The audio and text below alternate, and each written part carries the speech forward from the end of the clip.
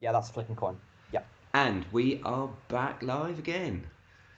Would you believe it? Yes, I'm back. I've taken over from George. George has done an amazing job throughout the night, but for reasons. Yeah, I'm not sure what's going on with audio. Right, okay. Hopefully this sound is working again. Come on, work. Yes, yes, that's better. So I was having horrendous problems with the sound earlier on. So hopefully I've managed to sort that out. Anyway, right, sorry about that. Oh, it's 4 in the morning, just bear with me. So we are back live again, and I want to thank George for doing a sterling job there as Vision Mixer for the last 10 hours. He's been doing it since 6 o'clock. That was quite amazing maths in the, bearing in mind it's 4 in the morning. Anyway, so you can put up with me doing Vision Mixing. Very shortly, I'll disappear, and Jake will take over from on the spot to continue all of that. I'll be in the background if there's any tech issues. But anyway, that's everybody waving bye bye to George. In case anyone watching is wondering why are they waving. George can still see us in the background. But anyway, so this is it. This is the final push. This is the last 5 hours until 9 hours. Sorry, 9 o'clock. This is I'm barely awake. I had so little sleep. But I'm sure you guys have gone on about that. Charlie, am I right? Has there been discussion about insomnia and very little sleep by any chance? There has, and just gone all sorts of directions. Fair enough. Right, I shan't be sticking around too long. The first thing I'm going to do is I'm going to introduce or reintroduce Jake into the mix and let everybody, you guys, carry on chatting. But I just wanted to say hi and thanks to everybody, and you're all doing marvellously. At some point, Jake will fill in with how much money we've brought in. I genuinely don't know. I haven't checked that bit yet. But I'm now going to disappear. Well, in a minute, and then I will bring Jake in. So, anyway, right, lovely to carry. You guys carry on chatting, whatever you were talking about. And yeah, I'm pressing all the wrong buttons. This is what happens when it's first thing in the morning. Right, okay. Sorry, where were we? What were you guys talking about? What were we talking about? That's a good question. We had questions from my media team. I mean, I think one of the last things that we said was what animals we wanted to be. Yeah. Want to carry on with these questions? By all means. By all means. Jake, do you want to answer that one then? What animal Jake isn't on yet. It's still me. Alright. By all means. What animal would I like to be? Is that what we're doing here? What animal would you like to be and why? Good grief. That's a very interesting question. I mean, I'm gonna, as is often the case when things at uni, I duck the question. Go, isn't a human an animal? Am I now no longer? Gosh, as an animal, that would suggest. I mean, being a dog would be nice, I suppose, because generally I'm more of a dog person than a cat person in the sense that I can get, all the very excited and stuff, and then annoying and grumpy sometimes and stuff, and you get to run around excitedly and wag a tail, which would be nice, I think. So a thought at 4 in the morning would be dog. I don't know what other animals anybody else has had. Is that the sort of thing you were looking for? Yeah. I mean, yeah. Both Nick and Charlie said cats, so. Fair enough. Although I am more of a dog person actually as well. I feel like Charlie's very offended by that. You know what it is? I actually used to own a dog, so like I love dogs, but I wouldn't be one because I've owned one and I know what they do. I know what they get up to, and I wouldn't want to. Yeah. My dog's a mad thing. She's crazy. I love them to bits, but I wouldn't be one. I think that's a fair comment to make. Yeah. I don't know what's happening with Jake. Jake? It's alright, Jake will be with us shortly. I've just got to add him in. Okay. Oh. He's currently I'm still the doing waiting that room. bit. So I normally this sort of stuff I would do at the beginning, but I hadn't quite got that far. Anyway, Perfectly fine.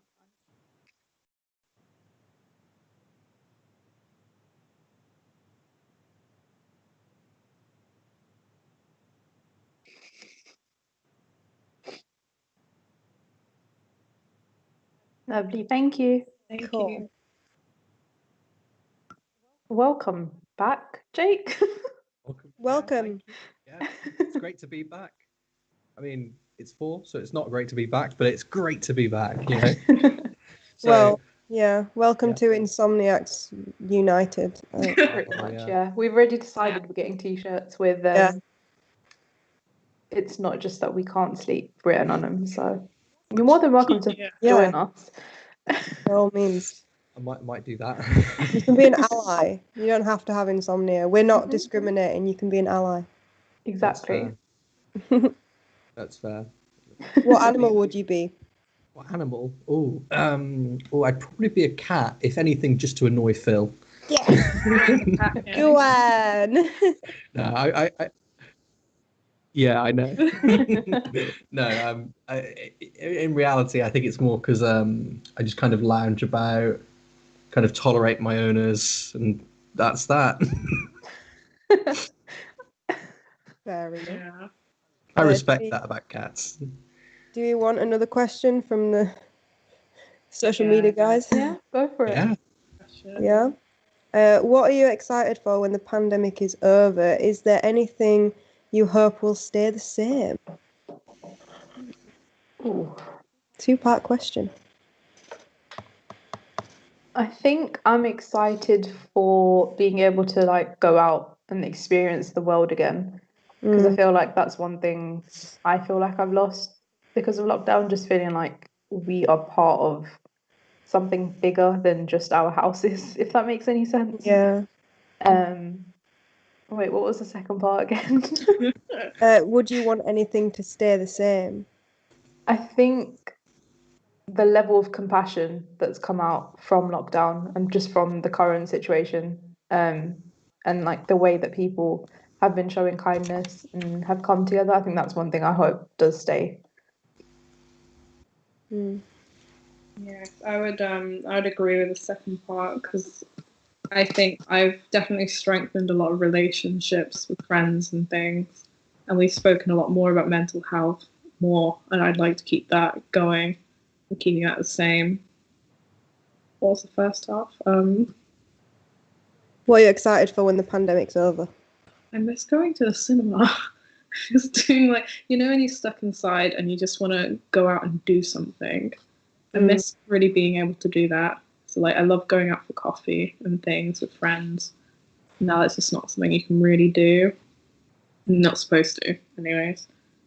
Yeah, I just miss doing that sense of normality with it. I don't know about anyone else. Yeah. I mean, I kind of miss, I'm not gonna lie, and Phil will attest to my persuasion when going out anywhere. I miss a big fat pint on tap, beer on tap. God, I miss that, and I can't wait to sit in my local again and have a proper Yorkshire pulled pint. Yes. Yeah, missing that. I mean, I didn't, it's the kind of normal stuff you take for granted. I mean, that was quite a normal thing to me. You know, me and my mates would go down the pub on Fridays, and you just see the locals in there and end up having the most amazing conversations. And even though these are people that I don't talk to regularly, I don't know too well, it's them interactions with just people that I miss the most. And just getting out there and talking to people. As much as I love staying connected with everybody and everyone in my family, it's the random interactions with strangers that I miss the most. Because if you cross a stranger on the street now, they'll cross the road just to be meters away from you, and they'll wear their mask. Mm. You know, people are really scared at the moment, and I miss the times when people weren't. Yeah. Yeah. Jake, what about you? Yeah. Something.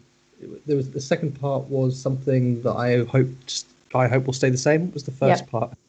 That was the second part, and then the first part was what's something you're looking forward to after lockdown. Yeah. Pretty much everything that's been mentioned. I do like a pub, and I do like the outdoors. I'm very outdoorsy. Really, I think just seeing people again, and just kind of a change in how events are delivered, because at the moment everything is online, isn't it? And that can be good, but it can also be pretty bad if you've got maybe 11 different things you'd usually do, and suddenly, independently of each other, they're all online. And individually, perhaps one lecturer might think, oh yeah, it's just now a lecture, it's just online. But when you have 11 of those doing exactly the same thing back to back for different events and different things, it very quickly becomes this mammoth task where everything is very controlled, and there's no ability for you to take control of your own kind of social life, really. You can't choose who you sit next to in lectures. You can't bump into people at the pub and have a chat. It's all very controlled, and I'm not too sure I like that too much. I like this. I like life to be a bit spontaneous. So for me, I think that's something I wouldn't. I'll be happy to say goodbye to it, basically. In terms of things to stay the same, I don't think I'd have anything stay exactly the same. But I do like the transition of, for instance, student support services online, because I think that's quite useful for accessibility, particularly in the fact that people no longer have to go to the building, meaning it's less visible, and therefore people might be more likely to go and get support. I don't think that should stay exactly the same, because I think you should have that face-to-face, in-person contact. I disagree that virtual is face-to-face. I don't think it's really the same. But I think perhaps a phased method of putting it online or having the choice to go in person would be a good move forward for student support services. Yeah, I think I'd agree with that. I definitely agree with like virtual not being the same as face to face, because I know towards the beginning of the semester, when me, Tori, and Anna were working on some of our workshops, we actually met up at Tori's house, and we were socially distanced, we kept our distance and everything, and we were safe. But I think just being in their company made all the difference, because it feels like you actually know people and you're connected to them, if that makes sense. Whereas talking to a screen, essentially, I'm talking to light and colors, if that makes any sense. But yeah, just being around people in person definitely does make a difference. That's true. And the majority of contact that we're used to is body language too. So it seems just naturally, well, just unnatural to do it this way. And then you've got the whole, I'm going to look at the webcam. I'm looking at you. The entire thing. There's this focus on the face that we never really had before, and I'm not sure that everyone is particularly well suited to cope with. Some people might be, others perhaps not. So like in the past, for instance, I really haven't coped with like putting my face on a screen. I really don't like it. It's not comfortable for me at all. Yeah. But I've had to adapt, and I've been able to just about, and it's still quite uncomfortable. Yeah. But if that's uncomfortable for me, there's always going to be someone it's more uncomfortable for. And if that's the only social interaction you're now allowed, and I don't know, if you live alone or your flatmates went home or something like that, you're now effectively cut off. Yeah. So a lot of people must be struggling right now, is what I'm saying. Definitely. Yeah, it's like going back to Nightline again. It's why I still think it's Charlie, like, you're muted as well, just so you know. to make people aware of it. Although I definitely say it's very strange to have like me in the corner somewhere, and I'm like, because I just get distracted so easily, and when it's on a screen, even harder, because I think it's harder for people to realize, like my family and friends notice when I do completely just switch off. like unintentionally as well. I miss physical affection. Like, I am such a huggy person. Like, honestly, you come to my house one time, you're getting a hug straight through the door, straight off the bat. I mean, I really miss that, and I wasn't so conscious of how I'm not touchy-feely in a weird way, but how physically affectionate I am until this happened. Because when I was home, for instance, we dropped off shopping for my nana, and we put the bags down. She opened the door, and I literally stepped to her, and then my mum was like, "What are you doing?" And then I had to remember, and that's the hardest thing, is seeing family and seeing people you care about, and even meeting up with a friend for a socially distanced walk. I've caught myself so many times, and people have picked me up on it when I do the hug thing, and everyone's like, whoa, whoa, whoa, what are you doing? Don't touch me. Yeah. And that has really affected me in a big way, because I love, hugs are the best, man. I mean, hugs are amazing. Even just a handshake, you know, that's Good so handshake. awesome. Nightline Bear feels the same. Year of no hugs? That's unprecedented. Mhm. So I'm like quite the opposite. I don't really like physical contact, but even I miss it a lot. Yeah. It's a hug, please. When it's taken away, you don't realise how much you miss Yeah. it. It's why, like, again, with my massive, giant plushie collection, just to simulate like a fake hug is like, oh. Because I think it was on the news the other day because someone was speaking about it as well because they really wanted to hug their mother who was in a care home, but they couldn't do it. And it was like really upsetting for them. I think a lot of people are having different experiences with COVID and how it's affecting people very differently. Yeah.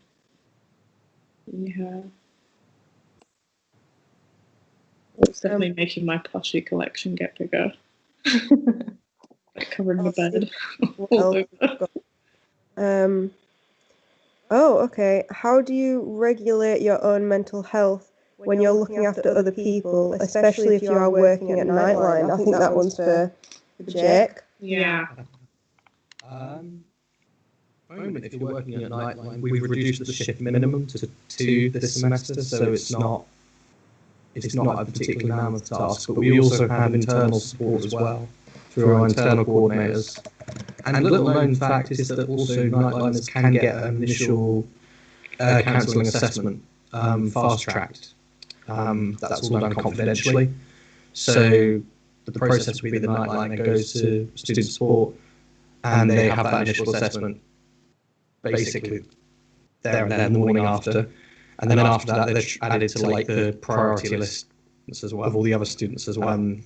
Depending on the severity of what they need. Generally speaking, like most Nightline content is okay. In recent years, it's becoming more intense. I must say, over the last few years, I've noticed there's been an increase in suicidal topics. I don't know if people are thinking about it more, or whether we're doing a better job with publicity. Really. But nevertheless, it does have an impact. It does have an impact on volunteers. And so, as a volunteer, you really have to step back, and we encourage people to think, okay, can I do that shift? And after the shift, and then after the shift, how did that shift go? There's a lot of reflection. Everyone always has to reflect, and that's closely monitored as well. So, as well as that, you've also got your individual stuff that you'd think. An individual is best to be able to decide, you know, am I feeling okay? Am I feeling okay? Am I not? And we usually just leave that to them. Until we have any concerns.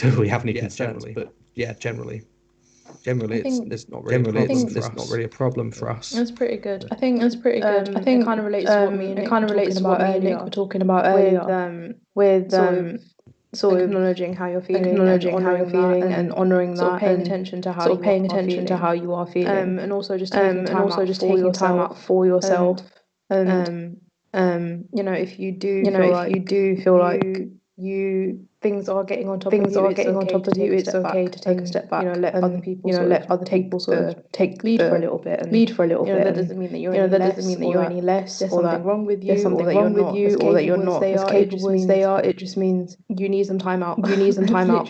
It's literally that simple. But I think just generally, and of course, like this applies to everyone. That is something that I think people need to be more aware of. You are allowed to have breaks. That's completely okay. That's completely okay. That's completely normal. It's not normal for someone to be going 24/7 for their entire life. You are gonna have breaks. You are gonna have breaks. You are gonna need time out. That's completely normal. It's like with the car, for example. You have to get it serviced like every 20,000 miles. If I think something along those lines. It's the same thing with like humans at the end of the day. Like you that's completely fine. I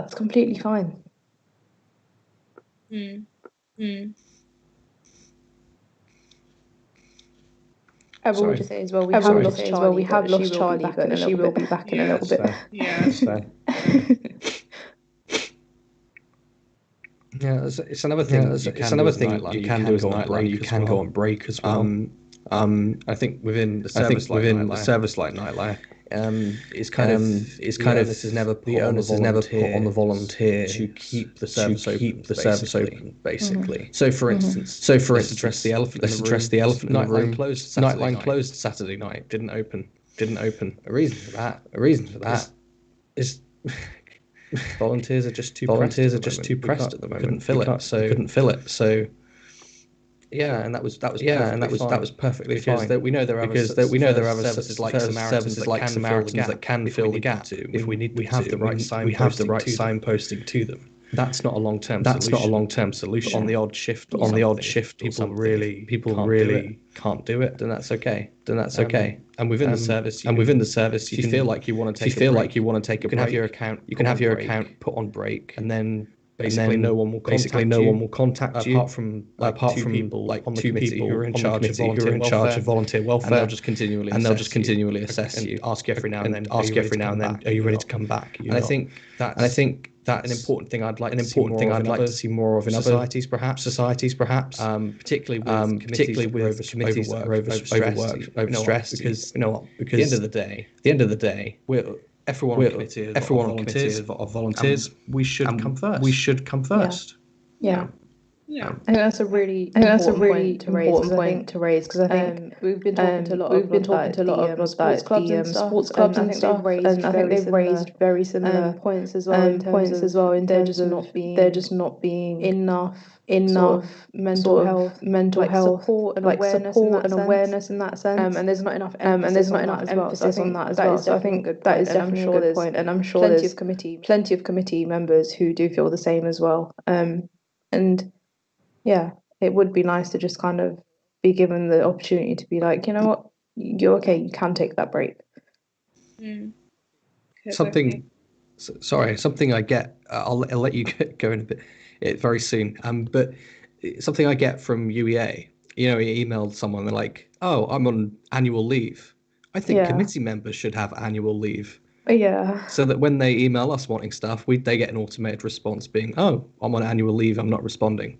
Yeah. Contact this other person instead. That would be something really good to have set up, perhaps. Yeah. For those societies that do email a lot, do have a lot of stakeholder engagement.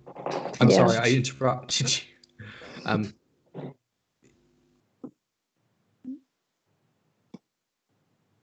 Nick, if you want to. Oh, sorry. Sorry. Next, I was just saying, like, it sort of applies with everywhere, like in the workplace and things as well. It's important to give yourself a break, because I think, especially like just from my experience with medicine, I think that sometimes there's like this consensus, and I've heard it before, where it's like you're supposed to sacrifice these things like your mental health. I always think, like, to rebuttal that, like, no, mental health is really important, and that applies with everyone. That's why you really should remind yourself to take breaks when you need them, because you can't just keep burning yourself out like that. So I think applying back to like with the committee members, definitely it's important to have breaks, because you need to have breaks. It's like a necessity. It's not oh, you can sacrifice it. No, it's not the same. No, Especially with everything going on with the extra stress with COVID and everything. Yeah, that's what I was gonna say. I was going to say, Jake, do you want to give everyone like a bit of an overview of Nightline and the volunteers and sort of the behind the scenes kind of stuff? I mean, not too much behind the scenes, if you don't mind. No, of course. Just what they can sort of expect if they were to call in, if that makes sense. Yeah, because I was curious to that as well. So Nightline is a listening service, so it's going to be probably quite unlike, I don't know, speaking to a friend, and it's going to be quite unlike, I don't know, an advice line or something. So effectively, the volunteer's job is to sit there and listen to what you have to say. It's not their job to advise or to make a judgment. And when I mean judgment, I mean a positive or negative judgment, because we can have judgments that affirm things and we can have judgments that deny things. It's not the Nightliner's job to do either. They have to kind of walk that line in between, allow you to explore your own thoughts, and just basically try and get an understanding of your situation, try and kind of work through it with you.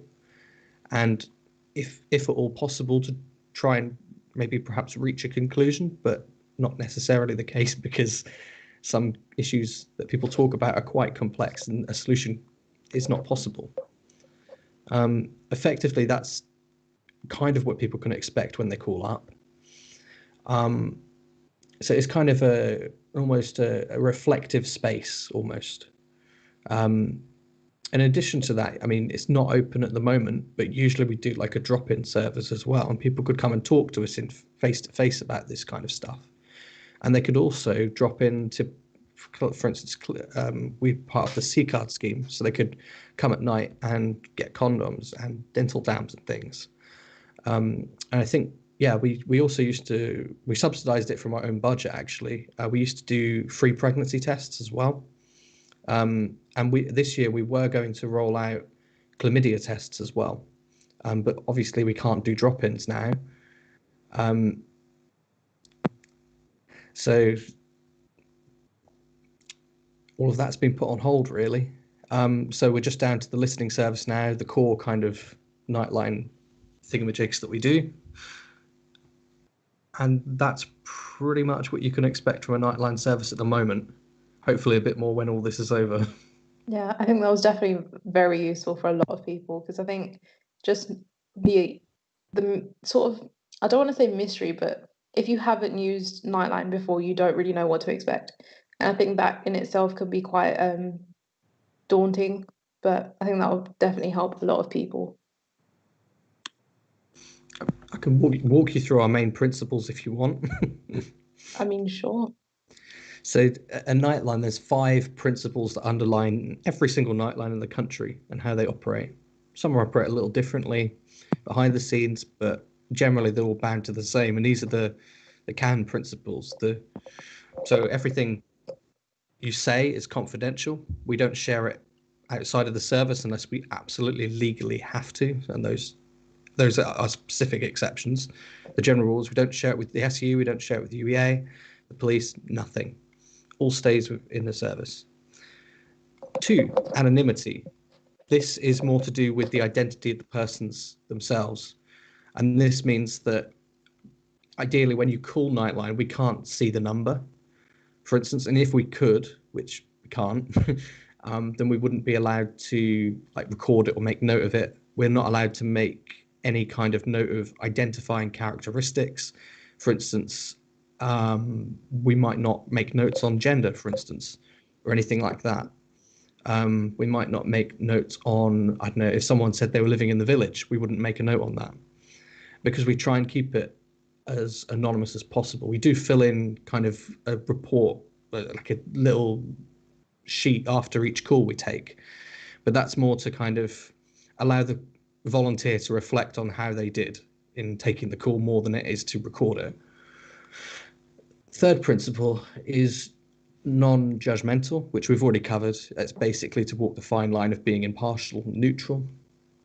Non-directional, which means that we'll never try to direct a caller or a contact to a kind of a situation that we feel is ideal, because at the end of the day, it's a nighttime service.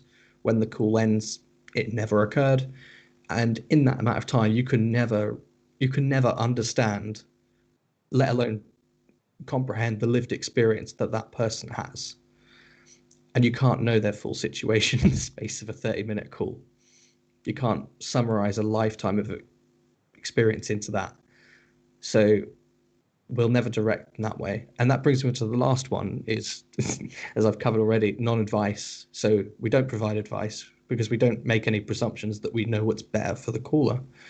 And we basically, with those two last ones, non-advisory and non-directional, we're very much about allowing the caller to make their own decisions, write their own destiny, so to speak. But those are the principles that underline every Nightline.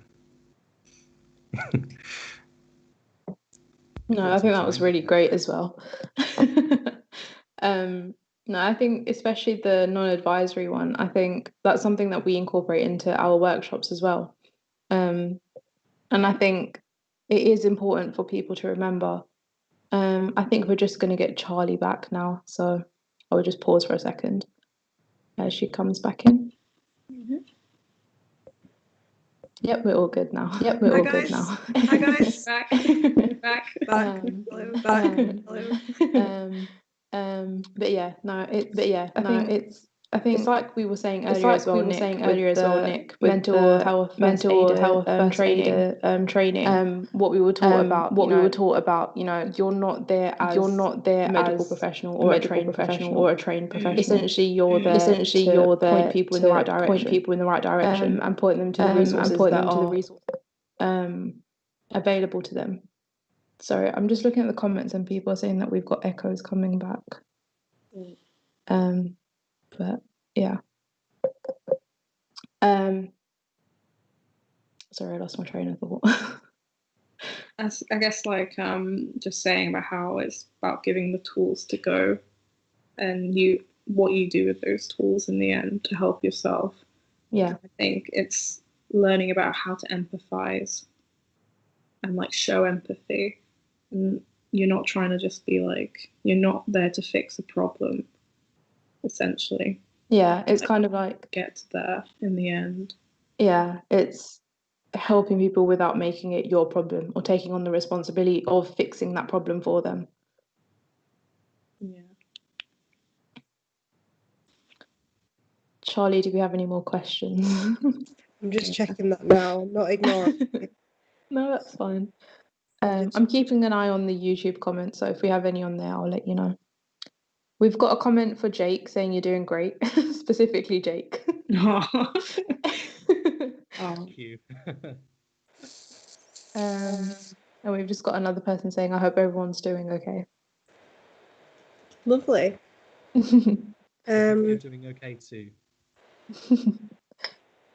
Oh, and we've got another one that says you guys are doing great and we're almost there.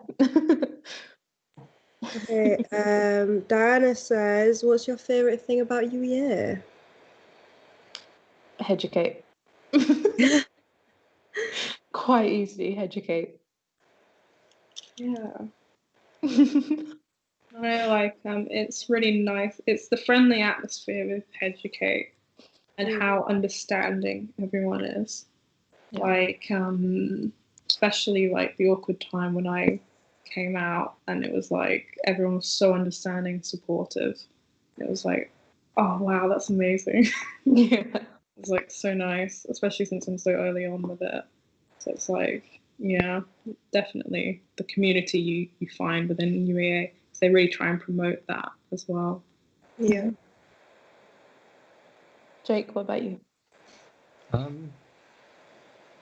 the risk of angering anyone, I'd probably say probably Nightline. Headucate's up there as well, though. Yeah. Second. I feel like Nightline's kind of your baby in that sense. Yeah.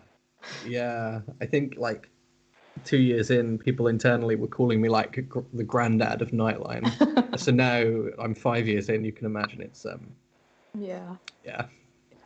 Why am I still here? Charlie, how about you? I feel like we're all proper simping for our societies right now. Yeah, no, my favourite thing has been getting involved with UEA TV, to be quite honest. It's been good. And the people I've met through it. Also, this stream, honestly, the last couple of hours we've just had on this stream has been so wholesome. And it's just one of the many ways that societies and UEA in general just connects people. I've found this so comforting doing this all day, even though I've been awake for almost like 24 hours now. I've had the most fun I've had in weeks. So this has been my favourite part so far. I think I definitely say I've learned a lot, especially when I would like come in with the to listen in on the live stream. Definitely learned a lot, and like thanks again for everyone who's worked on it and for sharing their experiences and what they've gone through. I think it helps a lot more than you originally think when you start saying these things. Yeah. Yeah, that's true. That is just by sharing an experience, we can know that we're not alone in some regards. I think that's very important, particularly now that we've got far less interaction with students than we had previously. So there's less opportunity to meet and hear those experiences, or to know if what we're feeling is almost valid. To be fair. Yeah, it's a difficult climate at the moment. I just want to say, like, Phil's getting emotional in behind the scenes, and it's really like sweet. Bless him. Oh, what a little cutie. No. Phil, you have I'll been actually amazing. cry because I mean the lack of sleep is contributing because I feel like I cry a lot when I don't sleep. But yeah, no, this is so wholesome, and I'm so glad that Tari and Phil came up with this. It's just Yeah. Like the amount of effort and hard work that's been put in, it's amazing. 100%. Definitely. It is. I give a little fundraising update now, perhaps, because I realise I haven't done so for quite a while. Oh, yes, please. At the moment, we have £239. Wow. I feel like that's £100 up from the last update that we got. Yeah, it's because I was Just- asleep. Sorry. That's Envy fine. Asleep. Yeah. We've just got another comment come in on YouTube. What has the hardest part of lockdown been, and how have you worked towards overcoming it? Yeah, I can try and answer that. Yeah, go for it. This might be a bit of an off story, perhaps, but like the hardest bit for me has been not being able to see my nan because she lives on the outskirts of Norwich and she's 93. So I don't want to risk, even without lockdown, we didn't really want to risk giving her the virus because she just came out of hospital. And but at the same time, she's old and you want to spend time with her before, perhaps it's too late. But it's difficult. I think when the first lockdown came and we had like kind of the rules that are in place, we went over and we took her KFC as she likes, and we had to like pass her the chicken through the window. But like that was just, it was okay. We still saw her, but I do worry about her. I wonder if other students have parents, grandparents, even vulnerable people in their family that they worry about during this difficult time. How does one really balance the risk to that individual with the risk of them being alone? And that's been really challenging for me because I'm always thinking, how do I get that balance right? And I think I've done all right so far. Basically, just to do what the law says, Yeah, and just trust in Or should we trust in Boris's policies? Let's save that for another time. that political discussion. But There'll be another stream in itself. Yeah. just being careful, using hand sanitizer, social distancing, using face masks, all that stuff is probably how we got through it. But I guess like even just putting in like the chicken through the window, did you say? That's still like letting them know that you're there for them, you're there to support them. That's why like everyone being like a big like call like this is still like letting someone know there are people there to support you during this. It's like yeah. Charlie, is there anything you want to say? Yeah. I feel that with the grandparents. A couple of weeks ago, both my grandparents got COVID. My nana and my granddad, and my nana was the worst. And I got a phone call from my mum being like, you know, she looks like she's gonna go. And that to me was the worst fucking feeling in the world. Because I couldn't get back, and my mum was like, no, you have your studies, you're not coming back under any circumstances. And she moved in with them, and she was looking after them. And my nana's my whole fucking world. So that was really difficult. She's fine now. I mean, tough northern bird, she pulled through, honestly. It was touch and go, but that was it got me really bad. Sorry. Yeah, that's being so far away and not being able to, you know, people were going to wave at her through the window and like thought that they were saying goodbye, and it was really, really shit because I couldn't. The reason I couldn't go back is because all my family got COVID. My mum ended up staying with my nana when she got it, so my mum put herself at risk to look after my grandparents, and then my brother got it and my sister got it, so there was nowhere I could stay, and I'm high risk, so I couldn't go back. But thank God she's fine now. I call her like every day, sometimes twice a day. But yeah, if she'd have gone, I 100% would have dropped out of uni. My life would just crumble. And I really, really need to thank all the people around me. Like my housemates were incredible. We did nights where we did Mexican nights, and we all cooked a dish, and we did movie nights.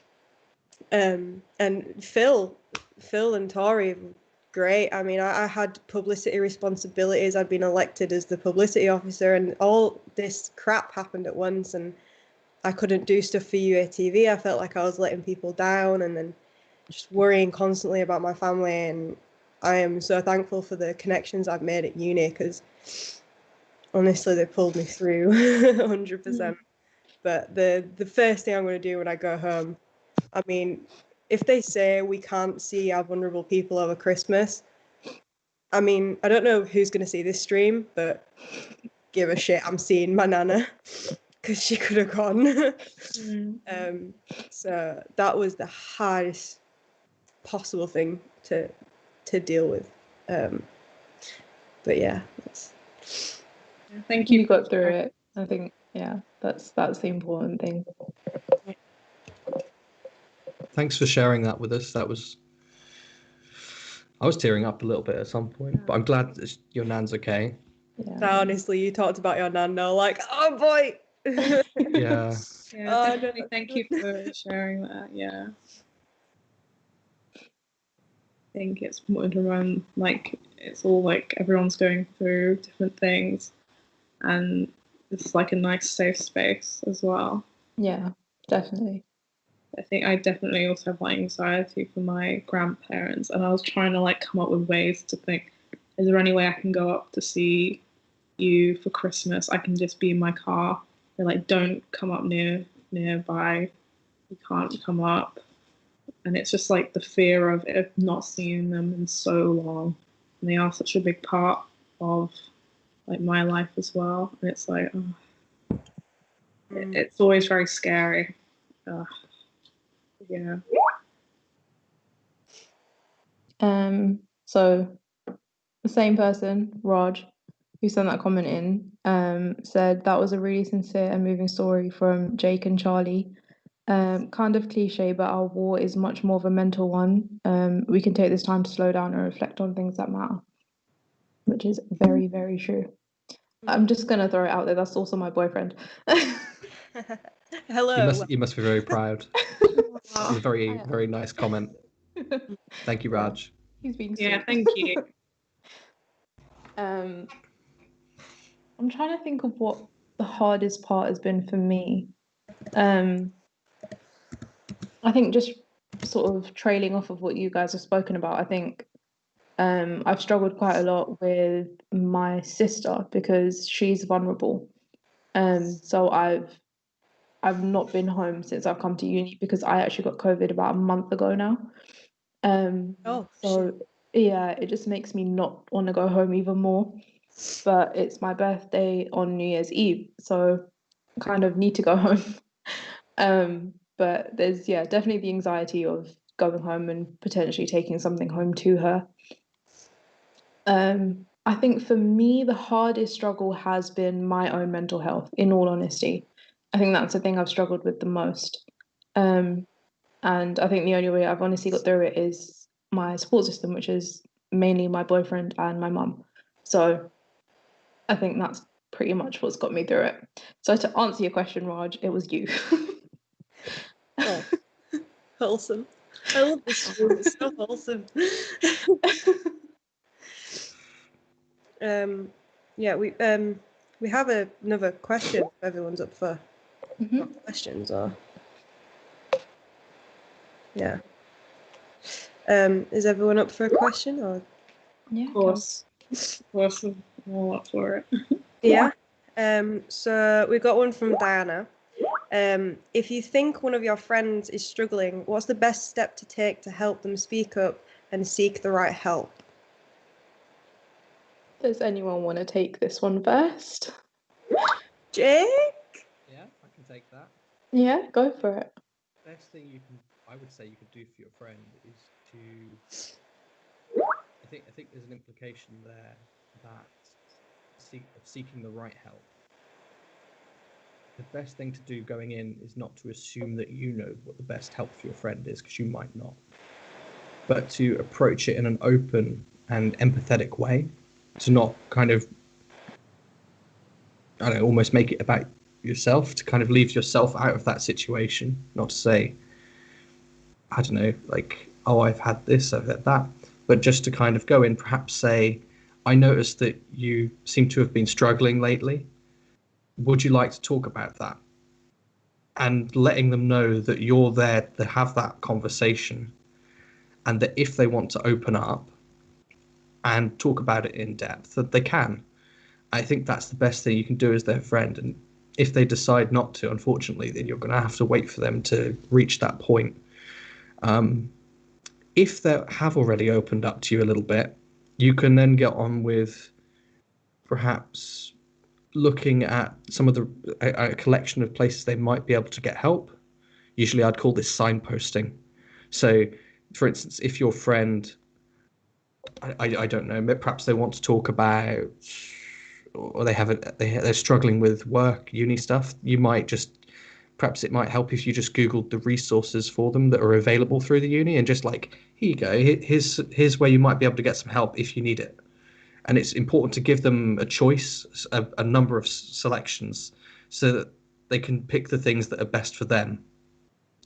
That's what I'd say. Does anyone else want to add to that or have any other ideas?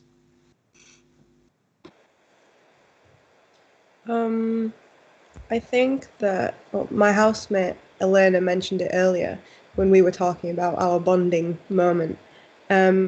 Literally just making someone a cup of tea. You know, like some people, if you know them well enough, might not want to outwardly speak about it. So just inviting them into a safe space, I think. I know it helps a lot when she's like, do you want a coffee? Do you want a tea? Do you want a cigarette? You know, just opening that door for somebody and creating that space they can feel comfortable to share. Yeah.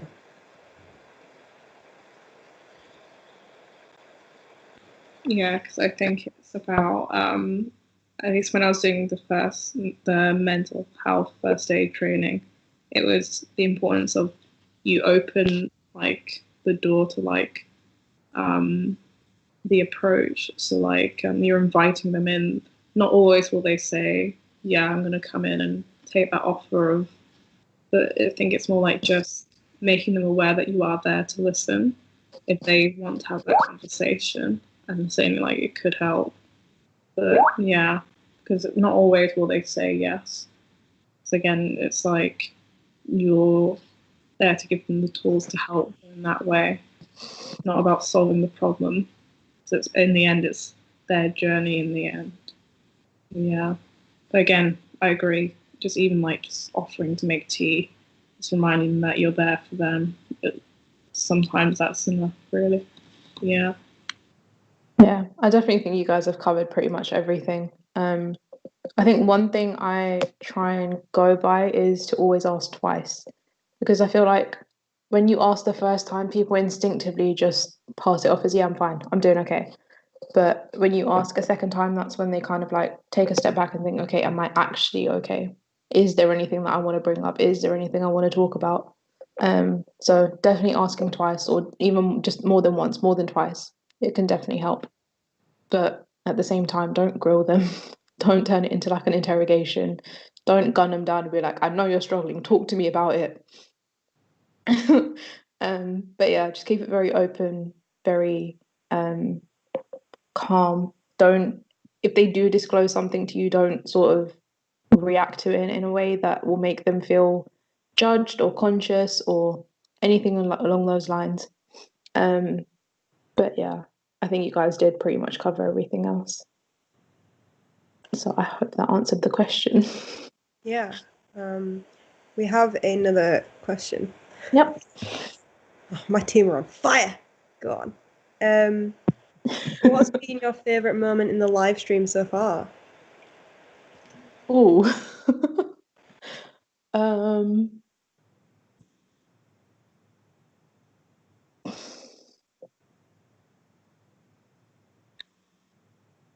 What besides this one? Yeah. You are so adorable. All of this.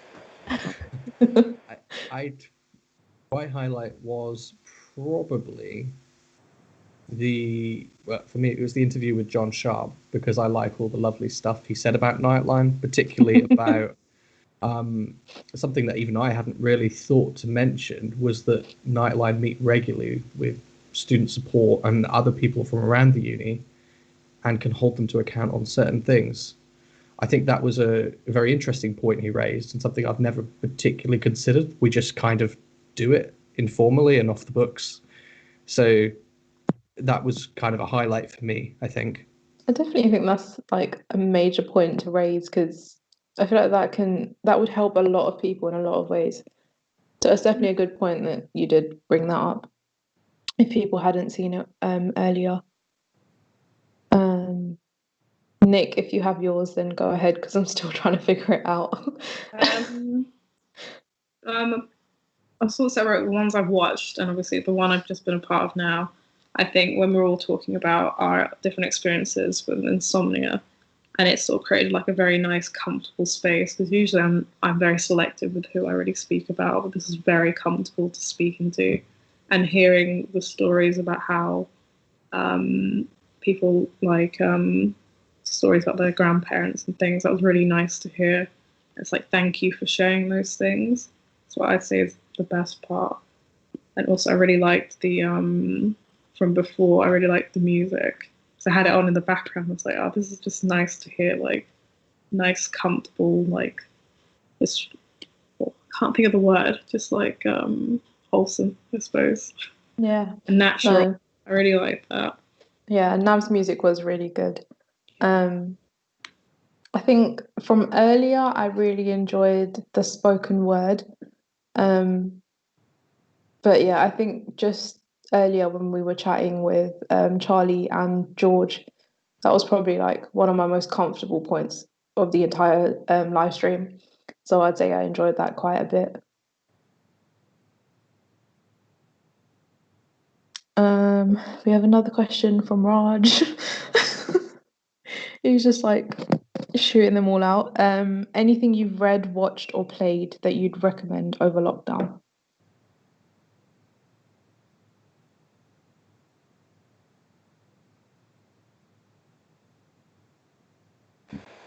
Okay, I guess I'll go.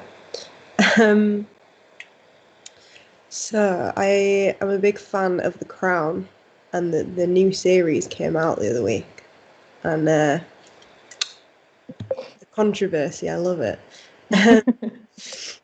Yeah, probably The Crown. I rewatched the whole of Friends for the millionth time, which was really good. And in the last lockdown, in lockdown 1, I was introduced to Umbrella Academy, which has completely taken over my life. I bloody love it. Absolutely love it. I mean, I love watched that as well. and you know, I've seen all his movies and stuff, and I didn't even realize he was doing Umbrella Academy. So to be introduced to that was a good shout, really good shout. Yeah. Yeah, I'm just gonna say thank you to everyone. I'm gonna head off now.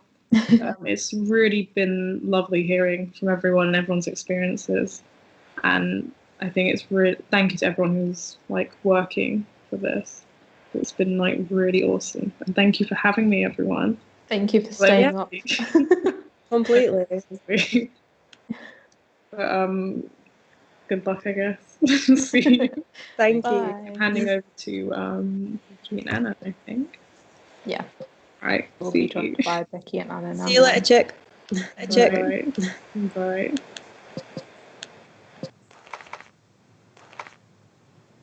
Yep. So I think Becky and Anna are are with us now. Yep, they are. Morning. Yep, they are. Morning. You can do that because you slept. That is a very good point. How are you? Going strong. Honestly, we're going strong.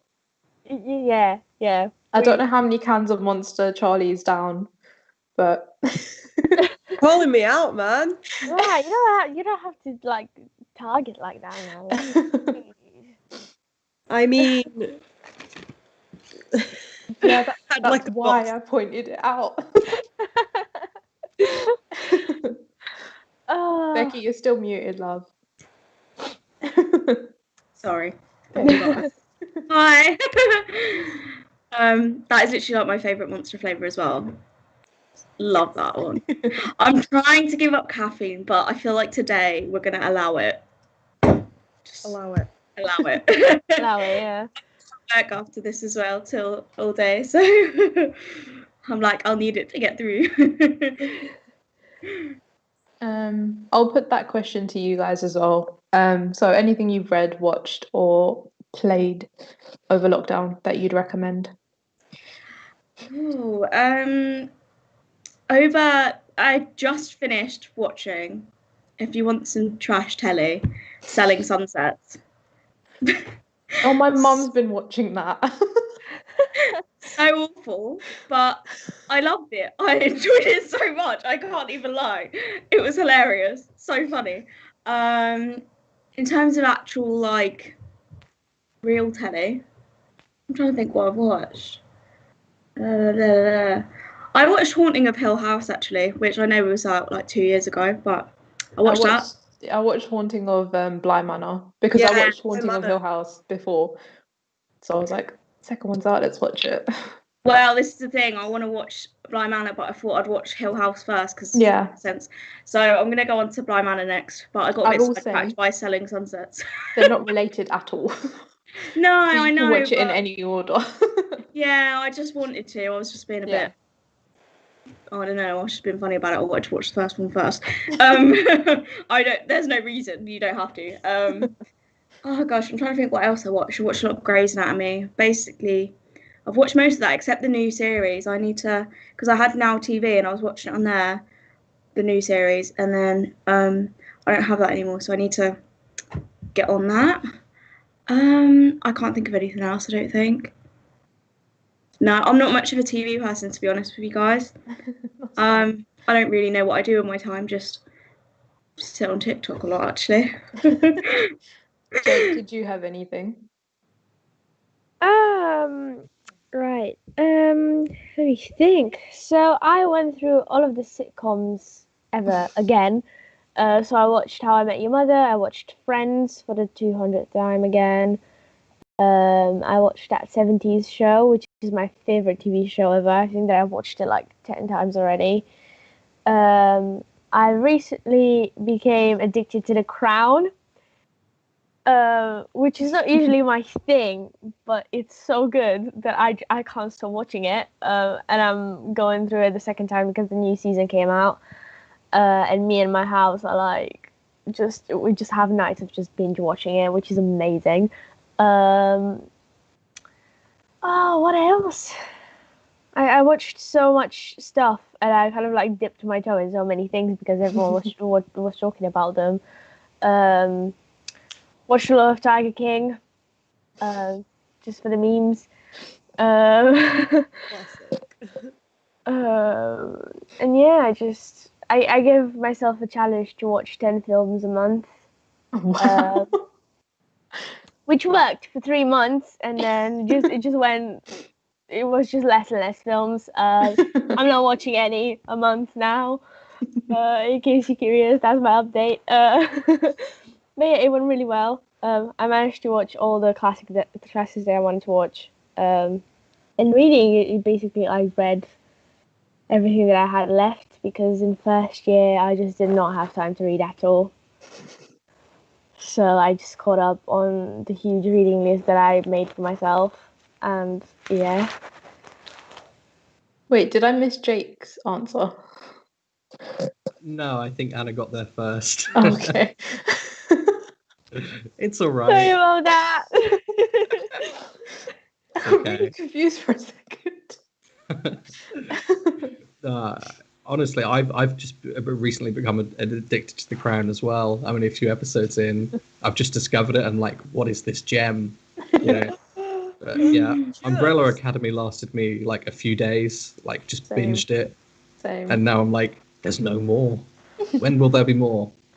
But also kind of, I mean, to the traditional Trek fans, they're gonna hate me, but I also like Star Trek Discovery. But in terms of reading, because I don't think anyone's mentioned any books so far, I don't really read. My course gives me enough reading, thank you. I think the last book I read was I've started reading. I can't remember the author. It's a book called The Other Woman, and then the book before that I read was Why I'm No Longer Talking to White People About Race by Edalog, which was half insightful and half very Germaine Greery. And the one before that was Master and Margarita, which I've read like 10 times now because it's like my favorite book. You just love like Behemoth the cat swinging from the chandelier, shooting at the KGB. It's brilliant. So yeah, that's my update on what I like watching and read. Perfect. Yeah. Did you also know, fans of The Crown, that Matt Smith is a UEA alumni? Yes, big up Matt Smith. Yeah. I feel like I only learnt that through Headucate though. Oh, fair. I just stalk him, to be quite honest. Fair enough. I'm just OG Matt Smith fan from Doctor Who, to be honest, but I need to watch The Crown. Yes, Yeah. me I too. do need to watch The Crown. I'm rubbish with telly shows. Like I can't like get into them. Like I start watching it and I go, well, now I'll watch it now. So I've started like 10 different shows and not watched any of them. But once I get into it, I'll like binge the whole thing. So I just need to give it a chance, and then I'll end up watching the whole thing in a week, like really easily. The next question I've got is: has anyone taken up new hobbies during lockdown? I feel like watching series is everyone's hobbies now in lockdown. But, yeah, I mean, I've taken up learning harmonica. I can play guitar and bass and a little bit of piano, so I thought may as well. So my housemates thoroughly hate me because of the noise, but you know. Anyone else? I mean, I'm trying.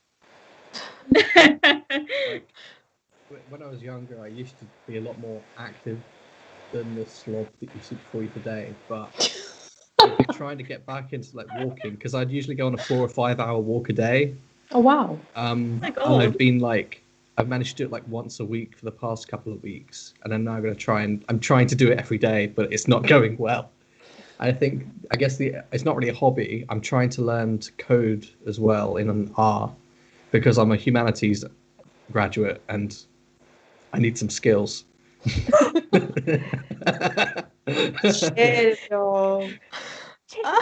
Some extra skills. I'm gonna say, humanities is a skill, man. Don't come for me. Oh, it is. Yeah, but the world doesn't agree with me. Such a vibe. Not to say that I think humanities isn't a skill, just to put that out there. Okay, Jake. Okay. Just dig yourself deeper in the hole. Yeah, I honestly see the value in it. Digging, bro. Keep digging. I don't think I've taken up any hobbies, to be fair. I think the one thing that I've started doing more of is cleaning. Like, a lot more. Like, just not even like... I just do it when I'm bored. It's so weird. Exactly.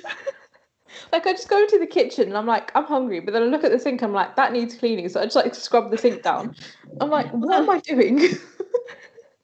I wish I picked up that hobby. I am the messiest person ever. It's so bad. I was gonna say, what's your hourly rate? I live with 5 people, and then you don't even want to see the sink right now.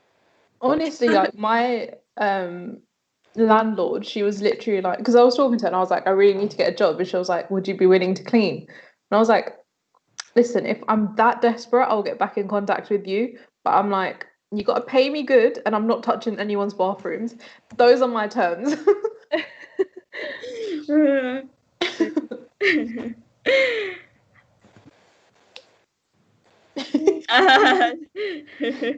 mum used to be a cleaner. It's like horrifying what people's houses look like. Yeah, that's what terrifies me, because I'm a very clean person in general. So if I walked into someone's house and there was like dishes all over the counter and like coffee stains everywhere, I'd probably cry. Oh, trust me. I used to go with her on a cleaning rounds, and let me tell you, that's like the best you can expect. Like, oh God. I don't know if I should mention what we found on a live stream, but you know, Maybe, the worst things you can imagine, like just laying on the carpet. Like, no. And it's none of that. Just work around it. But I think it's natural to want to clean a bit more if we're in more as well, because you know, if you're inside a lot more, naturally the place gets dirtier quicker. Yeah, exactly. I know that's maybe an over exaggeration perhaps, but yeah, if like me, you don't air the place very well. Yeah, I feel like when it comes to cleaners, especially if they're cleaning university accommodation, I really hope they've all had their jabs. Like, Oh yeah, 100%. Jake really agrees. The things I've seen and the stuff I've smelled in my first year at university, I never thought I would encounter. Jesus Christ. See, my mum's in like the nice accommodation as well. Exactly. What are you? Oh, I was in Suffolk Terrace. It was interesting to say the least. Sharing toilets with like there's 14 of you and there's 3 toilets, 2 showers. It's just not enough. I couldn't. I really couldn't. I had to save that dollar. I had to. I don't blame you. Like, honestly, I'm getting mugged off now as well, but I've got my own bathroom, so like, you know what? Take my money, just give me my own bathroom. I think I'm used to it. I've never had my own bathroom now. Like, I've just not had en-suites this whole time, and I'm 4th year now, so I think I've just learned to just like, I'm just basically just being tight is what it is, but. No, you're being resourceful. No, but my mum's a cleaner, but she really enjoys her job, and I think it's because she cleans for lots of elderly people, so she doesn't have to deal with any young students or anything, any messy people. She basically gets to have chats and cups of teas and stuff a lot.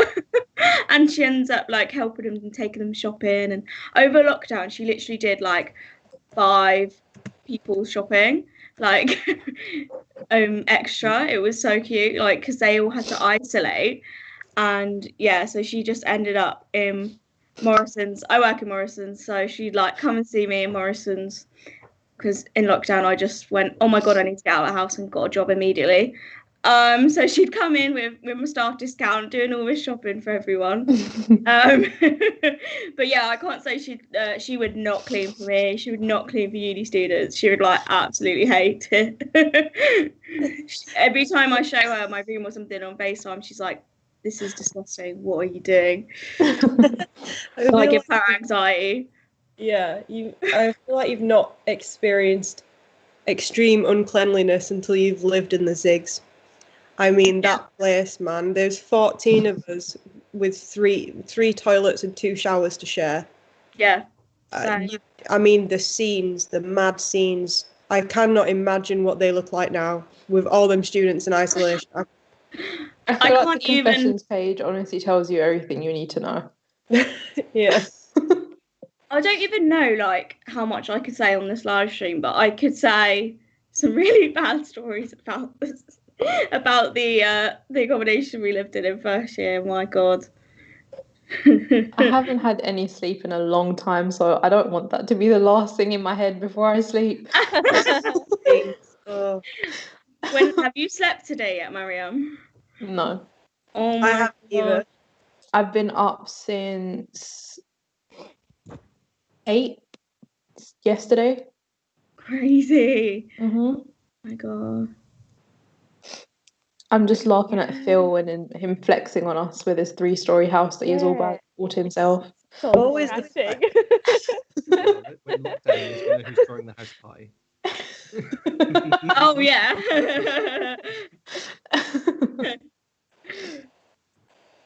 I was just like, Phil is typing. I'm waiting for the no.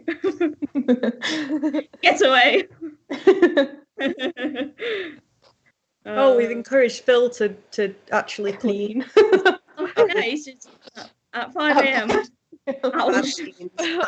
What a domestic goddess.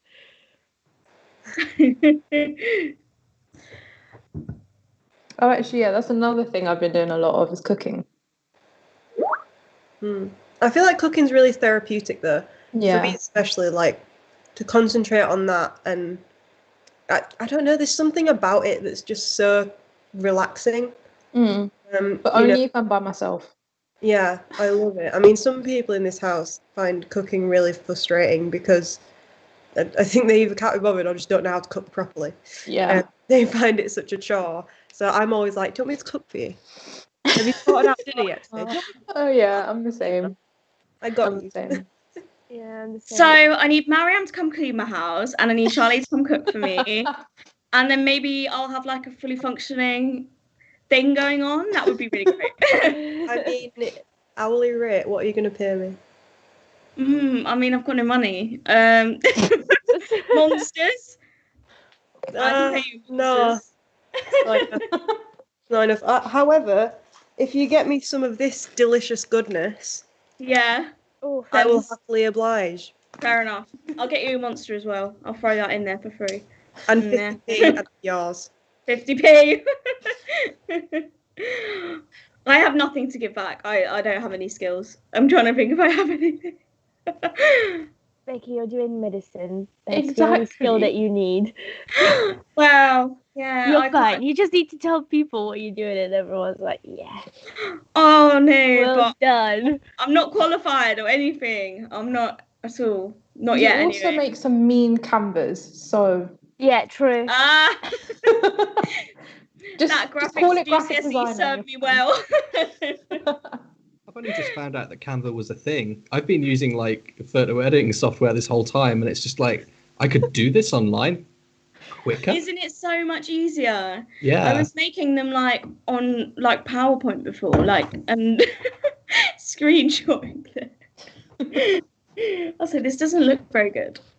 And then I just let someone else do it because they had better, artistic skills. I was like, can someone help me make a pretty Canva? And then I found it myself and I made a couple. They have come out well. But yeah, it's super fun. Maybe I need to get into my artistic side again. Find some more artsy hobbies. Or just a hobby in general, really. Before the lockdown, I did join a CrossFit gym, and that has been so fun. And I never thought I'd say that because I was not an exercising person at all. But I was really enjoying that. But obviously it closed in lockdown, so I'm hoping to do that again once lockdown's over.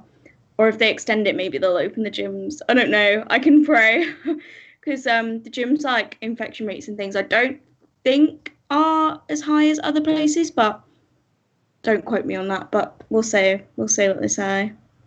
Just have to wait and see. That no hobbies for me. No, go on. I have a question for the insomniacs. At what point is it, because if you stay up until 9 a.m, at what point do you stop snacking and making breakfast? I normally 9 a.m. Yeah. I mean, I'm snacking right now, but technically, I mean, what time is it? Like 5:15. Yeah, so I should probably be eating some kind of breakfast, but see, I get really like hungry. 5's way too early for breakfast. Yeah. All the people that are like fully functioning adults, like, no, I have my life together. I wake up at 5 and eat breakfast at 6. Like, no, that's too early. No. I'm just gonna let the cat out. Okay. I get like so hungry, so I usually just end up making some toast or something. Like I don't really snack, and then I'll wait until I'm hungry. Really, I don't ever eat at night. I don't know why. I always just feel like, oh, it's night time, I can't eat. So yeah, I'm always waiting for the toast at like. It depends really. I normally manage to fall asleep at like 4 a.m. So normally I'll like fall asleep at 4 and then wake up at like, well, late if I don't have anything on. Obviously for uni, I'll wake up at like 9 if I have a really bad time. So I guess I don't really stay up ever, like fully through. I have done once, like, or a couple of times, and it was not good. I felt awful. But usually I end up crashing at about 4 if I have a really bad insomnia night. And then just have toast when I get up. Toast is like my go-to lazy food. I love bread. Yeah. Just bread all day, every day. Well, I'm addicted to avocados on toast. Oh my god, same. Yeah. Yeah, and I didn't even have an avocado. Hadn't tasted an avocado till I got to uni. And I lived with some very well-to-do people who had avocados every day, and I tried it, and then I fell in love, and then I went back home. And where I'm from, you eat something like that and you're going to get ripped to shreds, mate. Went back home, bought some avocados, made some on toast in the morning, and my mum was like, that's it? You're done? That's it? And I was like, what? And she went, you're just too southern now. That's it. You crossed the line, and there's no coming back from that. Love that from my mum. Avocado toast, the ultimate sign of like southernness and privilege. Apparently, yeah. I I'm from Norfolk, I don't even know. that's too southern for me. I don't feel southern. I don't sound southern. I'd never tried. I don't think I'd ever tried avocado before uni. Maybe I had in sixth form. I can't remember, but I used to like absolutely hate anything like that. I basically used to just be really fussy and just like not even eat a vegetable. And then I decided to go vegan. So yeah. Then I was like, huh? Big up being vegan. I was vegan throughout sixth form for 2 years, and I'm vegetarian now. Yeah, it's good. And then I tried like avocado and stuff, and I was like, oh, it's actually alright. You know. And now I'm back to not eating that many vegetables because the momentum's over. But at the beginning, you really try. You're like, oh, I'm gonna eat those fancy things, and then you just end up eating like normal meals, but made veggie, basically. Like just everyone has a burger and chips, you just have a veggie burger and chips. Like, it's not that hard. But Honestly, you know, veggie burger and wedges very nice. in a brioche bun. Mm, Oh my god. bit of guacamole in there. Oh, bit of guac, Just bit of amazing. tahini dressing. I see. Jake This is why I disagrees. get ripped to shreds, because I have avocado on toast and I make my own tahini dressing, and bringing that back to the north. Oh my god.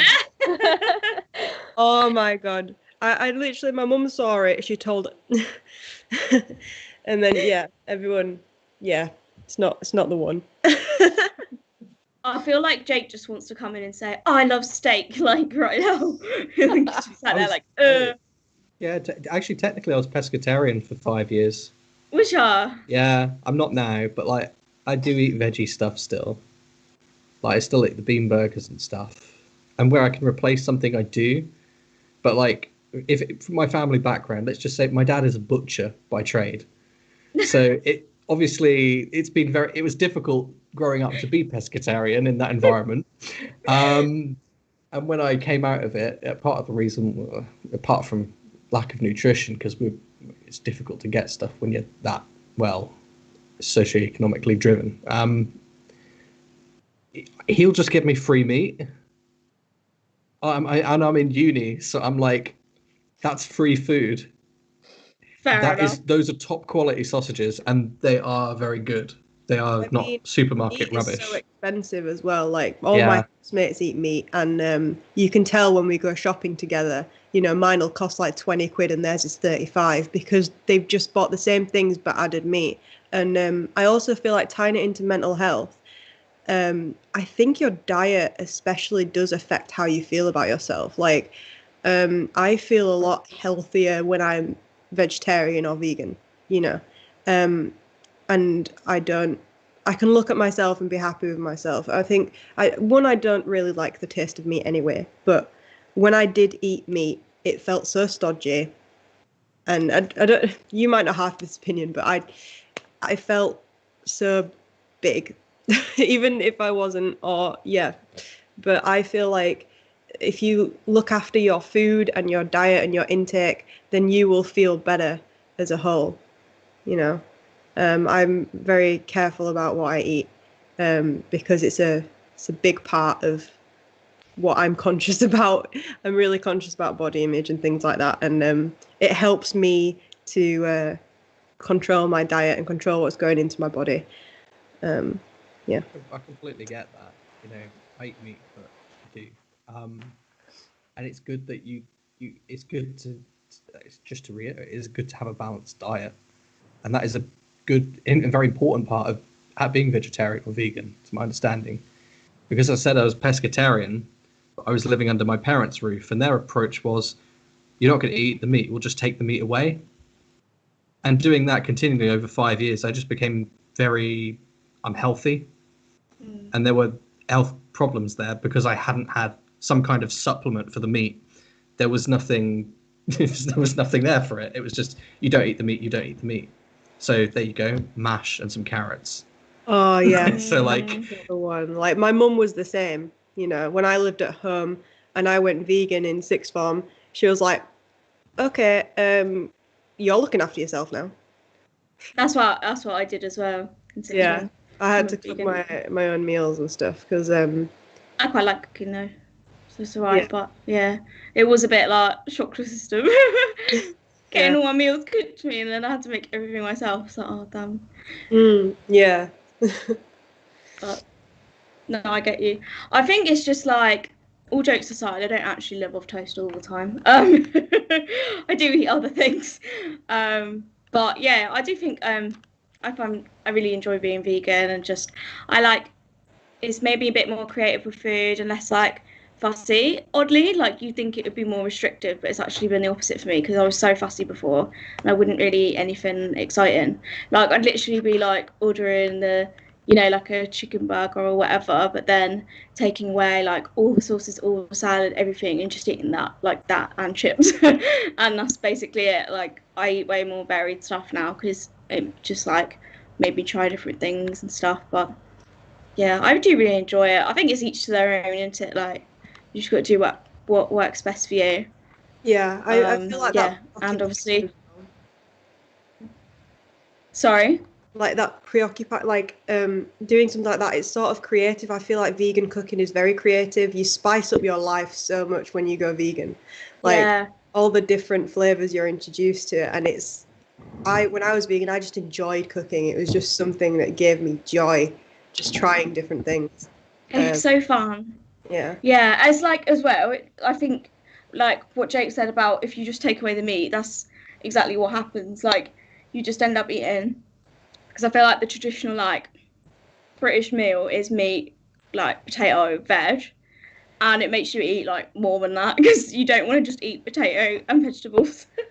Like that's not a good meal. So it makes you like make creative meals and stuff. Or you can just have that but with a fake meat if you want to, but depends what you're into. But we have in relation to food, we actually have a question now. Oh. What's your meal deal go-to? So as soon as you walk in Tesco, you're like, I'm having that. Me, well, I'll start with me. Personally, I don't really buy meal deals because the packagings are often not biodegradable, and they're really shitty for the environment. So I don't usually buy it unless it's in like a cardboard or which they do at they've started doing at the SU shop, which is good. But I'd usually grab some sushi, some veggie sushi, bottle of water, and some, I don't know, carrot sticks or something. That's so healthy. Oh no, not really, because then I stay up all night and eat stuff like this. So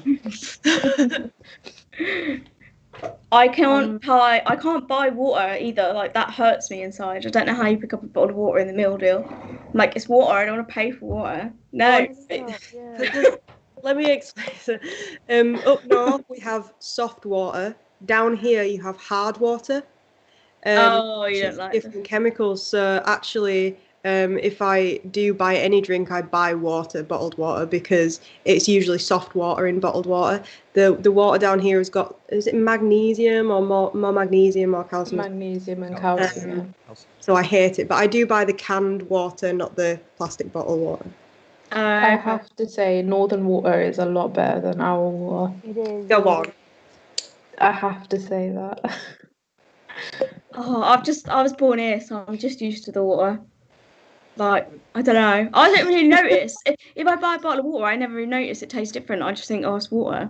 No, 100% it will taste different. If you take a sip of like tap water and then take a sip of bottled water, you'd be like, what on earth is that? Yeah, but like, why would I have to do that? Really, here you should filter. Now you can. There's something to do in lockdown. There you go. Exactly. You can experiment. You can notice it on your hair as well. So if you like shower in the north, your hair is just fluffier, just because it's not as heavy because of the magnesium and calcium. Really? Yeah. Oh, my hair is in bits because of Norwich water. It's so heavy now. My curls are like hard water like dries your hair out, it dries your skin out. It's actually really bad for you. This side of the city is particularly good, to be fair. Like some of the pipes in Norwich are really bad. Like here, like the water's hard and you probably should filter it. I don't bother. I'm probably going to get kidney stones at some point, but you know. But when my dad lived in this flat, it was actually opposite the waterfront. Their pipes are like really old, and we turned the tap on like in the summer months. The water would be yellow, and one time it was black. Yeah, it's not great. So it can't be legal. Well, it was like a housing estate, so that's what you get on the lower end of the scale in Norwich. I must say, haven't had that, it's good. Yeah, when I went in the Zigs, I noticed the water was like not very nice. I don't know if that was to do with it, but it was always like cloudy and white and gross.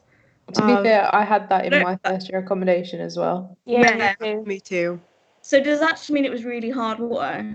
Yeah. I mean, there's just excess calcium and magnesium in it. Yeah, to be fair, that wasn't very nice. But like, other than that, I noticed, I must say, that was really bad. Yeah, you've got to descale your kettles here a lot more as well. Yeah.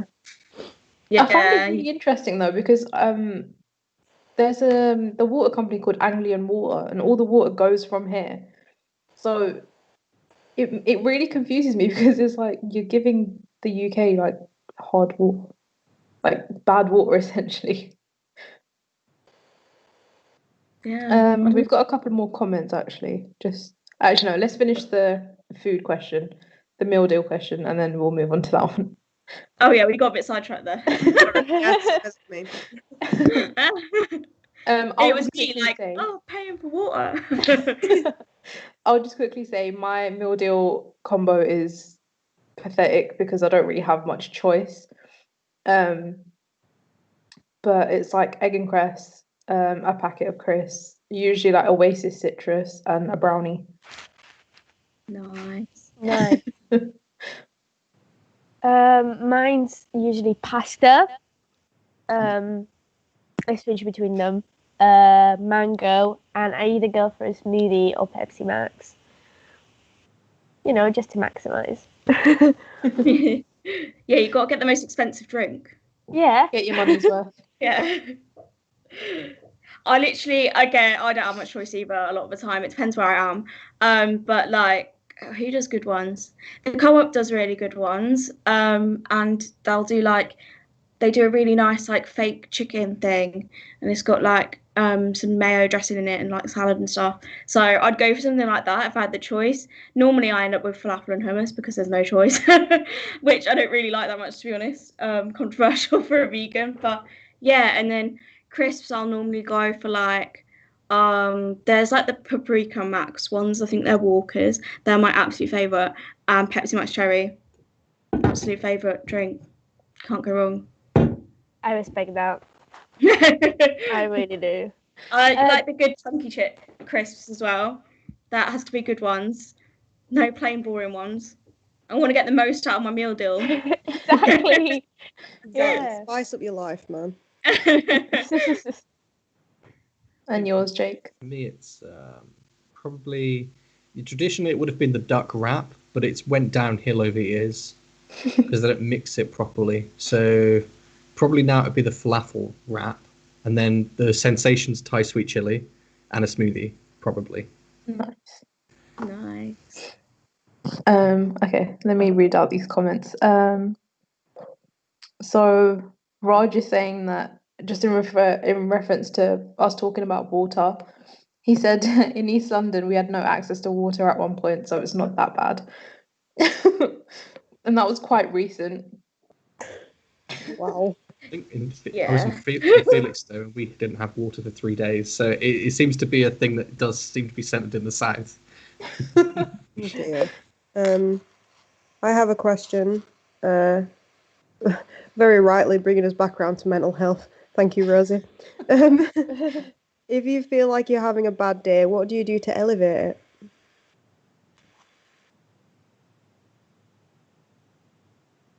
I speak to my Sleep. friends. That's what I do first. Because I used to have this very bad habit of not talking about it at all. But yeah, that's what I usually do. I take time for myself as well because when I have a bad day, I just get tired from being around people for a very long time. So I just allow myself to have a couple of hours before I go to sleep just for myself. Do a face mask, watch something that I like, maybe read. And then just, if I have the mental energy, I like to look at the thing that's stressing me out and trying to figure out how I can break it down into smaller chunks, make it a bit more easier to cope with in any way, even if it's just, look, don't do it today, do it tomorrow morning. It's better to do it when you're well rested, it's better to do it when you're not as stressed, because at the end of the day, if you're doing it now, it's probably not going to be as good as it would be when you're having a slightly better day.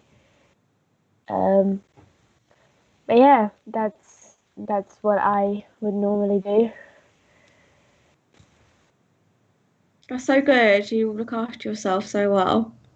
Oh, honey, I don't do this every time, but.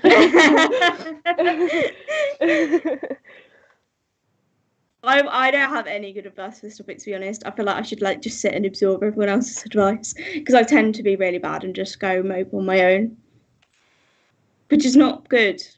Bad. Yeah. Sometimes I talk to my boyfriend, which is helpful. Sometimes.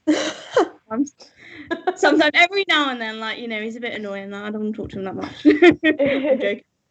I'm joking. Yeah. If I'm trying. It's hard, isn't it? I think when you've had a bad day, you just want to just go and isolate yourself. I think that's the natural kind of instinctive reaction, or at least it is for me. But it's definitely helpful, like when I have tried to fight that and just like go have a chat with my boyfriend or my flatmate. But I can't say I'm very good at it. Yeah, if I'm having a bad day, if I haven't left the house yet, I will definitely go out and do a walk. I feel more crap if I've done no exercise that day. So if usually I get up and do a workout in the morning, but if I miss that or if I don't go for a walk, I have to do something and feel like I've done something that day that is productive, even if it's not work-based. If it's health, yeah, I'll still feel better, So really, yeah, just exercise and feeling like I've at least burned some calories, if anything.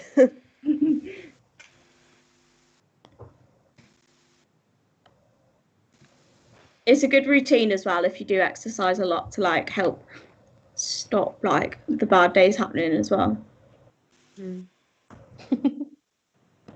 Phil's just saying that he's done his washing up and his laundry. So we've helped Phil be productive at least. I mean, I feel proud that I feel like we've enabled this behaviour, Phil. Yeah. It's all I think we should all be credited. Yeah. Oh, it's typing. It is. Oh.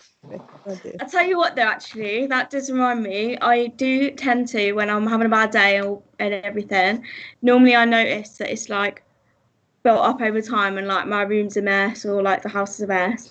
So I'll try and like tidy up everything. And I feel like you feel a bit better then, don't you? If your space is just an absolute pigsty. Oh, yeah. Like, what's that phrase called? Tidy space, tidy mind. Yeah, something like that. Yeah. That is definitely a thing, I feel. Yeah. I'm the same. If my mum sees me say this, she's gonna like hold it against me forever because I'm always like, stop nagging me to clean. I don't want to. Hopefully she's not awake right now. Yeah, literally. I don't think I'm much help in this department, in all honesty. I think I relate a lot to Becky, where I tend to want to just shut down and not talk. Most of the time I'll probably just go to sleep if I can, but I have a boyfriend who encourages me not to do that, to talk instead. So we're working on that. I do that as well. I end up having a nap. Yeah. Which is bad if you have insomnia. Don't nap during the day. That's awful. Sometimes you just have to, though. Like if you literally haven't slept, sometimes you just have to get through the day. Like if you've got lots on, you're gonna have a nap, aren't you? You have to sleep at some point. But I don't dare nap. I don't have naps. No, I don't like naps either. I sleep. So yeah. Yeah, I say naps. Sometimes my naps are 6 hours. Yeah. Yeah, basically. Set alarms and I always sleep through them when I nap. Me too. I do try and avoid it, but that does seem to be a thing I try to do when I'm like having a bad day. I'm like, oh, I'll just go have a little nap. See you later. Bye, world. Bad. Don't recommend. What about you, Jake? I think if I'm having a bad day, it depends why I'm having a bad day. If something's happened, usually I'll try and fix it so that I don't have to deal with it the next day. And if it can't be fixed, I'll do what I can. And then if it's late, if it's kind of like more halfway through the day, I might just be more inclined to give up and go, you know what, go to sleep, then today ends and tomorrow will be there. So I'm pretty bad in that regard. But usually if it's something that I can fix in the time I have, I usually just, I mean, it's not useful to anyone else who doesn't have a partner, but I just go and have a snuggle with my fiance for about 5 minutes. We don't talk really. Well, we can talk, but usually it's just go, hey, Eva, I feel a bit bad. Can we snuggle? We snuggle, and then I go back and fix it or try and get around it. And yeah, that's pretty much how it goes for me. It's not useful, I know, to advice to anyone, you know, who doesn't have a partner or whose partner doesn't live with them at the moment. So I'm wary of saying it, but yeah, I was like, about to say you're making me feel very jealous right now because mine's over in Leeds and we haven't seen each other since September. I'm so sorry.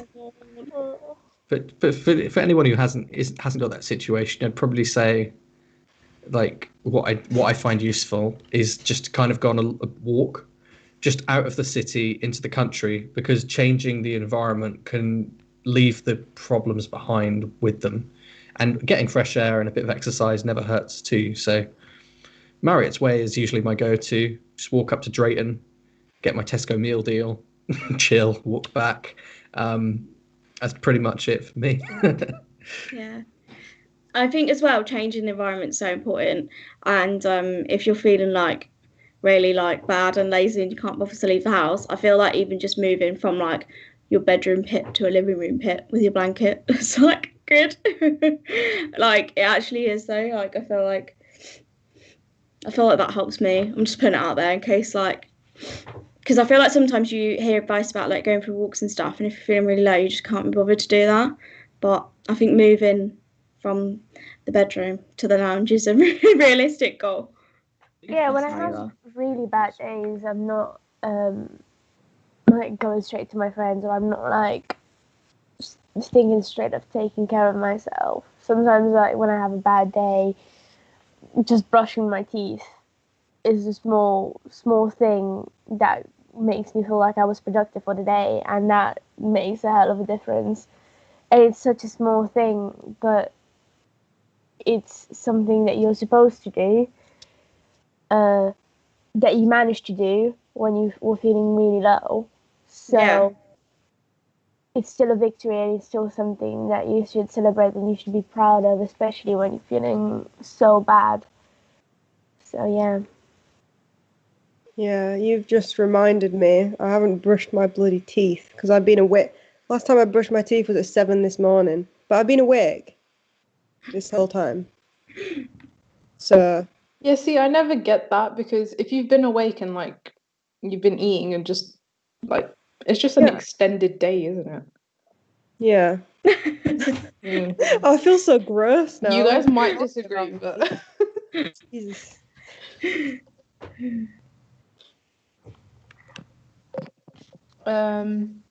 got another question.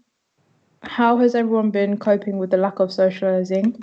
Do you have any stories or recommendations for first-year students who have yet to experience some of UEA's nightlife? We were kind of talking about this with George, weren't we? Yeah. Bless him. I guess the thing that I feel like, I mean, I can't speak for freshers, but I feel like freshers are really missing out on, unfortunately, is societies. You know, when I first came to UEA, I joined the Northern Society. Go on. And that really made me feel like I had a piece of home. That was going to their socials was probably the highlight of my week, you know. So I feel like because they don't, I mean, I know that societies are now, I mean, we all are, UEA TV, Headucate, everyone. We're all doing stuff online and virtual, but it's still, it's just not enough, is it? It doesn't fill that gap that you have for social interaction. And the actual, you know, action of going out and doing something and meeting people, it feels productive, it feels nice to get dressed up and go out and meet people and have a good time. So I really do feel for the freshers at the moment that are deprived of that. However, It's something to look forward to. Definitely going to socials with societies. They're amazing. It gets mad, and whether it be in January or next year, definitely I encourage you all to go to as many socials as possible after this lockdown and after this coronavirus, because I feel like it's one of the best parts of UEA. All the socials are so active as well. Every social at UEA is so frequent and active, and I love that. There's always something going on, usually. Yeah, I agree. I feel like this year was not very representative of how UEA societies usually run, because there's always so much to do. There's always so many things that you could do. There's film societies, there's sports club, there's cultural societies as well, which again, last year we made a Romanian society, which kind of brought home for a lot of people that was so far away from home, and we had that community that could speak the language, that could relate to the traditions and everything, and it made everything way more, I don't know, comfortable and more like home. And that's the sort of thing that is kind of missing right now. Even if you're doing it virtually, it doesn't feel as real, if that makes sense, because it's just a screen and you see those faces, but it's not organic. You don't get to have that physical presence in front of you to make you feel like it's real socializing. And I don't know, at the beginning of lockdown, I was coping quite badly with the lack of social life and stuff, because I have phone anxiety. So for me, Zoom calls and FaceTimes and just anything of the sort is quite daunting. So I had to either say no when I had bad days, or kind of force myself to do it, which in turn made me very anxious and kind of not made me worth talking to. So it was a bit of a trial and error process to find what's comfortable for me. So I found that speaking to less people rather than a huge group of all of my friends and having a quiz is better for my anxiety, rather than going for like 20 people talking at the same time and me being like, oh my god. But yeah, for the freshers,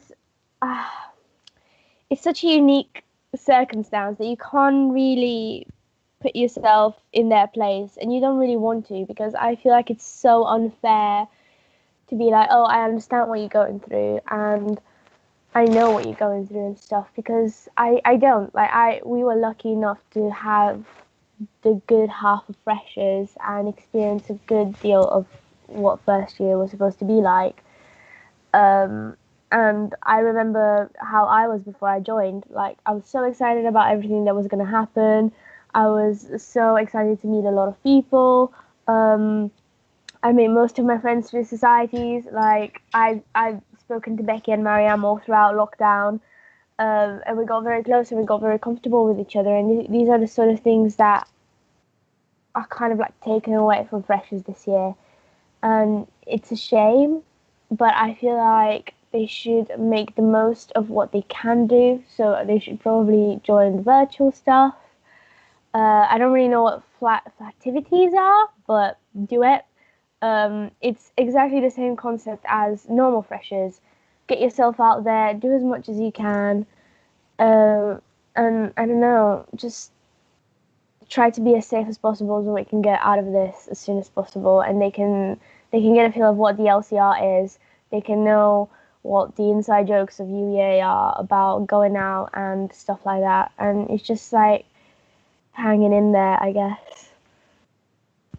Yeah, it must be such a difficult time right now for the freshers. So I definitely agree with you. Like, we can't understand what that's like, because we did all get our freshers, but I think it's really good advice to just like keep going and try and do as much as you can anyway.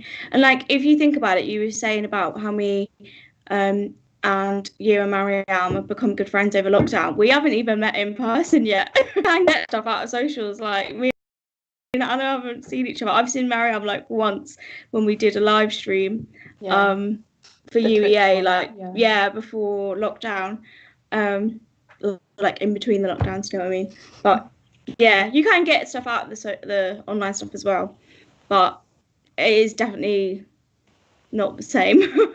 It would be much nicer to have met you guys in person, but it's still good. It's still good. It's quite funny that you say that, because me and Anna did quite a few workshops together last year, but we only like properly started talking once we'd both been like put on the committee. We both actually started working together, and we did the same course and everything. Yeah, and we were in the same seminar group as well. We literally worked together last year. Yeah, I feel like that's actually the same for me with Tori. I've never seen Tori in person, but we've been working on MH24 for God knows how long now. Just over like Skype calls and video calls, and then like all the new people. It's weird that everyone new that's joined UEA TV. And I've got like a little social media group now. They're brilliant, by the way, but I've not met them, not in person, and I feel like that's so strange. But this is the world we find ourselves in right now.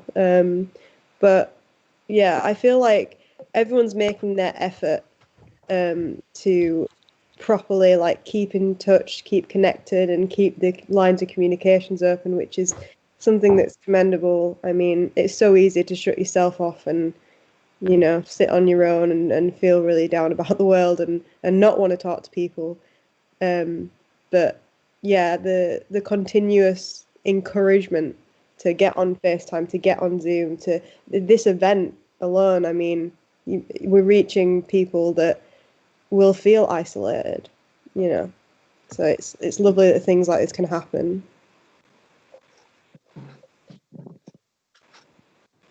Jake, what advice do you have? I think for second, third, returning year students, I think the advice is, as said, we can get through this, but I think I agree also, Dana, that we can't really ever fully understand what these freshers are going through, but we can understand some components of the situation. Now, if I think back to my first year living in the Ziggurats, that place is a bit of a shithole, isn't it? Yeah. But it was great. It was great because of the experience. There. Sorry? You're being kind, saying a bit of a shithole. I am. To be honest, our flatmates were very clean compared to the other flats. So, it was less so. But what made it bearable, what made it tolerable was the student experience. The fact you could go out and there were things to do and get out of that place, or that you had good people there to be with. And to be honest, in a sense, that you didn't have to stay with those people. But now, from what we know, they do have to stay in those places. There is pretty much no outside experience that is in large groups or without more than one person at the moment, unless you stay with your flat. And a comparable, the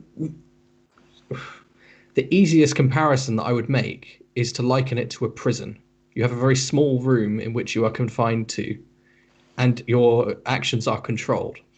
Now, this combined with the booze-ridden, quite often, and lively experience that the freshers were expecting is completely the opposite. And I don't feel like they've really been given a fair roll of the dice here. Not only in that perhaps what was advertised to them never really came, but also the fact that I think perhaps in terms of that experience, probably in most cases was not, I don't think it was ethical for the university to take in more first years this year without firstly thinking about, okay, how are we going to replace that experience? And more so, even the question, can we replace that experience with something that's equally as good, for which we all know now the answer is indefinitely not. So let's not beat about the bush. The freshers this year got screwed. They did, and that they're going to be feeling that way. But it's our responsibility as people who are probably beyond freshers. I don't think any of us are freshers. To try and make that experience a little bit better. And it's UEA's responsibility to try and make that experience a little bit better now, at least. So try and get them through. And what I would say to any first year freshers who did want that experience of, your first freshers week, is not to worry too much. If the situation is resolved by summer, you'll get a perfectly good second chance at it come next September. Or failing that, the September afterwards. You've got 2 years worth of freshers weeks left, probably. Maybe some of you have 3. Who knows? Or 4. So don't stress on it too much. Make the most of this year doing what you can. Perhaps use the time to reflect a bit more. Do some of the stuff that traditionally we might have only gone on to do in second and third year and replace it.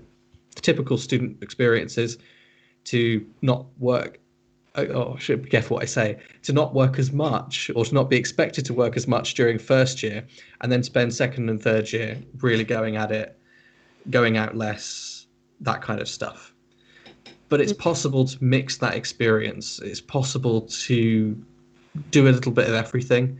And it's possible, perhaps, to read a little ahead in first year. Not that I'm going to say anyone should, because of all the mental health problems that could bring. But if you feel able to, by all means do it, because it means that in second year you might have, a little bit more time to go out and make up for that time you lost this year during freshers. And all I can say to those people is, I'm really sorry for your situation.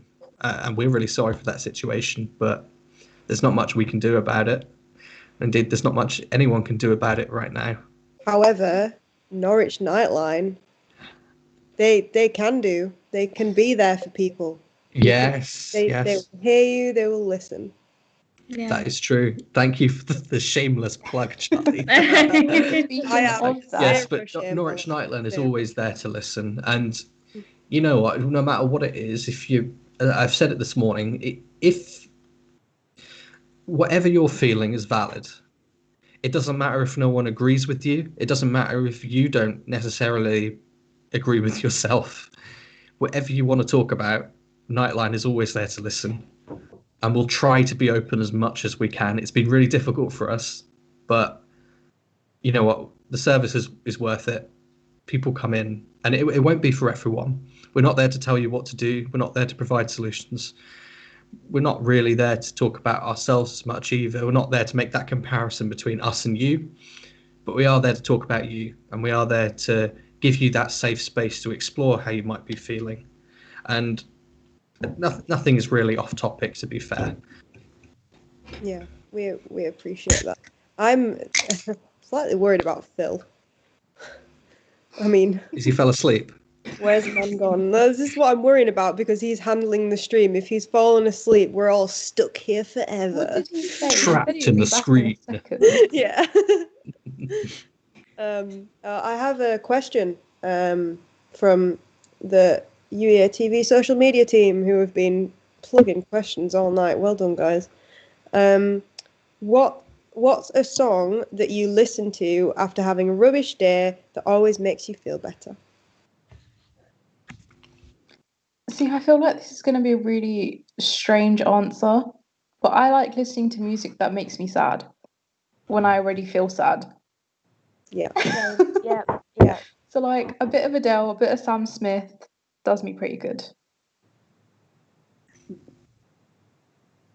I like something like more sort of alternative or rock, so I can just like turn it up really high and just be like, yeah, and jam out. Like I don't know, who do I like? I love like You-Me-At-Six, I love The Killers, I love anything like that really.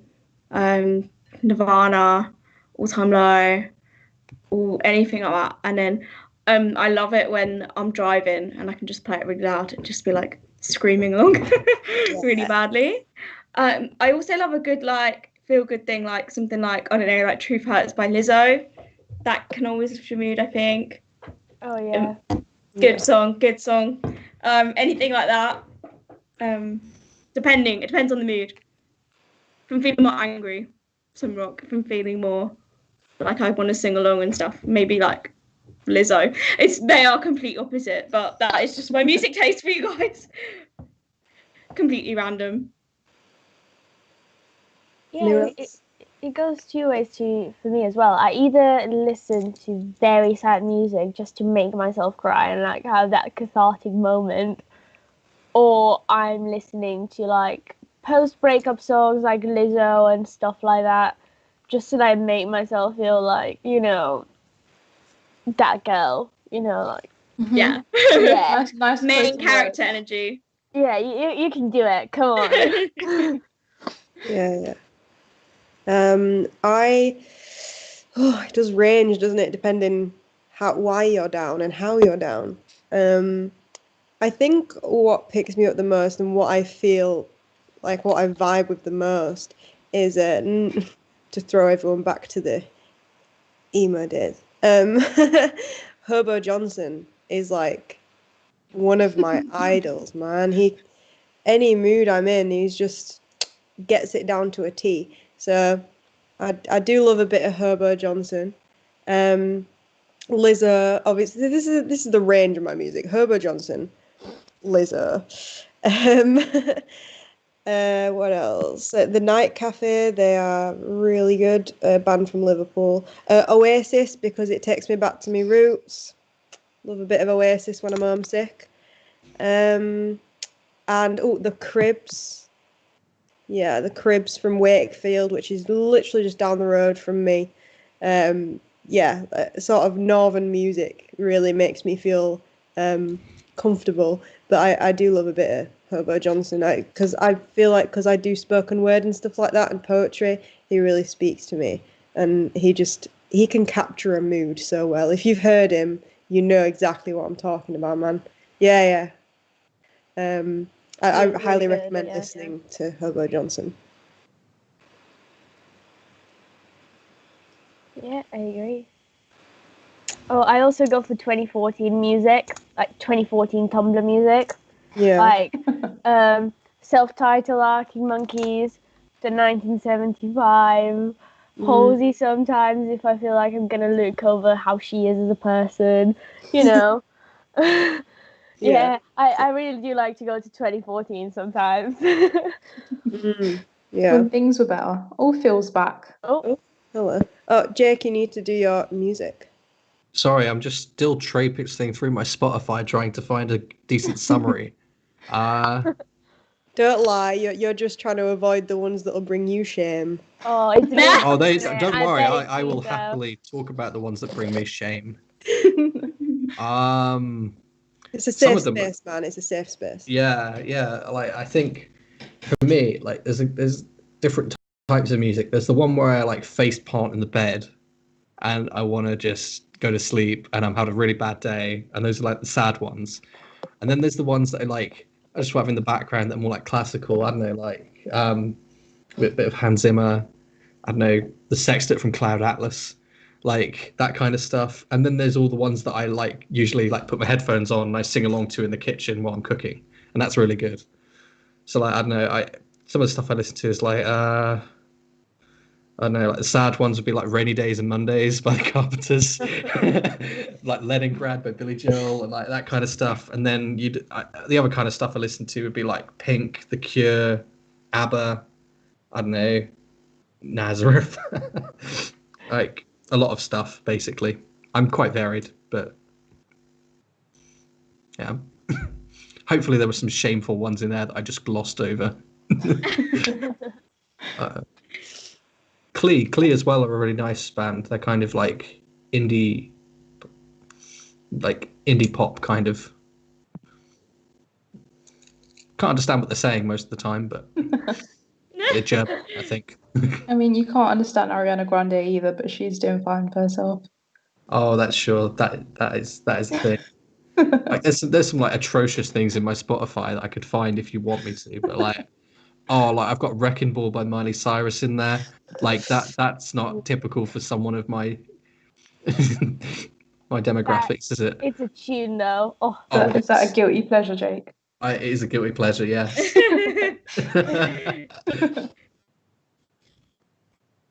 Well, if we're talking guilty pleasures music, I do listen to RuPaul's music.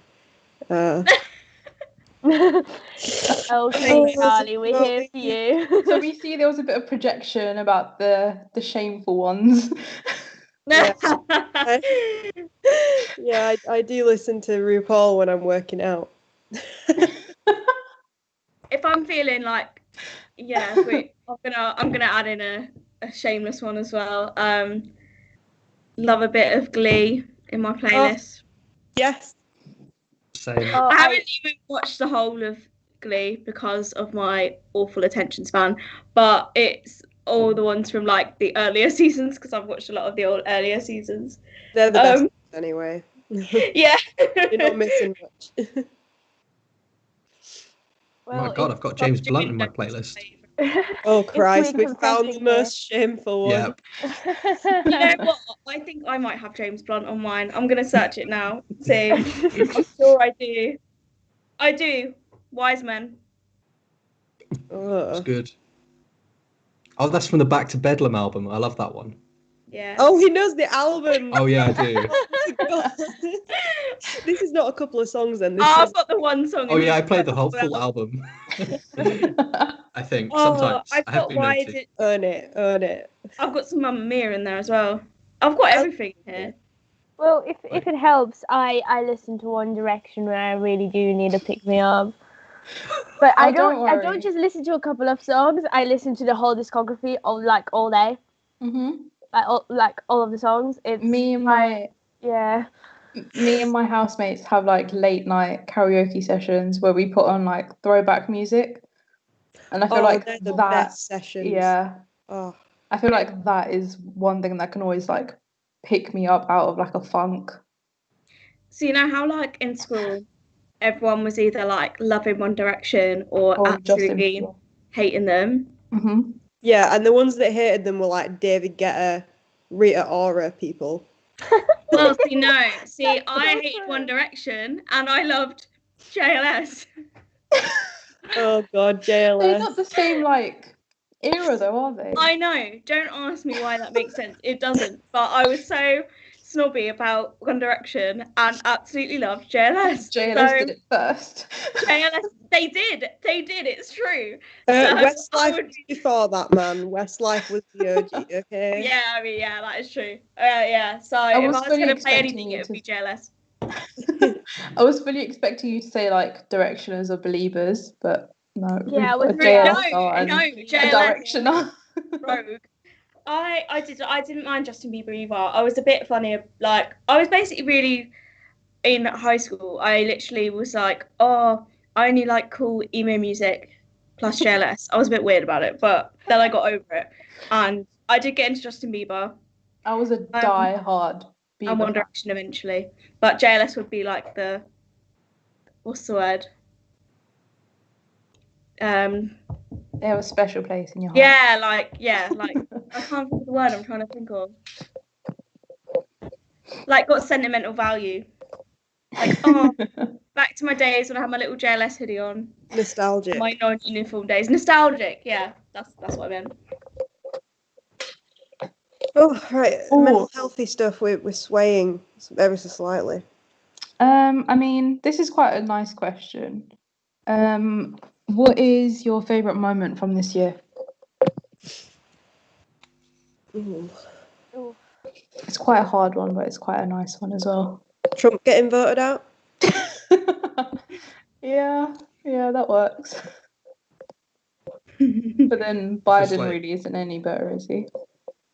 I mean, no, it was a lose-lose situation, really, but lesser of two evils. Yeah, it's like lose and then slightly less lose. Yeah.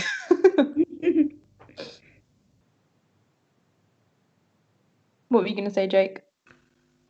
Like for UEA in general or in our personal lives? Do you know if they're asking? I think you can do either or, to be honest. I mean, there's one. I proposed to my girlfriend.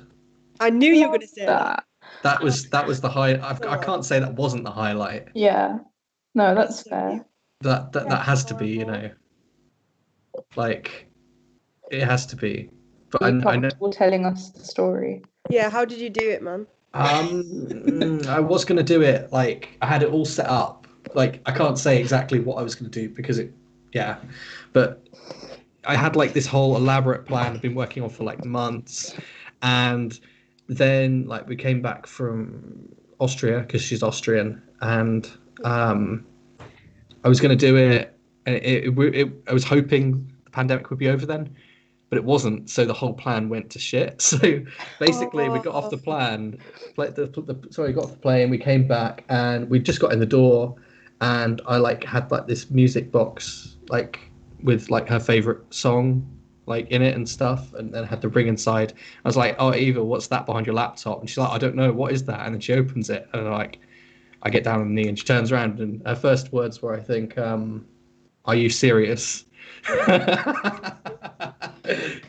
It was very spontaneous. I just decided to do it then and then because I love the game. Aww. Oh, that's so cute. I mean, maybe I ruined it, but No, that sounds so adorable. so I don't want to talk about that too much though, because just in case if anyone's single, this story might be making them a little, you know, not great at home. So I'm not single, but I am missing my boyfriend now. oh, I'm me so too. sorry. Like, yeah.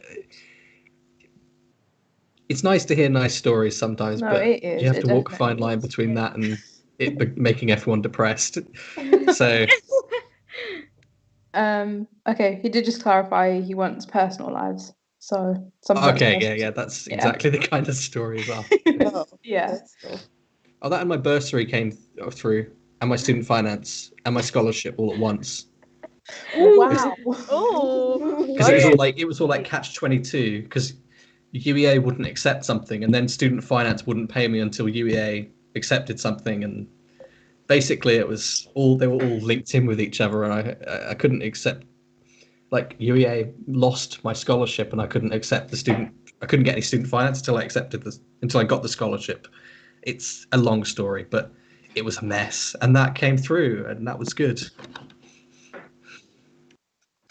Cool. Small wins. Exactly. I'm sure it's time for someone else to share a nice personal story about their highlight. Okay. Okay, I have a couple, to be fair. I mean, despite the blues of lockdown, I got a new nephew this year. Yeah, born in isolation. Love it. He's called Albie. And I've not even met him yet, which is really depressing, actually. But yeah, a new nephew to add to the pile. I now have 7 nieces and nephews. Wow. Yeah, well, the perks of being the youngest. And then obviously my amazing fit boyfriend. I'm not even gonna hide it, bro. Yeah. You had to throw in the fit bit. Oh, mate, honestly. Sorry, I miss him far too much. And thank God he's not awake watching this because massive ego boost. Yeah, it was unfortunate because we started it. It was like a bittersweet moment. We got together and then I had to come back to uni and then isolation happened. So yeah, I haven't really seen him until he said, "I'm not letting you go back to uni single." So yeah. I mean, that's one way to do it. That's smooth. Yeah. Very. Yeah, I miss him. Those are probably my highlights. Yeah. See, I have a similar thing with my boyfriend, but like the first lockdown. Oh. So this is gonna be really like corny but sweet at the same time. He's gonna like grill me for saying that, but he actually came to uni to see me, and he stayed with me for a weekend. This was in February, and this was over Valentine's weekend, and he asked me to be his girlfriend on Valentine's Day. Aww. And then we went into lockdown. Yay! And it all changed. But yeah, no, I definitely think he has been the highlight of my year. We're all so soppy. I know. I mean, Him. bare simping going on, isn't there? I know. Jesus. Gals, what are we doing? We don't even give men even a bigger ego boost. Jesus. And here I am. I think we need to put on Lizzo again. I think we're I forgetting know, who we are. jeez. Lizzo. Oh, lovely so. What about you, Becky? What's your highlight? I think my birthday. My birthday's beginning of September, so we weren't in lockdown or anything, so it was really good. And I was staying at my family's house at the time. So I was just with my family, and my boyfriend was there as well. So it was really nice. And we just went out for a meal. It wasn't anything fancy, but it was just really nice to be with them all. Yeah, I wish we could do it again. Be nice, but. Yeah, that's kind of my favourite day, I think. Oh. Well, not to be, encouraging the whole simping nation that we have going on here, but yeah, I think that my boyfriend is the highlight of my year as well. It was really nice to find someone who's, supportive and who I can support back. And just, it was nice to see him at every event that we had on, and him being so encouraging. So yeah, I really do appreciate him. Oh, I love Kyle. Eh. I feel like I need to say I do love my boyfriend, by the way. Sorry, Nick. Everyone's a symphony of you, and I was just like, my birthday was good. I do appreciate him lots. He's very helpful with like my mental health and stuff as well, because he just makes me talk and won't let me mope. And yeah, so he is very good to me. Sorry, Nick. I'm not much of a simp though. I didn't think I was, and then this happened. Yeah, same. Honestly. This is what happens when you don't sleep. It's proper getting They're to like, me now. Jesus. They're like 10 times more like powerful, and they just hit you that much harder as well. Yeah. Anna's like, I'm disappointed. I'm disappointed. Sorry, in Jake, Oliver. what did you say? Are you talking about like energy drinks? I don't know what you're talking about. What do you mean? What were you talking about? What hits you 10 times harder? The feelings. Oh, okay. Feels. Yeah, sorry. Feels, Like, yeah. it glitched a bit, and we went from talking about partners to that, and no. Sorry. No, still talking about partners. Yeah, no, the feels. It hits I'll you just hard. be a second. I can hear the cat scratching, and I want to see what she's doing. Can you bring her on screen? Oh no. She probably will. I really hope she will. I really want her to. Do we have any other questions? I will check. Not on my end. But my boyfriend did say it was worth staying up until 6:15 for this soppiness, so he's enjoying it too. I mean, he could, wouldn't he? Passed out, honestly. I mean, man's in a band and he's a guitarist and he sings really well, so he doesn't need the ego boost. Christ, that's a catch. I really hope he doesn't watch this back.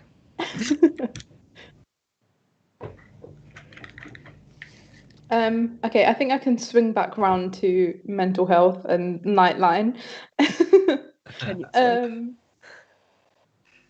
It is quite early, but I feel like people might be tuning in. I mean, we do have 3 people watching us on YouTube, so that's pretty decent for this time of morning on a Sunday. But yeah, I would just like to say quickly, thank you to everyone who has donated. Please do keep donating as well. Every penny honestly helps so much. There are posts up on social medias. I know there's a post up on Headucate's page and on UEA TV's page of how your donations can help Nightline. So be sure to check that out so you can see the impact that your donations are having. Yeah, do we have an update, Jake?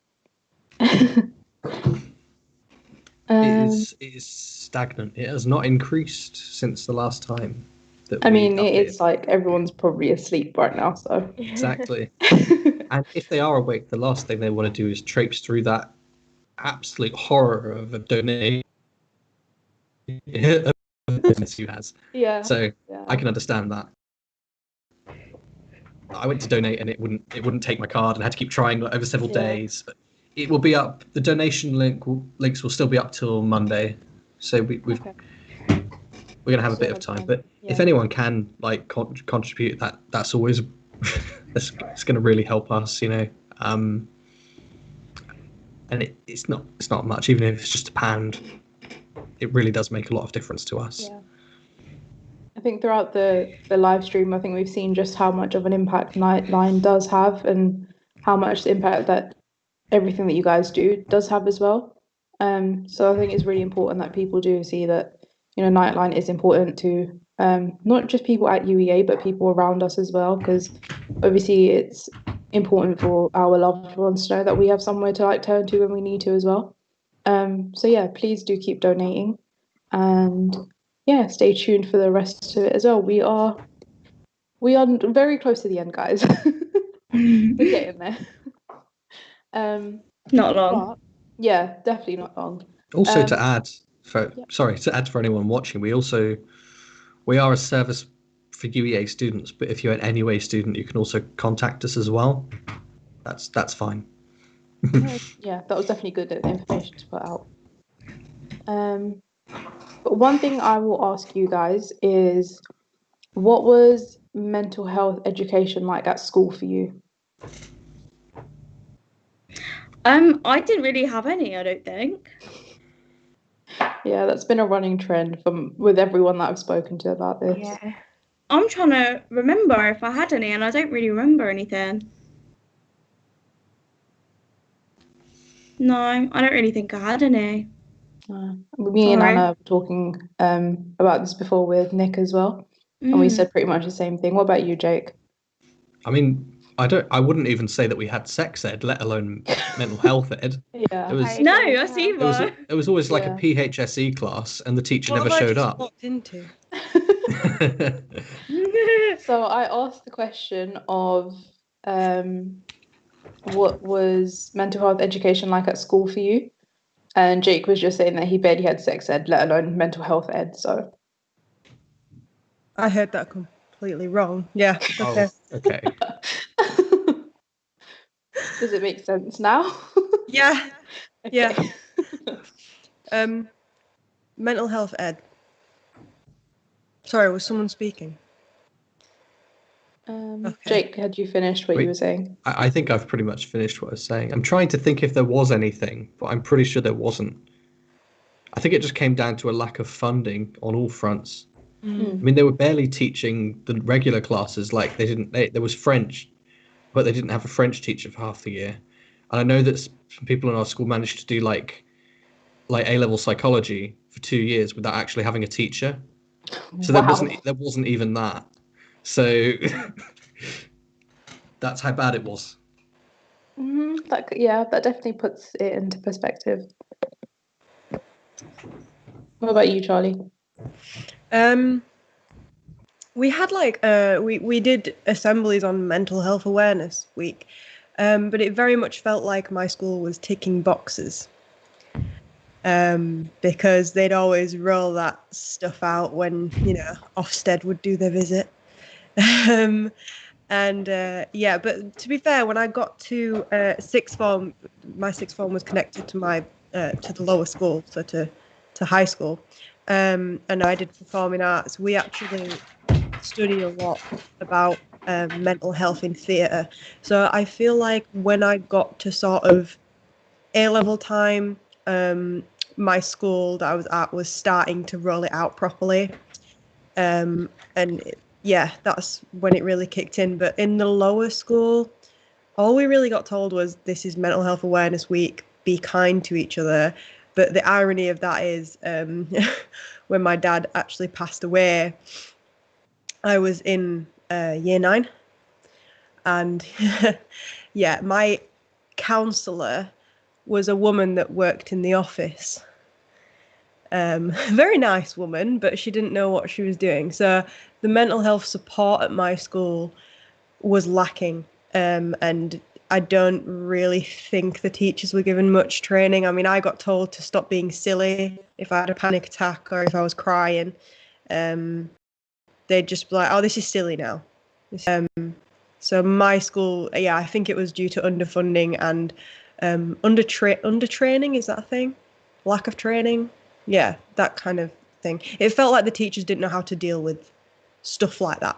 A lot of my friends had the same experiences that dealt with panic attacks and depression and anxiety. The teachers just didn't know what to do with that. From what I hear, it's a lot better because some of my friends' siblings still go there. So I think it's gotten a lot better. But certainly when I was at school, it wasn't much of a thing other than we need to tick this box for Ofsted kind of thing.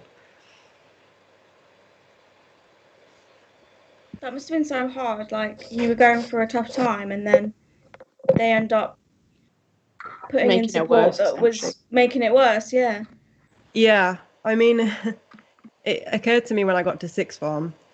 I was like, when I leave this school, I'm gonna take my stories to the papers. I'm gonna really stick it to this school. But then I thought, well, you know, what's the point? And I've got what I wanted out of it. I got my grades, got to a good uni. So, I mean, but apparently they've done a lot better. But it wasn't great. And the bullying, they didn't really do much for bullying on that side of mental health. I got bullied. They did a Facebook. The kids in my year thought it was hilarious to create a Facebook page called Dad Jokes, and they'd somehow got a picture of my dad because he was the local mechanic, and they put him as the cover photo, and they did all sorts to that photo. And yeah, they tagged me and stuff like that, and I took it to the school thinking school can do something. And they said, my head of year, I remember, said to me, you have gone through something that has made you grow up. And the people in your year are just a step behind. And you need to just shrug it off because they will learn when they grow up. They'll look back and realize how silly they're being. And I'm like, well, shouldn't you put that discipline in now? Yeah, that's ridiculous that they didn't protect you from that. It's not really your responsibility to wait for their growth.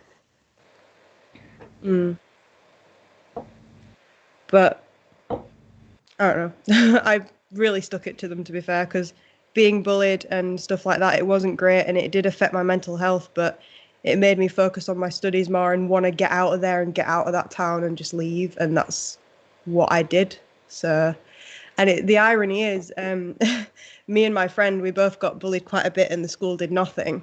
And my friend goes to Oxford, and we got emails last year from our former heads of year asking us to come back and do a talk to sixth form about university applications and about taking A levels and things like that. And we just both went, no, I'm good. I'm not going to help you out. No. The audacity I can't for them to actually come back. As if. Hi. Hilarious. Absolutely. I was laughing. Oh my God. I wasn't even offended. It was just funny. Really funny. When that just really reminded me of when I was in sixth form, I was saying like, well, and in high school as well, actually, I sort of decided I wanted to apply for medicine about year 9, year 10. And I looked into it sort of briefly, and I needed like 6 A's at GCSE, and you needed it in English and maths. And I was really worried about getting my English and maths. So yeah, and I, sort of say to my teachers, like, I remember going to parents' evening with like, for English especially, like saying, what can I do like to get better? And they were like, oh well, not much, like you're gonna get a C, maybe a B on a good day in the exam if you're lucky with the questions, like that's just how it is. And yeah, I just remember being really annoyed, and I just went away, but it did fuel my fire because I went away and then just studied really hard, like at home. But then when I did get the grades and then got to sixth form, I moved sixth forms to a different place entirely. And then when I was applying to that sixth form, they were like, yeah, we're going to support you in your application to medicine. But they'd created this system where they had like an A+ group, which was like if you'd got 3 A stars and 5 A's or something like that. I think that was right. And they put you in that group, and they like focused on medicine, vet, dentistry, Oxford, Cambridge, all that in these like tutor group things. And I got 2 A stars and 5 A's. So they were like, no, you can't be in it. And I was like, oh, but I'm applying to medicine. And they were like, yeah, no, you can't be in it. And then so they literally offered no support at all. And then on results day, I got my grades for medicine and got into medicine. And then they literally ended up going to me on the day, oh, can we have a photo of you? Can we have an interview? We want to make this poster thing for your A-star student thing, or some scheme they had going on. And it was just really upsetting because you didn't have any support, and then they just did that. And I found that upsetting, and that wasn't even in terms of like my mental health or emotional support or anything. That was just a application process. So I can't even begin to imagine or compare to what you'd be going through, Charlie. Like that must have been so much, and you've done so well, like to get the grades you needed and get to uni and get out of that school and get out of that town. And you should be so proud of yourself for how far you've come. And like you're literally coming here and talking about mental health today and advocating for other people. It's just amazing. Well, I think I am really proud of everyone, especially like seeing as though we're all sharing our stories. I think it takes a lot of courage. And again, something that you and I have experienced, it's not always welcomed, especially in lower education. And I feel like, even though it motivated me, that negative things like that shouldn't have to be a motivation, you know? Positive reinforcement can do just as well. And I think this is something especially that high school teachers need to learn. I know that teaching in high school, my mum's a teacher in a high school, and oh my God, the stories she has. But it shouldn't stop them from trying to, have that positive reinforcement and give that to the kids. I'm not going to lie, I chatted back a few times, but it was because I was going through a rough time. If a teacher was getting on my back, I'd be like, oh, can you off? Because I'm not in the mood. And that come across awful, but you can't tar every student with the same brush. And I think that was the issue in my school. My school wasn't particularly, it was high achieving-ish, hit and miss with the different year groups, but because we had a few rough estates around. But I feel like it's the other kids that gave everyone else a bad reputation, and teachers just didn't want to try. And it's such a big part of your development, going through teenage years. You're discovering yourself, your own emotions, and then if you have something like grieving or a loss or anything like that, it's more on top of the pile. And teachers and people in positions of responsibility should be aware of that. Now more than ever, with lockdown and stuff like this. It's a worrying time, and I just really hope that both your sixth form stuff and my school have learned and at least tried to get better. Because if not now, when? You can affect the rest of someone's life, because the teenage years are so important, and mental health needs to be educated and respected, and properly practiced in fairness. So then stuff like this won't happen. And maybe I would come back and do a talk if I had positive enforcement, but Exactly. but I do talk to, there was one ally in that school. She was my politics teacher. She was 24 when she started teaching us at A level, and she was there for me. I used to eat my lunch with her. Shout out to Sally Hesketh. Yeah, I would go see her at lunchtimes. I would go for revision sessions after school. She would always big me up, and I would always big her up, because she got bullied in the staff room as well. She left when we left, but I think that she was amazing in making me feel like I could get where I wanted to be. and still meet up with her for drinks in Leeds. We have mad ones. But That's so cool. yeah, I never thought I'd be drinking with a teacher, to be quite honest. But yeah, no, she's good. But it just takes that one person, you know? There's always that I have a similar thing with it. Well, I haven't gone drinking with the teacher, but like the one teacher that's really supportive of you and really encouraging had like such a massive effect on like your well-being and your mental health. And like I remember it was my graphics teacher for me that was really supportive of I was just quite like socially anxious in high school and stuff. Like he was so supportive, and I'd always be able to go and like sit in the class at lunch and stuff if I needed to.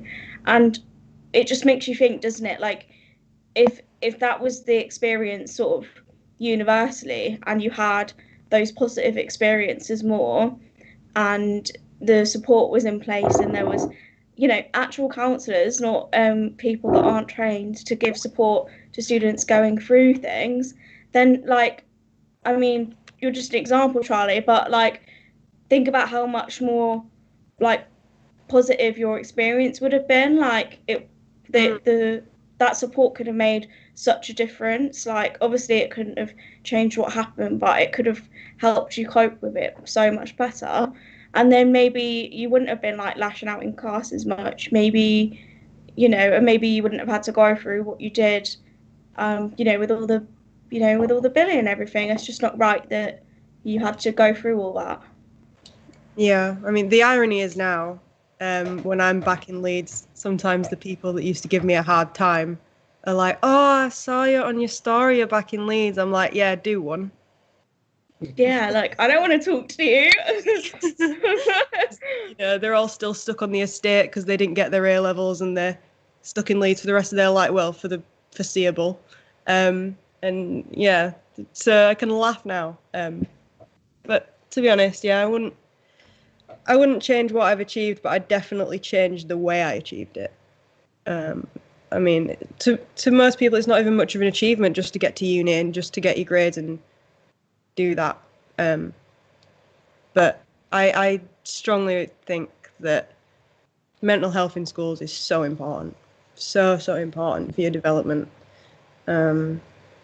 Yeah, I do feel for the teachers there. My mum has some right stories of some students. Yeah. It's just like, I think even just being validating, like instead of just brushing off everything as, oh, it's just your hormones and stuff, like even if it is, you're still upset, like you're still going through something. That used to annoy me when you'd see kids. There was kids in my class that I was sure had some kind of behavioural problem, like anger issues or something, and teachers would just dismiss it as being attention seeking or being a teenager, which I hate that phrase. I hate it when someone says, "Oh, they're being all teenager," or "You're just a teenager," and that used to really rile me up when I was a teenager. My mum would even say it to me. I'm like, "But that's not why I'm like this." You know? So yeah. No? Even in schools where don't have a trained counsellor, even putting teachers through some kind of mental health first aid training could help perhaps prevent a lot of the issues becoming larger, perhaps.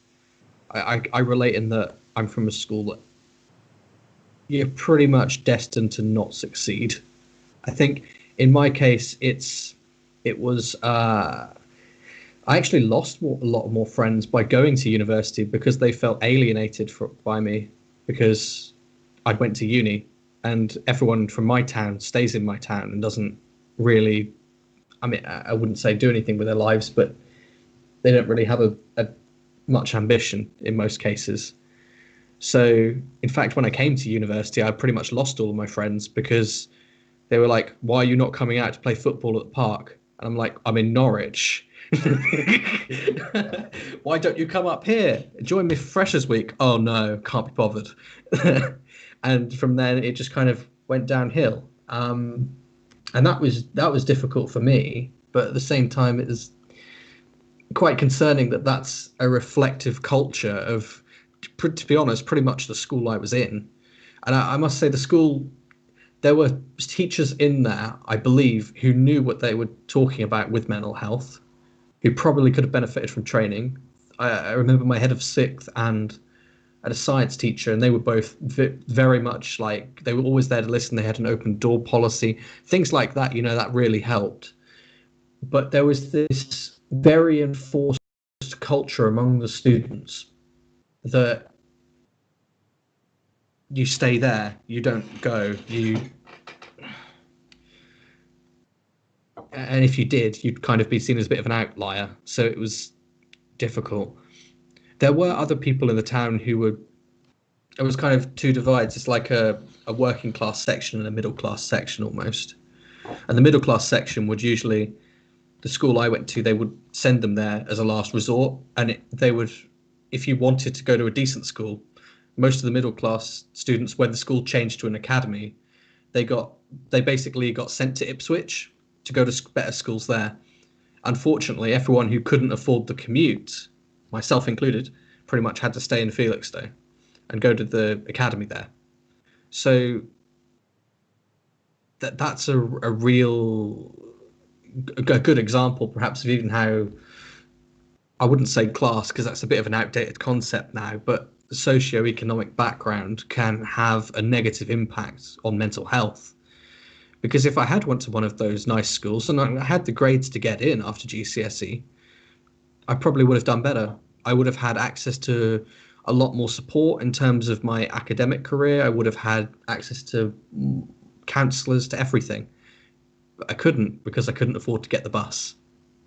Do you think perhaps the people that sort of fell out with you, I feel like that is, especially in a community like that, there's bound to be some kind of mental health issue related to it, because it's like, I've grown up in this is how it is, I can't go any further. I don't have potential because that's not how it works in this town. And that's fine, but yeah, it's almost, I get what you're saying, it's almost like people get comfortable in it, and that's what they know. It's kind of, it helps give structure, it helps reinforce positive habits by having some kind of a stability. I think this pandemic has highlighted that stability is important for mental health, and perhaps for them that was that. But on the flip side, from my perspective, it's obviously not good. Oh no, I'm not saying it's. I think I didn't explain. I know that. I know what you were saying. It's fine. No, I just meant that they maybe convinced themselves that they couldn't be more than that. It's sad. But a lot of people I knew had a lot of potential. They're happy. I wouldn't say they're happy. Oh no! I don't think anyone I knew was happy. I think looking back, knowing what I do now about mental health, I think everyone I knew was either accepting that they were going through something difficult and gave into it, or they didn't, and they were not handling it well. Myself included, to be fair. Yeah, and it's not nice to know that you're not getting the same treatment as everyone else as well. It really does. There's a term, self-fulfilling prophecy. You're told you can't do something, you eventually can't, and you're not getting the same support as everyone else, and you give up. I mean, for one example, there was I was scheduled to have a Cambridge interview, and at most schools you'd get some kind of support with that. So my head of sixth tried to get someone to come in and give me like a mock interview, basically. Just nothing advanced, just a simple 15-minute, 20-minute mock interview, just to give me a taste. But the guy was like, so you've only got one student at your school that's applying to Cambridge or Oxbridge. I'm not going to come down there for that. And that was like, wow, that's nice. That's a knock-on effect on your own mental health, because then you feel like you're not worth it. All these things that seem like such small things to teachers and schools and things like that has a massive effect, especially in them years of development. And you're finding yourself, you're finding your career path, your dreams, things like that. It needs to be brought more into sharp focus, things like this, and the effect it can have on students, you know. Yeah. There was a significant funding issue at play. Like I said, there were teachers in that school that, with a bit of training, could have made good mental health first aiders or counsellors even. There were people who were willing to listen. There were people who were willing to go out of their way to try and, well, the head of SIC went out of his way to try and get that person down for me. But at the end of the day, if you haven't got the funds and you haven't got, you're not hitting the like high end of grades in terms of your output, your school is pretty much, your school itself becomes a self-fulfilling prophecy, and it becomes trapped in this cycle of going round and round and never really being able to break out of anything above an okay Ofsted rating, really. So I think some of the schools we work with, we can see that too. I mean, I'm a student ambassador, and I can see that with some of the schools I've worked with. There's not enough staff, and the staff they have are overworked. And when they're overworked, how can you expect them to safeguard against mental health for 30 plus students in their class that rotate every day about 6 or 7 times? It becomes an impossible task, and there needs to be more investment in education in order for the kind of world we want to see in terms of mental health to come to fruition. Because if students go through school and they never come to university, and health at all, to be fair, like if they don't go on to that, they're unlikely to really become advocates for it. They're unlikely to have any kind of realization for it at all if it just isn't discussed. And if it's not, at the moment, if it's not a core curricular activity for English, maths and science, then everything else in terms of government policy in the past 20 years has been off with it, you know. I feel like that's COVID not made good. it worse as well. Like my mum, at the moment they're having a system where they don't want the kids to walk in the corridors, obviously, because there's so many kids. So the kids stay in the classrooms and the teachers move around to the next lesson. And she said that even though you're seeing students you already know, because of how it's working, she has to go at a certain time. She can't hang around after lesson and talk to somebody. You know, she hasn't properly talked to her form individual people and caught up with them, because it's like, no, she has to stand behind the desk. They have to sit there, get on with a task. They cannot move.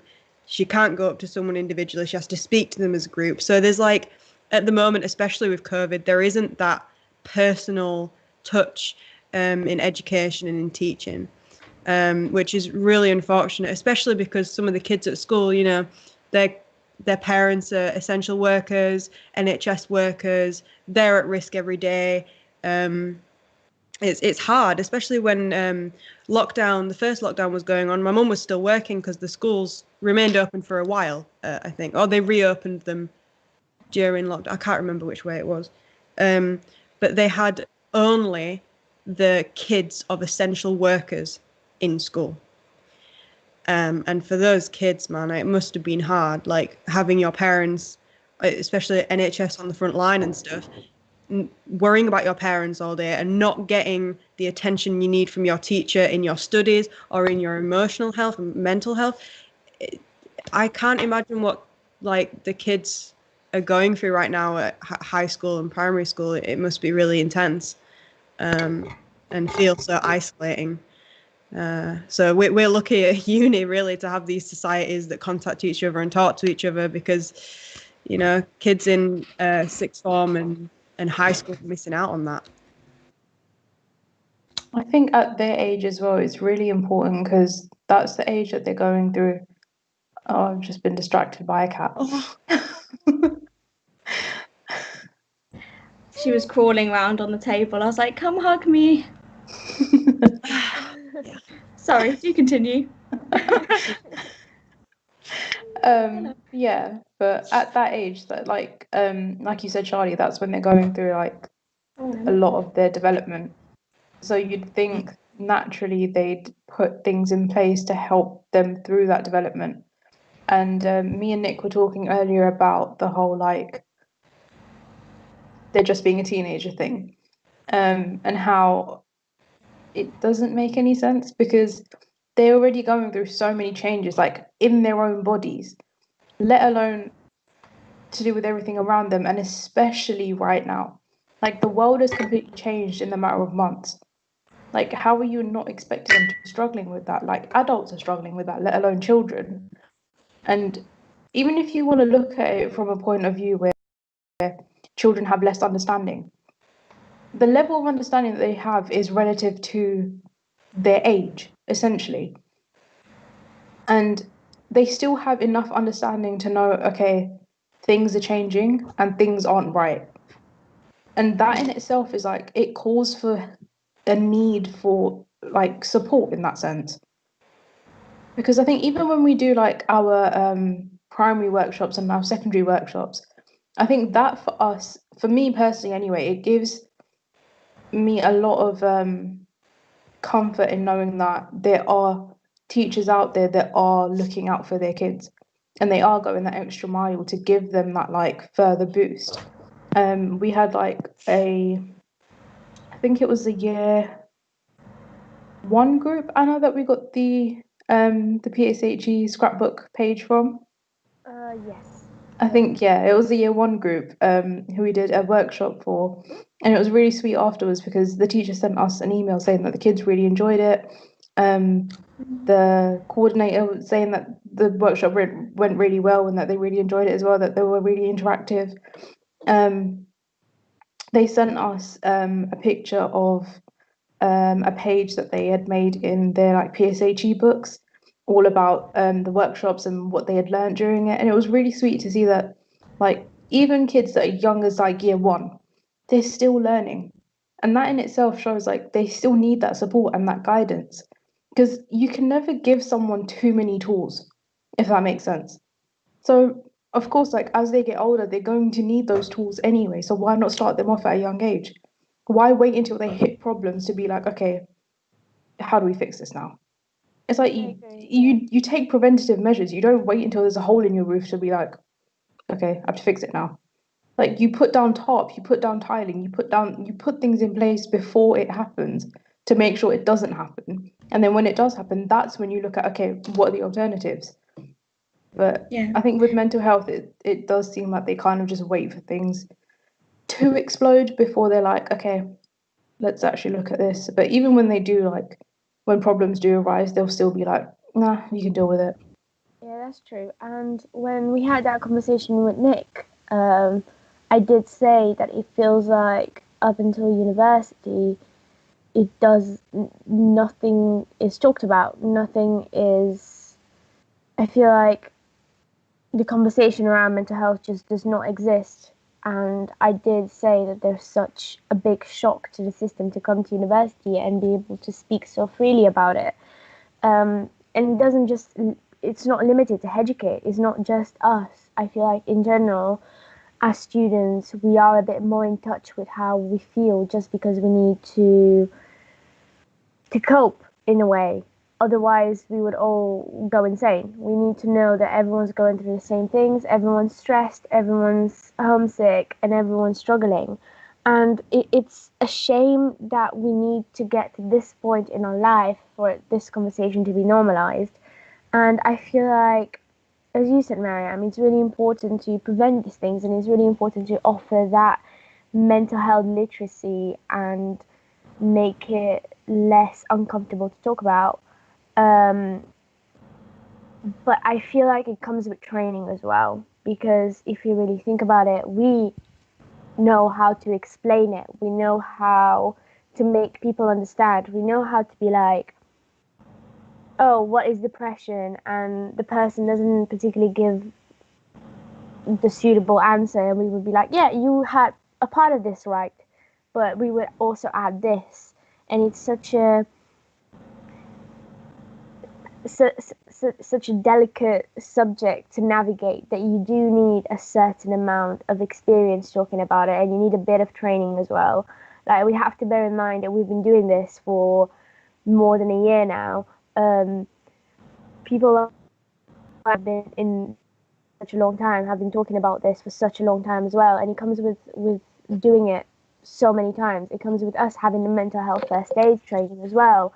And we hold this information and we know how to approach it in a certain way. But I feel like if teachers and just well-being teams in schools who are just put into the well-being teams for the school to have one are not trained in the proper way, they're not going to be able to give the support that the students actually need. Because if you're not trained and if you're not well informed, you would do what we would have done before our training. You would solving the problem or trying to be like, oh yeah, I understand, a lot of people go through this, and then just kind of minimizing the problem, which is not what people need. You just need an understanding ear to listen to you and be like, I'm here for you, and this is where you can ask for further help. And that is difficult to do because as humans we just jump to solving the problem and just eradicating the source of the problem as well.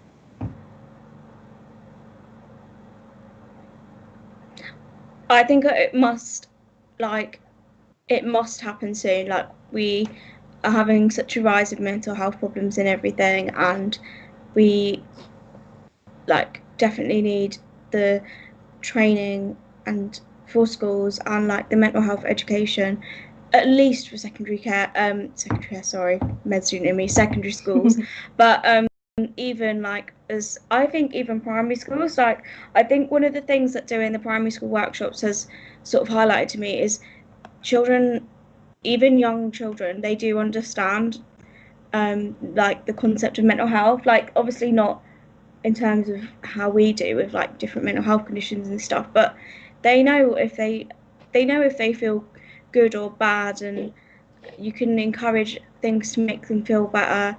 And you know, like we in the little workshop put about eating healthier foods and stuff and how that can play a part in your mental health, and they do understand. And I think I was really quite surprised by how much they understood, but that's why it will be so important, because that education at a young age, like that's going to stay with you then forever. I didn't really learn about the impact of sort of nutrition and that on your mental health until I got to university, whereas our workshops that we do and on any form of education, you know, would allows you to learn that at such a younger age, obviously the basics, but then you can build on it, can't you, and like throughout your life build up the skills and that the tools you need to eat better and eat things that help your mental health. And that's just one example, but yeah, I was really surprised by how much the kids understood and everything. I think that was really surprising for me. I don't know if Mariam and Anna, if you guys found that when you first started doing the workshops. I think one thing to note as well, especially with like the newer generations, is how quickly they can advance through the stages. I think because of the access to technology now, childhood has completely changed now. Where we used to we used to go out and play with people like next door to us. Kids nowadays spend so much time on like tablets and phones and online and TVs and stuff. They have so much knowledge like readily available to them in their hands, like in front of their faces. And a lot of these programs as well, they don't have like, especially on TV, if you actually like watch them and look at the themes that they actually put across to children, a lot of them are they're quite complex concepts. So in that sense as well, they're moving a lot quicker than children used to. So to say that you're trying to, like, you can't teach them as if they're children from like 50, 60 years ago, because they're not. Like, things have advanced a lot since then. I got a message about a question. So what advice would you give, because it was sent a while ago actually when we were talking about relationships. What advice would you give to someone going through a bad breakup through lockdown? Because to be fair, usually breakups prompt nights out and you know, going out and physically doing things for an outlet. So what would you all recommend when dealing with the breakup? This is what I recommend to all of my friends, no matter what the situation, whether it's in lockdown or not. Cry it out and let yourself be sad. Yeah, definitely. Because I feel like a lot of people try to move on from that sadness way too quickly, and they suppress it for a while, and then it just comes back. So just allow yourself to be sad, allow yourself to be heartbroken. It's okay. That's what the breakup is all about. It's something quite big, especially if you really cared about that person. So allow yourself to be sad. And as Jake said at some point, it's an opportunity to do stuff that you would normally not have time or motivation to do. So it would be good to do a bit of self-reflection and think about why it happened and think of the positives that come out of the relationship not being a thing anymore. Maybe have more time for yourself, or maybe it had some negative impacts on you that you didn't realize before, and how can you grow from that? But don't get too caught up in it to the point where you're only focusing on retrospective and ruminating on it, and just that's all I pretty much have to say about that. I'm not really good at dealing with heartbreak, whether it's romantic or not, but this is what I usually tell my friends. I feel like being sad is, until you don't feel sad anymore, is the best thing that you can do. Yeah. Okay, well, y'all, rest of you answer that, and I'm gonna stretch my legs because they're, I don't think they can move. They've gone wood. Yeah, we'll let Phil switch over, and then the rest of us can answer. Cool. Okay. See you in a bit.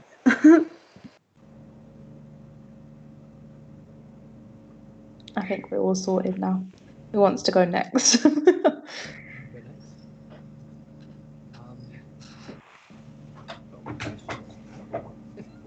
I don't know why Jake's always really quiet when he unmutes. I don't know if it's just for me. Yeah, it's the same for me as well. Don't worry, I can shout. That is better. Is it Slightly, better now? yeah. Okay. Slightly, yeah. How would you deal with a bad breakup during lockdown?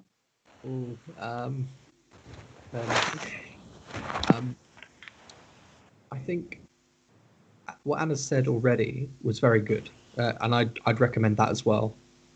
I think the only other thing I could think of would be to be mindful of social media and how that can play into negative feelings post breakup. So, for instance, though it's important going through a breakup, or if you're kind of pre or mid breakup stage, to be open and communicate with your partner / ex-partner to go through that. Once you are through that, it's best to do a bit of perhaps a partial switch off. You don't want to be looking down their Facebook page and their social media, seeing what they're up to, because that's likely to play into negative misconceptions you might have of their circumstance, and it might make you feel worse. So perhaps limit your social media usage to just checking your messages once a day at a certain time, maybe once or twice perhaps, and spend the rest of the time perhaps just calling with people that are your friends, taking trips outside. I believe you're allowed to meet one other person outside at the moment, so that is good. I would usually say, for reflection, you could also go out on your own, but it depends on the person. Some people post breakup might not want to be on their own. They might want to have a talk with a friend, and I think that's useful for that. If you want to meet with one other person, you can. Other people might want to spend some time alone. I think get away from social media, get out of the house, and just allow yourself that time to heal and process, is what I'd say. Becky, do you want to go next? Yeah, I don't know if I have much to add from what Anna and Jacob said. Like, I think it's such good advice. The only thing else I would say is make that breakup playlist with your Lizzo and all the classic feel good like breakup songs, and just play it and sing along, and that can be really therapeutic. I don't know what else to add really. Sorry guys. I feel like Anna and Jake had really good deep advice, and I don't know what else to say now. Do you No, have any thoughts, Mariam? I do think Jake and Anna pretty much covered anything. I'm just thinking back to anything that I did that I can think of.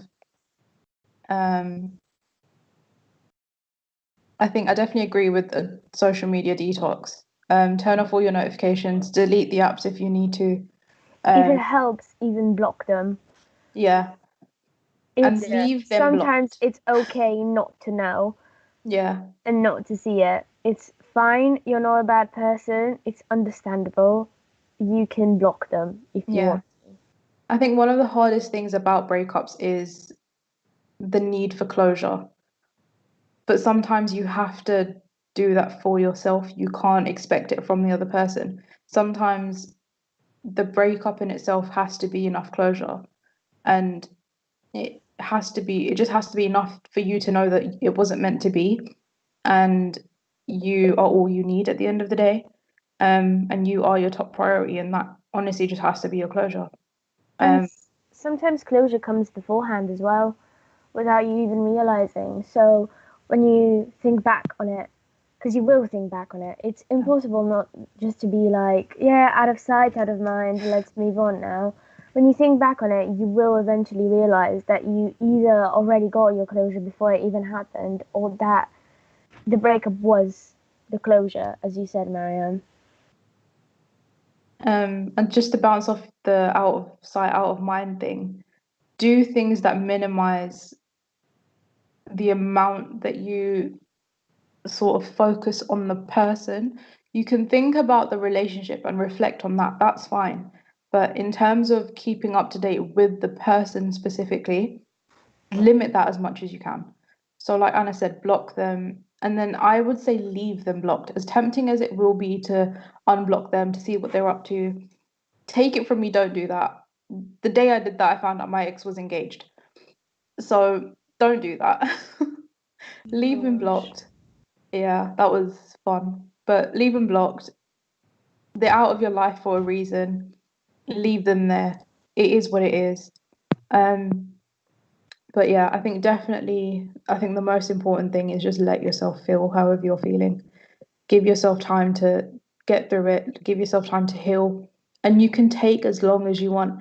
It's gonna be an up and down roller coaster. It's not gonna be like smooth sailing. It gets hard, it gets easy, it gets hard, it gets easy. That's just how it is. But you will get to a point one day where you can honestly you feel like you could look this person in the face and feel absolutely nothing. And when you do get to that point, you'll be like, okay, that was all worth it, and I'm now free essentially. You will surprise yourself. Definitely. Throughout the whole process, you will surprise yourself positively and negatively. Like, you could just be like, oh yeah, I got over this, and then the next day you're back at square one. Or you might find out that after lockdown you're gonna go at the same place as them, and then be like, oh my god, it's going to be horrible. But then you're gonna walk in, and then you're gonna be yourself, and you're gonna be able to look at them and be fine. So it's a process, and I feel like, yes, lockdown does play a part in it, because obviously you can't distract yourself with going out and seeing lots of people and stuff. But again, it's more about you, and you should focus on yourself as much as possible. And this is the time to do it. And as Jake said, you can see a person outside your household if you really need a change of scenery and you need someone to talk to that you haven't talked to about this yet. Because sometimes you need to give your friends a break as well. Because I found that sometimes I can be overwhelming when I talk about my mental health, for example, and I can see it on my friends. And I need to step back and be like, okay, I said everything that I had to say already. If I actually still need a conversation, I'm going to go to someone else from my support network to get a fresh view on this, and to give my friends a breather, because it's just very counteractive to speak to someone who's already heard this 2,000 times. I'm not saying that you shouldn't go back to your friends, but sometimes the conversation can be more unproductive than productive. So it's nice to have fresh eyes on situations like this. So it would be very useful to go to different parts of your support network. So parents, and then your friends, and then yeah, that's I important think as well. before I have conversations of any nature, it's kind of hard to phrase it right sometimes, but I always try and ask if the person I'm about to talk to has the capacity to have that conversation. Because you don't want to overload them, and like Anna said, you don't want to overwhelm them as well, because everyone has their own stuff going on. So if you feel comfortable enough, just try and drop that in. Just be like, I need to vent, I need to talk about something. Are you able to listen? Are you in a place where you can listen? Honestly, that can make such a difference. It can, yeah, and it is a very difficult thing to phrase because you don't want to corner the person either. You don't want to be like, "Can you talk?" You know, because they will say yes. Yeah, exactly. They will say yes, so you might as well be like, make it more about them rather than just putting them on the spot. Like, how are you feeling first? Yeah. How is your mindset doing right now? Are you okay? And maybe then introduce what you want to vent about, rather than being like, oh, can I talk to you about something that I'm struggling with? Yeah. Because we're human and we all want to help each other and we all want to be nice, but sometimes we don't have the mental and emotional capacity to do so, and that's fine. It's okay to say no, but we need to be mindful about how we ask people and how we pull them into our troubles, because sometimes it can be quite overwhelming, especially if you empathize a lot, and especially if it's someone that's really close to you. Because for me, for example, if I'm quite emotionally overwhelmed and someone that I care about is struggling coming to me, I take on their worries as well, and I'm really worried about them, and I feel what they're feeling, so that just adds to what I'm feeling already. So it's important to be mindful of the other people as well. And if you don't have that support there in a friend, or you're unsure whether they can deal with it or listen to you, then Nightline is there for that reason. Perfect segue. So if you don't feel comfortable talking to a friend either, then it doesn't matter the reason. Nightline is there for that kind of purpose, to talk to you about anything like this. So it's an option that's available to all students here. Not to mention that, again, we're all mental health first aiders.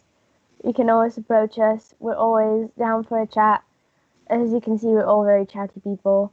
We do like our talk, and we do like our mental health as well. And we're trained and we're here to listen. So if you need someone to just kind of like listen to how you're feeling, about how you're feeling, and just direct you to further support, like Nightline, we're here for you. And this is pretty much what we're doing anyway. So yeah, we're here for you. You know where to find us. Headucate plug here. But yeah. Another Headucate plug, if I may. On the flip side, if you want to learn how to be a better listener and how to use empathy, there's also a Headucate blog post that I wrote a while ago. I can't remember exactly what it's called, but it's about basically empathy and active listening skills, and it builds on my experience and mental health first aid training, basically. So that resource is available to everyone to find on our blog. So just to sum up the breakup advice, be sad, feel how you feel, social media detox, social media cleanse. One thing that I find really cathartic as well is deleting pictures and texts and stuff. So and like throwing away things anything that's related to them, that can help as well. But do that in your own time as well. Don't rush it. Give yourself as much time as you need. What am I missing? Block them. that. Talk to people, or talk to like Nightline or us, or any other helplines that you feel happy using. Talk to anyone, someone. And just take this time to indulge in yourself. We have the time and space to kind of do that right now. So all that energy that you were investing into said person, invest it into yourself tenfold. You deserve it more than anyone else on this planet does. If anyone's getting your energy, it should be you. Yes. Yes. I love that. I love that. Anyway, even people in relationships, give yourself that energy anyway. I love that vibe. 100%. You should be giving that energy to yourself before you give it to anyone else. You're entitled to that energy before anyone else is. No one else has a right over you or your energy, your time, Yes. effort, anything. See, this is why people should listen to Lizzo. This is what Lizzo does to one person. Like, yeah. So, What's a Lizzo? Lizzo. She's Lizzo. an artist. A what now? She's an artist. Oh, okay. I thought it was a. Never mind. I don't know. I think you should give it a listen, Jake. It will really empower that'll you. be a new guilty pleasure. Thanks for the recommendation. I've never heard of Lizzo. You will have heard a song, I think. I generally haven't heard of anything that's happened in the past 3 years. Anything before that, you know. Yeah, that's probably why then. Okay. I've got the playlist up. I'm gonna. Oh no, you can't. It'll copyright the stream. It'll get it taken down. Oh no! Yeah, I know. I'm not playing it. I'm okay. Gonna put it in there. I'm gonna send it to Jake. Okay. I'll write down the name and have a look on Spotify. To be honest, I could cheekily actually play it now, and you'd be none the wiser. But I think Becky's sending it to you as well, so you could fully be jamming out to Lizzo without us knowing. See, guys, this is a very educational live stream. we're all learning stuff this morning. Ooh, Lizzo has a lot of explicitly tagged songs. She does indeed. Yeah. She feels very passionately about the things that she sings about. Any recommendations for songs? Truth Hurts. Yeah, the ones you might have heard are Truth Hurts and Juice. You might have heard. There's another one you might have heard that I can't remember the name of right now. I feel like Truth Hurts would probably be like the most obvious one. Yeah, but Juice, the Juice collab with Harry Styles gave me so much serotonin through lockdown. Like, my brain was just on fire because of it. It's such a mood lifter. It's amazing. It's so good. But I might be biased because, you know, it's Harry Styles. You might know Good as Hell as well. That's another, like, more, like, played one. Everyone who's not, like, here right now must think that what is going on in our lives. Yeah, no, I've given him a listen. I've never heard that Lizzo before, but seems okay. You don't seem that convinced. You're like, yeah, it's okay. Songs grow on me with time usually. Yeah. It's like I usually couldn't stand One Direction, but now I'm like ever so slightly liking to Story of My Life. Oh really? Yeah, it is a good song. I hate myself for it, but there was always one song I liked by One Direction. It was More Than This. That was a good one. A really random one that I ended up liking for some reason when I was in my hating One Direction phase in my life. Oh, Becky, honestly, the amount of times I actually cried on that song is actually embarrassing. I think I'll be crying to that song as well. Just think about of like 13-year-old me just sitting in front of my computer and listening to it on YouTube, like the lyric videos, and just like the lyric videos. It's very bad. I used to always sit on YouTube with the lyric videos up and just like keep watching more and more. Like they'd come up. We still do that, like me and my housemates, at least like 3 times a week at least. That was so. I'm really loving listening to, I forgot to mention him before, Youngblood. Oh my god, no! Oh yes. I just love it. He came to UEA, and I got to see him, and it was very exciting. Yeah, literally. When was it? It was probably like a year ago now. I think it was Yeah, it last was about a year. year ago. Yeah. Because I remember I was on placement, and I had to, because it was on a Sunday night. I think it was in December because I saw the Amazons in November. Yeah. And it was afterwards, but I missed the tickets, and I was just like sad because I lived in Chrome Court and I could hear everything going on in the LCR, and I was just sat there, just listening to like I was just like Youngblood is literally 10 minutes away from me right now. I was going to the SU shops and I literally walked past him. And I didn't even realise until after I walked past him. Oh, I was literally there, and I got my ticket signed. You would have seen me like, hello. I was so annoyed. I didn't realise until afterwards. Don't love me. I'm literally there with my boyfriend, but that's fine. He'll understand. It was good. Yeah, I remember now. Oh my gosh, I literally went to this concert, and it was on a Sunday night, and I had placement the next day in Ipswich. So I literally and then drove to Ipswich straight after because I had accommodation in Ipswich from the med school. That was so horrible. I was full of Red Bull, just like drive to Ipswich because I'm not a morning person at all. So I was like, I decided to drive after, and also I knew there'd be no traffic because it was like midnight. Yeah, good times. But I was there, made it to the ward round the next day. It was all good. Nice. Right, do we have any more questions? Do you guys want to talk about anything? What does mental health mean to you? There's one for 7 o'clock in the morning after no sleep at all.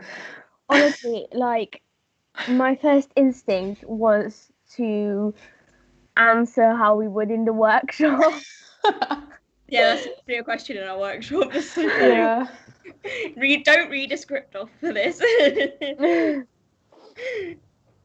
At this point, I know that thing by heart. Yeah, literally. Well, for me personally, just kind of, it all starts off with being in tune with myself, I guess, because once that happens, you can identify when it's going bad and when it's going well, and move off from there. Yeah. I think for me, mental health is like, I feel like the first thing that comes to mind is like work in progress. Just trying to find out what makes me better, what makes me worse, like what helps me, what benefits me, what I don't know. And yeah, I'm just like trying to figure it all out. Like I'm currently going through like the diagnostic system on the NHS, and that is a whole whirlwind in itself. So I currently am very unsure of what my mental health like diagnosis would be.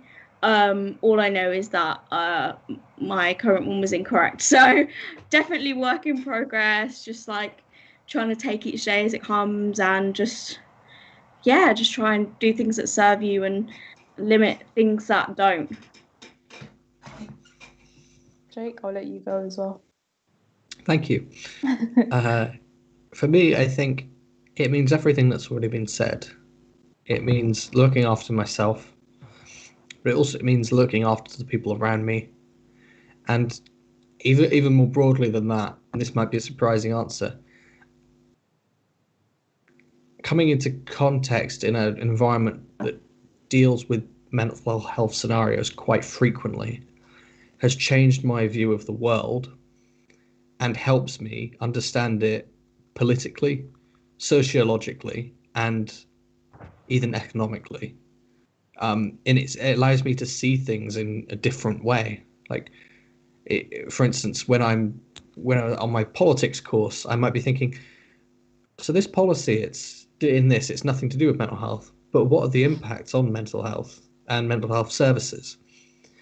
And so by accounting for mental health, as well as physical health, I'm actually a far better policy analyst in some ways. And I think that's just an example of a useful skill I've got from it that might be quite irrelevant, but at the same time quite useful.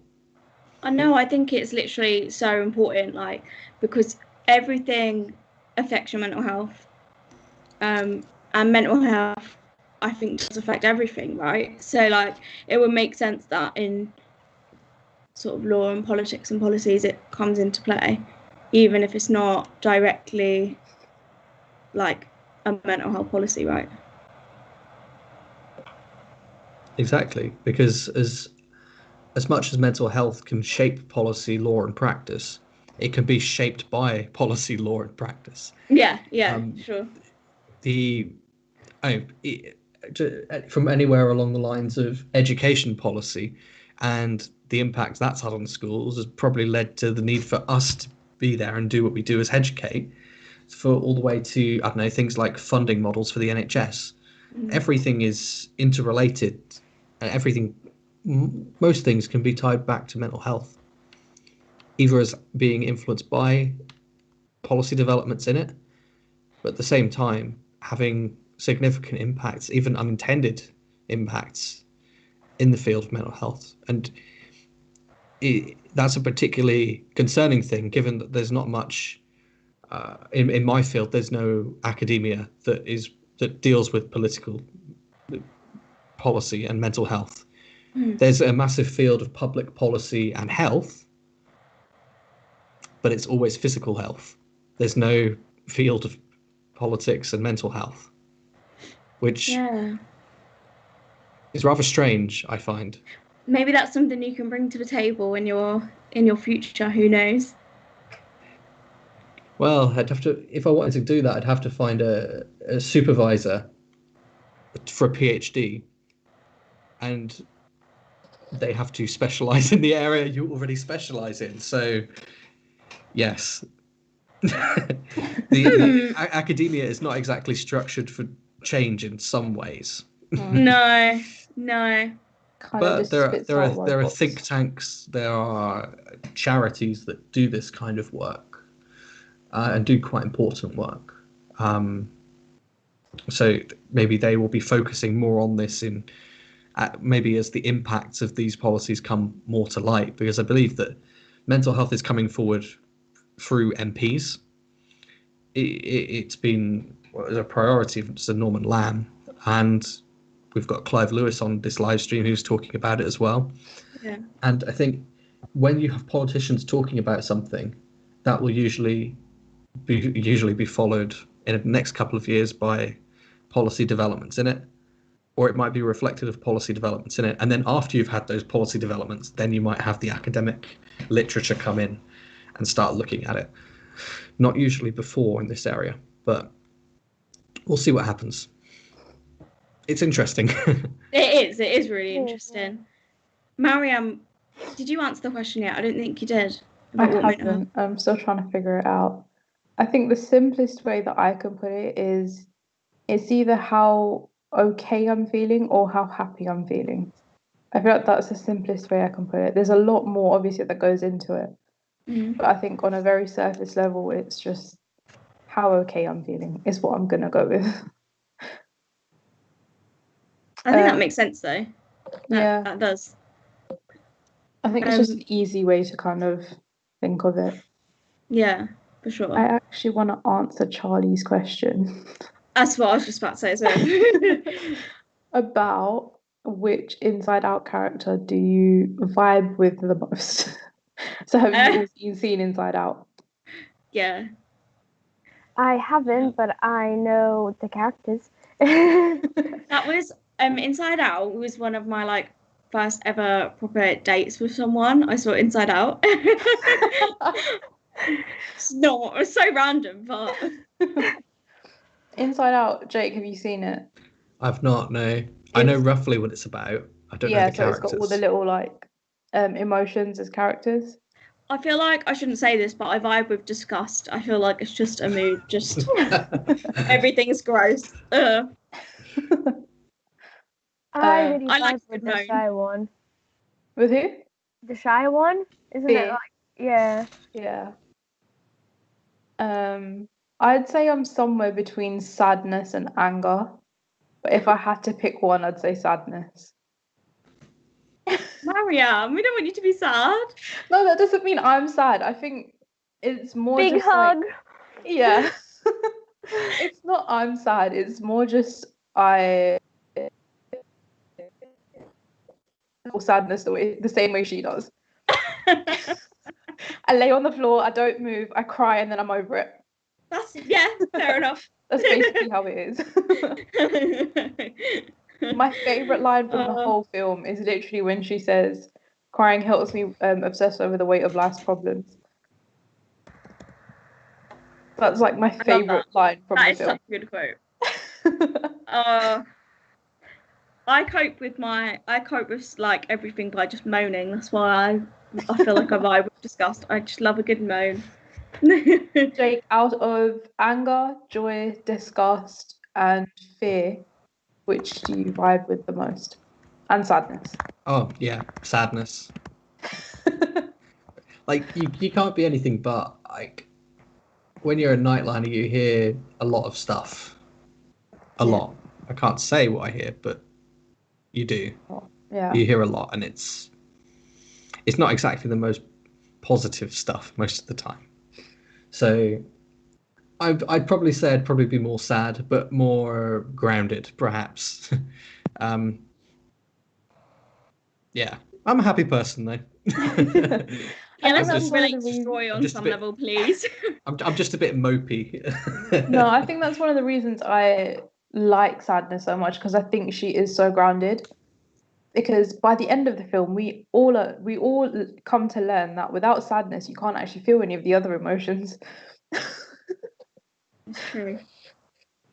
Sadness allows for reflection and Yeah. improvement and change as well. And it's When we're exactly sad what the about film something. teaches you. I didn't know that. Yeah, it's literally a children's film, but they explain it in such an amazing way. I definitely recommend watching that if you haven't seen it. We've got a question for you, Jake. If someone's interested in getting involved in Nightline, how would they go about that? So, if you're interested in getting involved with Nightline, that's great to hear. Firstly, first thing you need to know off the bat, this year there's going to be a bit of eligibility criteria that you'd have to meet before you can go in, because you need to be safe. The second thing to note is that if you apply, you can't tell anyone you've applied, and you cannot tell anyone you do it, besides your partner maybe, and maybe someone you live with. Yeah, because we're anonymous. Besides that, the next training cycle should open, or hopefully will open, otherwise we won't have any volunteers left, in February or January. What you need to know about that is there'll be an application form you'll need to do.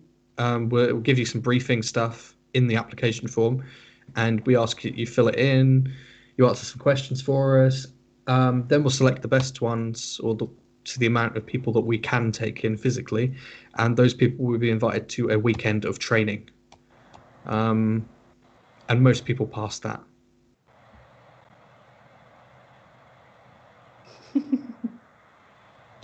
She means that we know that you're part of Nightline because you said it live. Yes, I'm the exception. So my committee are allowed to disclose that they do Nightline only for the purposes of fulfilling their committee positions as part of Nightline. So, but they could never tell someone when they were on shift, and they would have to kind of keep it discreet. The normal volunteer would not tell anyone at all.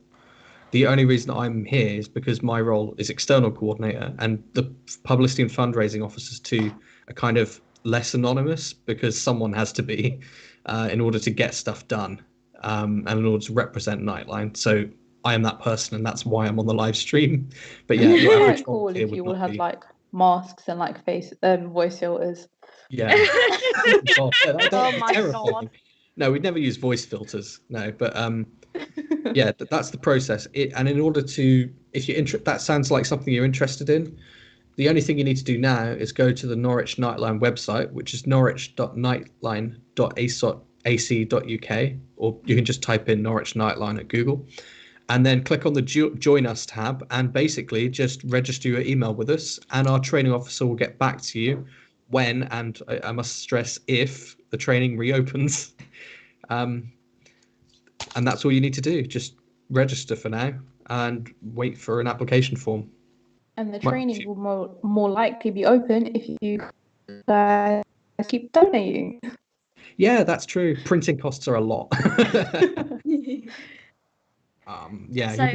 we spend about, I think, £200 a year on printing, at least. Maybe 300 now. Maybe 300, yeah. Oh my So gosh, crazy. Yeah. You just don't even think about these things, do you? Unless you end up working in an organisation like Nightline, like £300 on printing. Yeah, you wouldn't think What? it. You'd just think, if I was a student, I'd just think, the uni just prints them for free. Nope.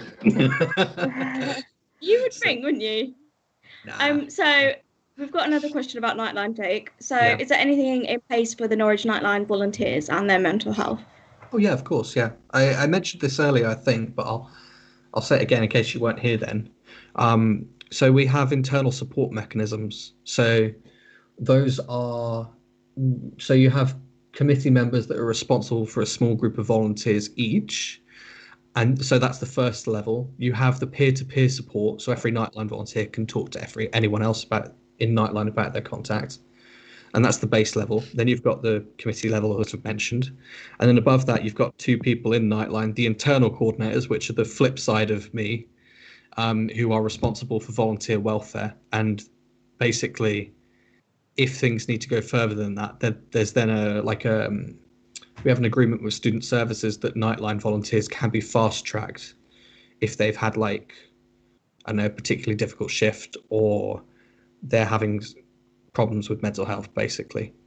So there's all of that. So you've got lots of different. Oh, and also our volunteers they can't call our Nightline because, it wouldn't be great, would it? In terms of anonymity, but all Nightlines will have a support Nightline they're allocated to. So our volunteers can call another Nightline that they're assigned to if they want someone to listen to them. So yeah, no one's left out in the dark with this. There is a lot of support in place internally. That's amazing. There's so much you do for the volunteers as well. We have to. There are volunteers. There are volunteers. Yeah. We have to look after them. It's an important question. Yeah, for sure. And it deserves an important answer. I think you've definitely given it an important answer. Thanks. Are there any other questions? Not so far, I don't think so. I'll check YouTube quickly again. Yeah, I don't think there is at the minute. Is there anything else about Nightline you think any viewers should know that we haven't said yet? I haven't been here obviously the whole time, so you might have said a lot more, but already. But I think I've summarised it already, but I've got to be careful what I say at the moment because the service can change. It's not likely to expand its services at this point, but it could close. It could. This Nightline that's normally opens is not the Nightline that is at the moment. So at the moment we've got 5 days open: Monday, Tuesday, Wednesday, Friday, and Saturday. And each night there's either there's going to be either something to talk to on the phone, or audio call, or there'll be an IM service. There is this question from Anna. Is that from someone else? Is that from you?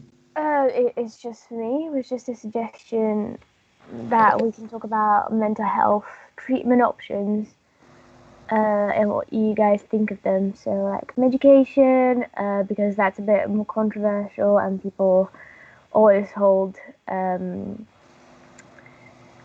opinions about it. How easy it is to get therapy and stuff like that. I thought that it would be a good topic for us to discuss. Oh, is it just us, or are you asking me from Nightline perspective? From all perspectives, if you want. Oh, okay. I'll Tell just me take it as an about- us thing. Yeah. Actually, that's a good question as well that Charlie's just put in. Does anyone know what mental health support is available at the Multi-Faith Centre? I have no idea. I don't either, actually. Me neither. I believe it's got links to student services. I think student services might actually help run it. I know that John mentioned in the interview that student services oversee allocation of some spaces, for instance, the Islamic prayer facilities, that kind of stuff. So I reckon there are good links there. I would presume it's the same mental health support that all students receive. That's definitely something that we can look into, and we can always put that information out as soon as we do find out anything else, if we need to. Yeah. But Anna, do you want to lead the conversation? Yeah, sure. So, what do you guys think of using medicine in treatment of mental health issues? I think medication can be sort of viewed in very two opposite ends. So like I feel like there's the side of you shouldn't go on medication. The focus should be like counselling or working through your issues or some other kind of therapy, exercise, lifestyle changes, etc., etc. And then I think you've got the other end of the spectrum where people say, you must go on medication, you've got this condition, go on the medication, you'll feel better. And I think the both sort of ends forget to like consider the fact that especially like for depression and things, like the most effective treatment for depression, for example, is medication in combination with some kind of cognitive behavioral therapy or something like that. So I think that medication definitely has its use, and but it's not necessarily ideal to be used alone either, and you can't go on a medication like an antidepressant and expect it to work and just cure all your problems basically. However, saying that, I get why antidepressants are sometimes quite readily sort of available and prescribed quite easily, because obviously I'm a medical student, so like if you can imagine it from a doctor's point of view, if someone comes to you and they're really struggling and you know that their therapy wait time is going to be like a year or something like that because of all the lack of resources and everything, you can't just leave them for a year. You've got to try and do something and try and safeguard. And so like I get why antidepressants might be prescribed sort of in an initial depression appointment, whereas that might not necessarily be the ideal option. I get why it's done, because as a doctor, you've got to try and do something for your patient, and if therapy isn't an option, then sometimes medication can work really well. Antidepressants are actually, or can be really good for anxiety as well. A lot of patients take it for that reason, and it can really help, a bit more so than depression, from what I understand. So that's kind of my like take on it. I don't think it's a black and white answer of yes, medication is really good, or no, it's really bad. Medication does have side effects that you've got to consider, and I think for the individual person, you've just got to make that decision by yourself and like think, does taking this medication, do the side effects and everything, do the benefits outweigh the side effects? And then if the side effects are causing you so much problems, it's outweighing any benefit that you're gaining from it, then I think that would be when you would reconsider and possibly try another medication. There's lots of different options. A lot of people that choose to go on antidepressants and things, they find the first one doesn't work for them. That's really common. So you can try different drugs, and different medications. Yeah, I'm talking about antidepressants because that's probably the sort of main type of drug that most sort of people, or not most people, but it's more commonly like used in mental health, and it's prescribed by GPs, so like people would be more familiar with it. But obviously there are other drugs for possibly more severe mental health conditions. I'm not saying that depression isn't severe, but you know what I mean, like maybe like a mood disorder like bipolar, or if you're getting psychosis or schizophrenia or anything like that, there are antipsychotics and things as well, but I don't know that much about those, other than they probably have worse side effects than antidepressants, and a lot of them need a lot of monitoring and stuff, so that's something to consider. But other than that, I don't really know a lot, so I can't comment. But yeah, and also I'm talking about medication. I am a medical student. I am not qualified. I am not a doctor. Just a disclaimer. So like that's more of a personal opinion than a medical one. Hey, thank you. Sorry, See, I rambled on for ages. No, thank you. That was like kind of like what I wanted to say about this whole thing. Like, I'm on antidepressants for anxiety, and for me, anxiety was a very physical thing. Like, I would be aching everywhere. I would be in bed all day, very tired, and for me, it went from 100 to almost 0 in the first 2 weeks. So for me, it was an amazing jump and an amazing change of lifestyle to use medication. But at the same time, when I look at what the consequences of using that medication could have, like, I take them for anxiety, but it could cause anxiety attacks, or it could make me be a danger to myself, or one of the adverse reactions for my medication is death. So you do have to weigh them in, see what works for you, because you're gonna know. Like, there's no one more in tune to yourself than you, and you're gonna know at the end of the day. And as a psychology student, what we like to do in the field is talk about something and look at its causes, but by the end of it, to just say it's a combination of things. So we're never like absolute about anything. It's always a combination, or we're always not sure. It's fine. I'm a psychology student. I can say it. Basically, any of our essay conclusions, that's exactly what it sounds like. Yeah. But because of this, we know that every behavior, every condition, everything has different causes. So it has a combination of causes. So you can't just go, this is fully chemical, or you can't go, this is fully behavioral, or this is because of my trauma, or because of whatever Freud was on about. It's a combination of things, and that's why I think that treatment should be a combination of approaches.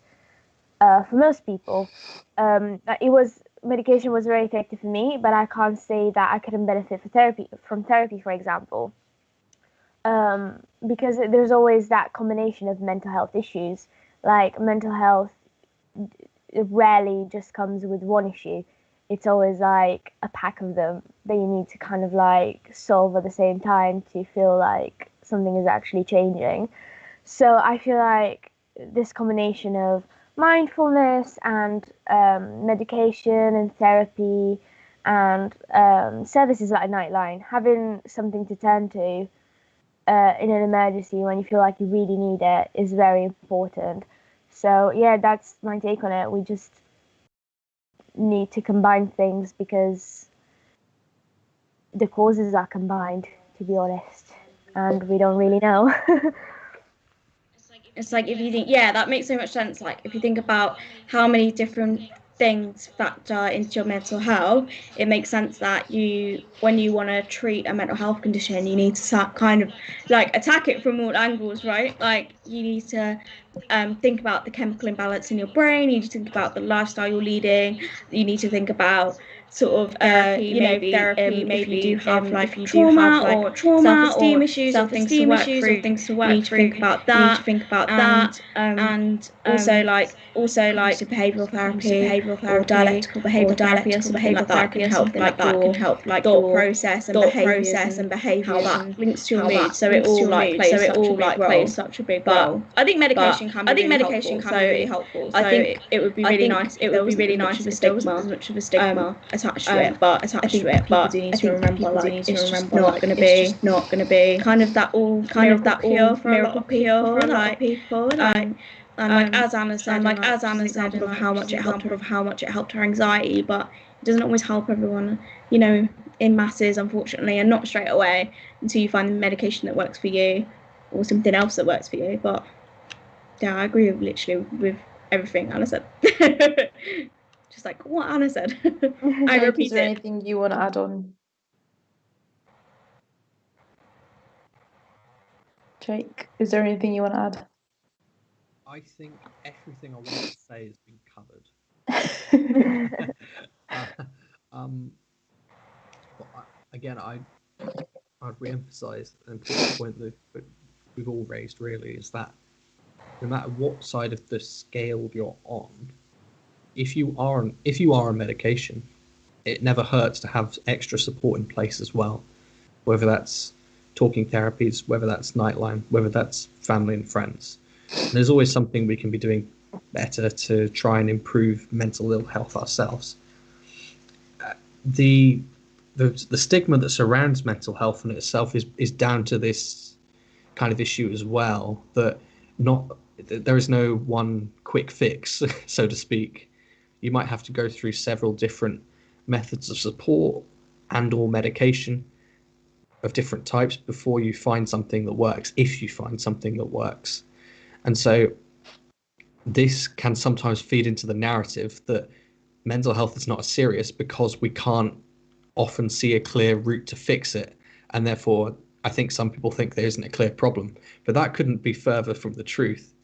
The exact reason we need this extra support and research into mental health is because we need to figure out those complex ways that we can improve mental ill health. Yeah, I agree. You guys have pretty much covered everything. I think we were actually talking about this earlier, me, Nick, Charlie, and George.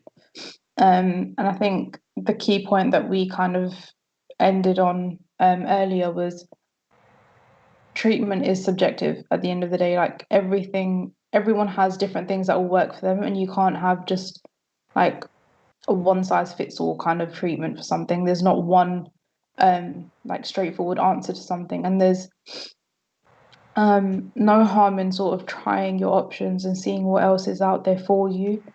But yeah, it's really whatever works for you. So it is kind of just find whatever works for you, and yeah, that's pretty much it. I think you guys covered everything else. We have about 10 minutes left of me, Anna, and Becky being here. Jake is going to stay on, and then you're going to have Tori back, Charlie back, and Phil's going to be back as well. But in the meantime, just before we do hand back over, like I've been saying, just want to remind everyone, again, thank you to everyone who has donated so far. Like Jake said earlier, the donation line will be available until Monday, I believe. Monday, yeah. So yeah, please keep donating. Like I've said as well, I think you can watch back this live stream and see just how much impact Nightline do have, and how much impact the work that they do has on everyone as well, and how important it is for them to stay open and stay functioning as best as they can, and we can, do our bit to help us essentially. So yeah, keep checking social media, stay in contact with us. You can still use the hashtag MH24 live. We are very, very close to the end now. Thank you to everyone who has been involved. Thank you to everyone behind the scenes. You've all been amazing, and well done to everyone who has put in so much work and who has, stayed up countless hours. Everyone that's been featured today, 24 hours, yesterday, today, however you want to call it. But yeah, do you guys want to say any last things before we head out? Becky? I just have to say thank you again so much to everyone that has been involved. Like, I know so much work has gone into this live stream, and it's been like months in the process, and I think it's important we acknowledge that, and thank you to Headucate for allowing me to be involved in this stream. I'm grateful to be here. And any last words? Well, yeah, I'm grateful for everyone who was involved in this. It went amazing. The opportunity to speak to so many inspiring people was amazing. I got to interview the VC with Tori, which is crazy. I talked to two amazing GPs who were very passionate about mental health. So this was really good. I got to see how an interview is filmed, which completely shook me and Tori up. We were so shocked about how this is all done. So that was insightful as well. And yeah, I had fun, and it was really good to be here with my friends and have a chit chat about stuff and give advice for some reason. And yeah, it was great, and I really appreciate being part of this. And all for a good cause as well. Yes. Nightline. Donate. Exactly. Thank you all so much for coming on and helping to raise awareness funds for Nightline. That was really good. Of course. Thank you to Nightline for everything that you guys do as well, and thank you for letting us represent you guys to raise the money for you.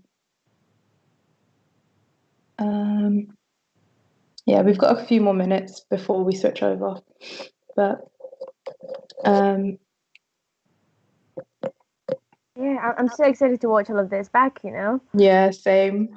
Me too. I haven't been able to watch a lot of it yet, between like being on and work and everything. So yeah, I'm excited to watch it back. Are you guys up to much for the rest of your day after this? I'm going to sleep. I'm doing work. Apparently, I have a degree. My degree can wait. I need to sleep. I've been awake for full 24 hours now. Like, I need to sleep. You need sleep. I'm really annoyed at myself because I agreed to work overtime today. What a rookie error. Rookie error. I know, I was supposed to be in 10 till 2 and now I'm doing like 8:30 till 5. Think of the dollar. You're going to have, money. That's nice. I do not like this. 0 out of 10. So Phil's just messaged to say, just to let you guys all know that there will be a highlights video as well to watch. So if you don't want to watch literally the whole stream, you can watch a highlights video. Eventually. I have to add that in. Eventually. Not like tomorrow. Like, they've worked so hard these past 24 hours. I think they need to take a break. Yeah. Yes. So yeah, eventually it'll be out. Oh, it's okay. And thank you so much for UEA TV. Yeah. A big thank you to you guys. Could not do this without you. Literally could not at all. Yeah, quite literally. Shout out to Phil, who's also been awake for about 24 hours now. Yeah. Am I right, Phil? 24 hours? Yeah. Around that, yeah. His dishes, did his laundry. Between. So yeah, thank you to Phil, thank you to George, thank you Charlie as well for sticking around for so long and contributing so much to the conversation. You've been amazing. It's been amazing speaking to you as well. Phil's just said he's had 3 hours sleep. Not that that makes this much better.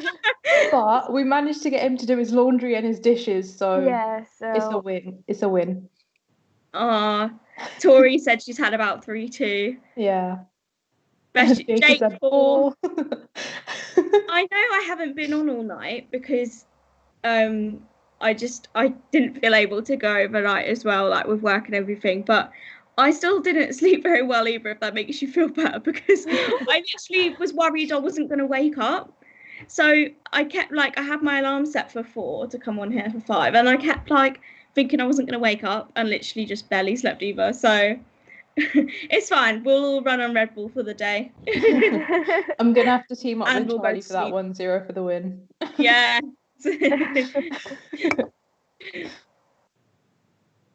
We've Team no basically sleep. formed the squad of insomniacs now, so Who's getting excited? t-shirts printed and everything. Excuse me. Excuse me. I forgot what I was even going to say now. Just having a mouthful. Too much.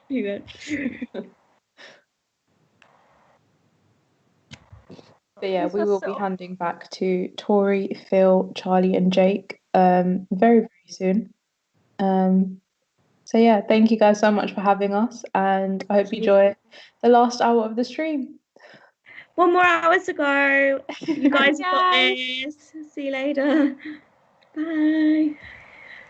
And we're back. I do that every You're time. muted, Phil. And that was that. Blimey. I can't believe it. This is the final hour. Still muted. Phil, unmute yourself, love. This is the tech guy at his best. Literally, it says you're muted. I know. Look, it's 4. No, it's not. It feels like 4 in the morning. It's 8 in the morning. I've had very little sleep.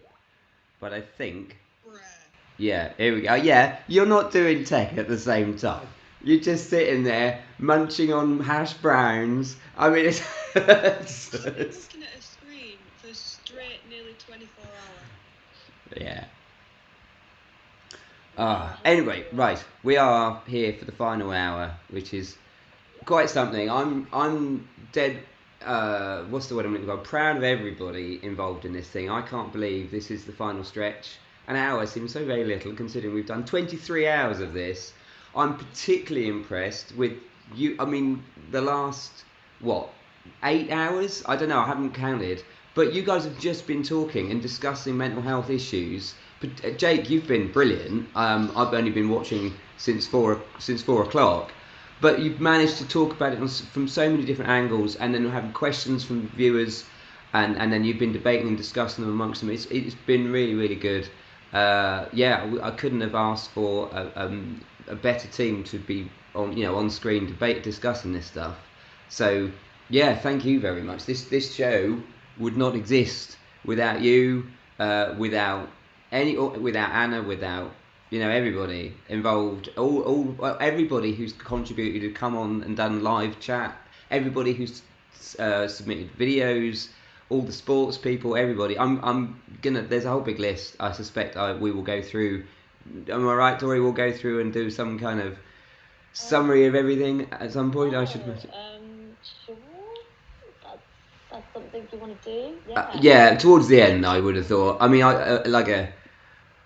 yeah, but anyway, what's everyone else want to talk about? Because I'm just still amazed that we're now on the final straight, which is astonishing. The fact that I'm still awake is also astonishing. Yeah. But I know.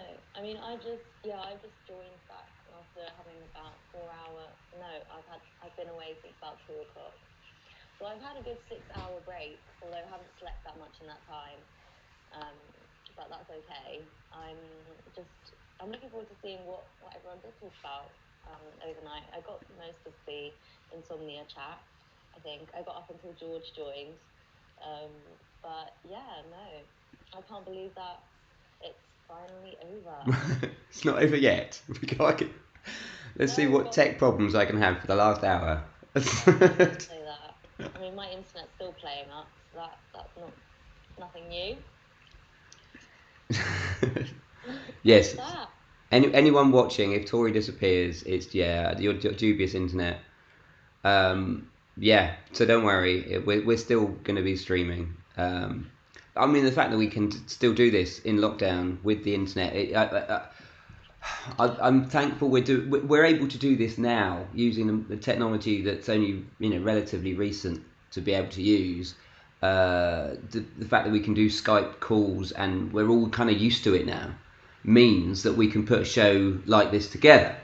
I can't imagine, for instance, if we'd booked a space and we'd filmed it traditionally with cameras, people would be what's the word? Happy to sit in a studio with cameras and be like that all through the night. I think that would have been a bit more of a challenge, but because of the technology we've got and because everyone is now used to Zoom, we can now put a show on through the night without, I mean, it's brilliant, everyone's awake, but you know what I mean, it's considerably easier. So in some respects, I think earlier on I did hear actually one of the debates is, what do you think lockdown and COVID is going to benefit? I think technology and the fact that we can talk to each other using video, and everyone's kind of used to it now, whereas before, oh no, I can't possibly, but now, yeah, everyone's quite happy with it, or at least relatively speaking. So that means that we can talk to each other and have these discussions a lot easier, I think. I mean, the fact that you guys did it for hours, just sitting there talking about it, was brilliant. It went by so fast, to be fair. I didn't even realise, but we covered a lot of things in a not short amount of time. Well, felt like a short amount of time. Yeah, I mean, I've been keeping an eye on the last 4 hours since George, finished his shift at 4, and I was just really impressed that you managed to. I mean, Jake, you particularly managed to draw it to the services that Nightline provide, and obviously that's why we're all here to bring some money in to try and support you. As I've just been informed, £239 we have managed to bring in for Norwich Nightline. So that is a result in itself. I'm sure somebody else can bring in the extra quid to make it 240 for a nice round number. Come on, whoever's watching right now, come on, who wants an odd number like that? But like you said, the lines, whatever, the donation bit is open until Monday, isn't it? Where people can buy the product. Yeah, that's correct. So that's great, and the SU have said that they will contribute the same amount as any charges, so that Nightline get all the money. So if anybody is thinking, oh gosh, I've had to pay an extra charge, don't worry, Nightline will get that as well. So that's all good. Please do keep signing up. If there's anything you want us to do for this last hour, now's your last chance to put requests in. Oh yes, if you do this, we'll give you £1 million. Depending what it is. Right. Anyway, what's everyone else want to talk about for the last hour? There is no schedule whatsoever. It's just us. I mean, we could talk a little bit about Jake had an idea. Oh.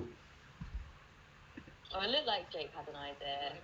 Jake's always got ideas. I thought you were just going to interview me about Nightline stuff, to be fair. I mean, I was going to say we could just talk about our societies and things that we haven't really, anything we haven't discussed, or we can talk about things we have discussed because we have new viewers, I'm sure. So we can start. We can start with Nightline. Specifically, we're talking about Norwich Nightline today, and we are fundraising for them for reasons that I guess Jake can tell us a little bit about. Just to give a shout out first, the fundraising has went well. We're very happy with the amount that we've managed to raise. It's short of our target, but it will still be put to good use, I can assure you.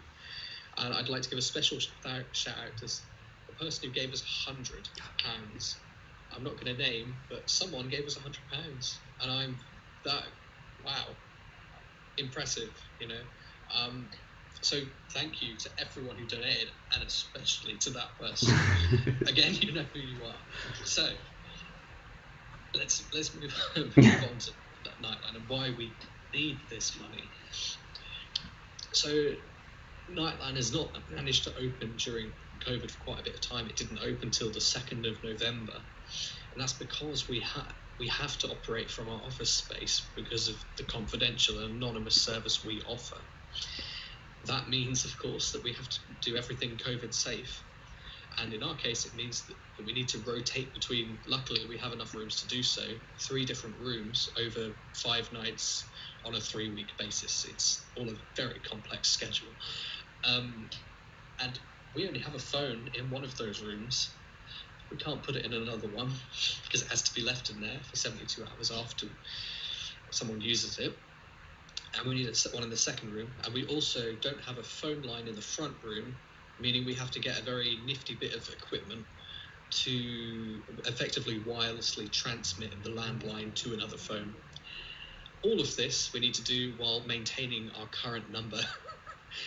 And the type of phone we need is, well, expensive. There's also potential issues with one of the laptops that we use. We were hoping that it would, it would work, because the current service model is based on us having 2 laptops and be able to take contact through each. However, one of them doesn't particularly work very well, and there are ongoing issues with it, so it needs replacing.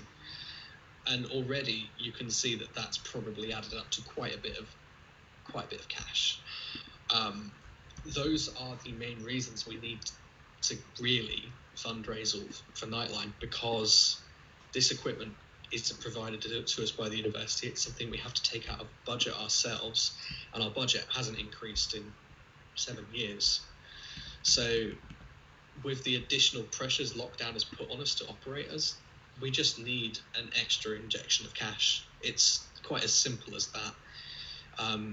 And even with that, we're still going to be operating 5 nights a week. It just means that the nights we are open, we're going to be a bit more consistent, and the service we can provide will be of better quality, which ultimately is what I'm interested in, is providing a quality service to students, that they know that they're going to be able to ring up and the phone is going to work, or that they don't have to worry about changing between Skype and phone each night, which we currently have to do, or the IMs aren't coming through, which can sometimes happen with the temperamental laptops. So really what I want, and I think what Nightline needs, is to effectively modernise itself. It's long overdue. It needs new tech. It needs new resources now during the pandemic more than ever. And do you think that's the same case for other nightlines across the country? Or? Yes, it most certainly is. I think that other nightlines are under pressure, a lot of pressure at the moment, and a lot of nightlines have actually taken cuts in budget.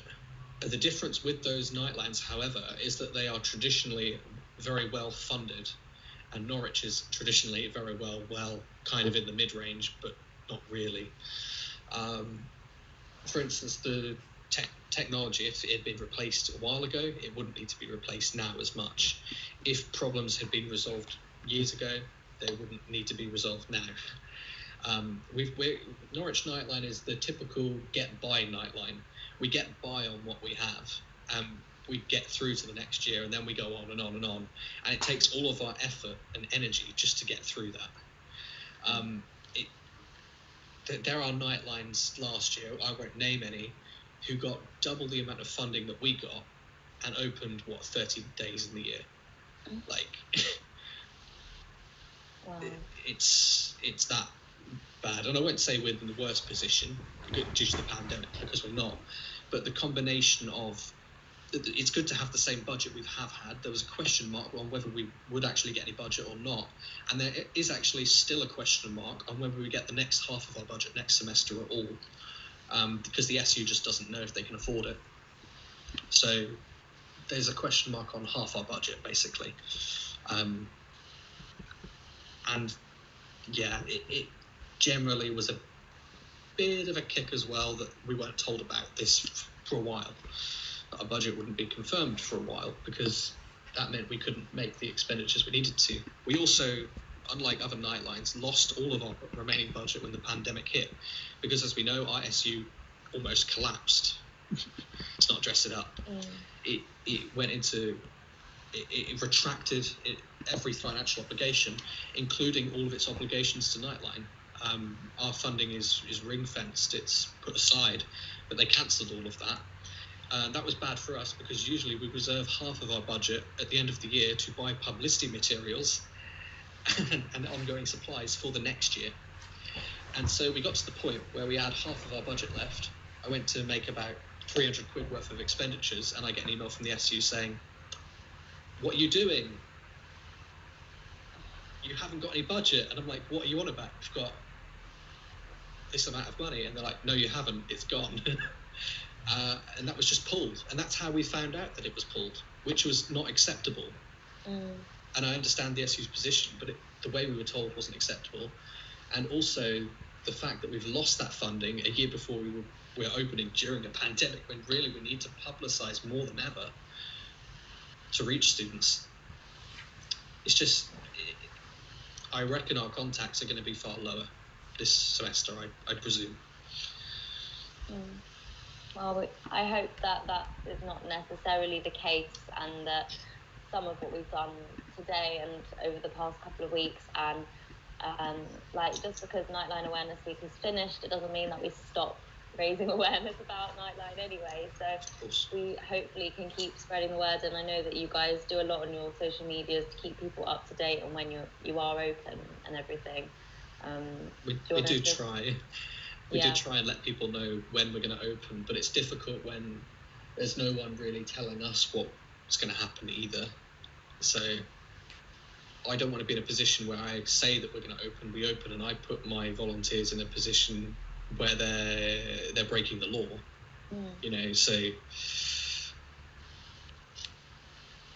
the communication hasn't been there this year, and the funding we just needed more funding, really.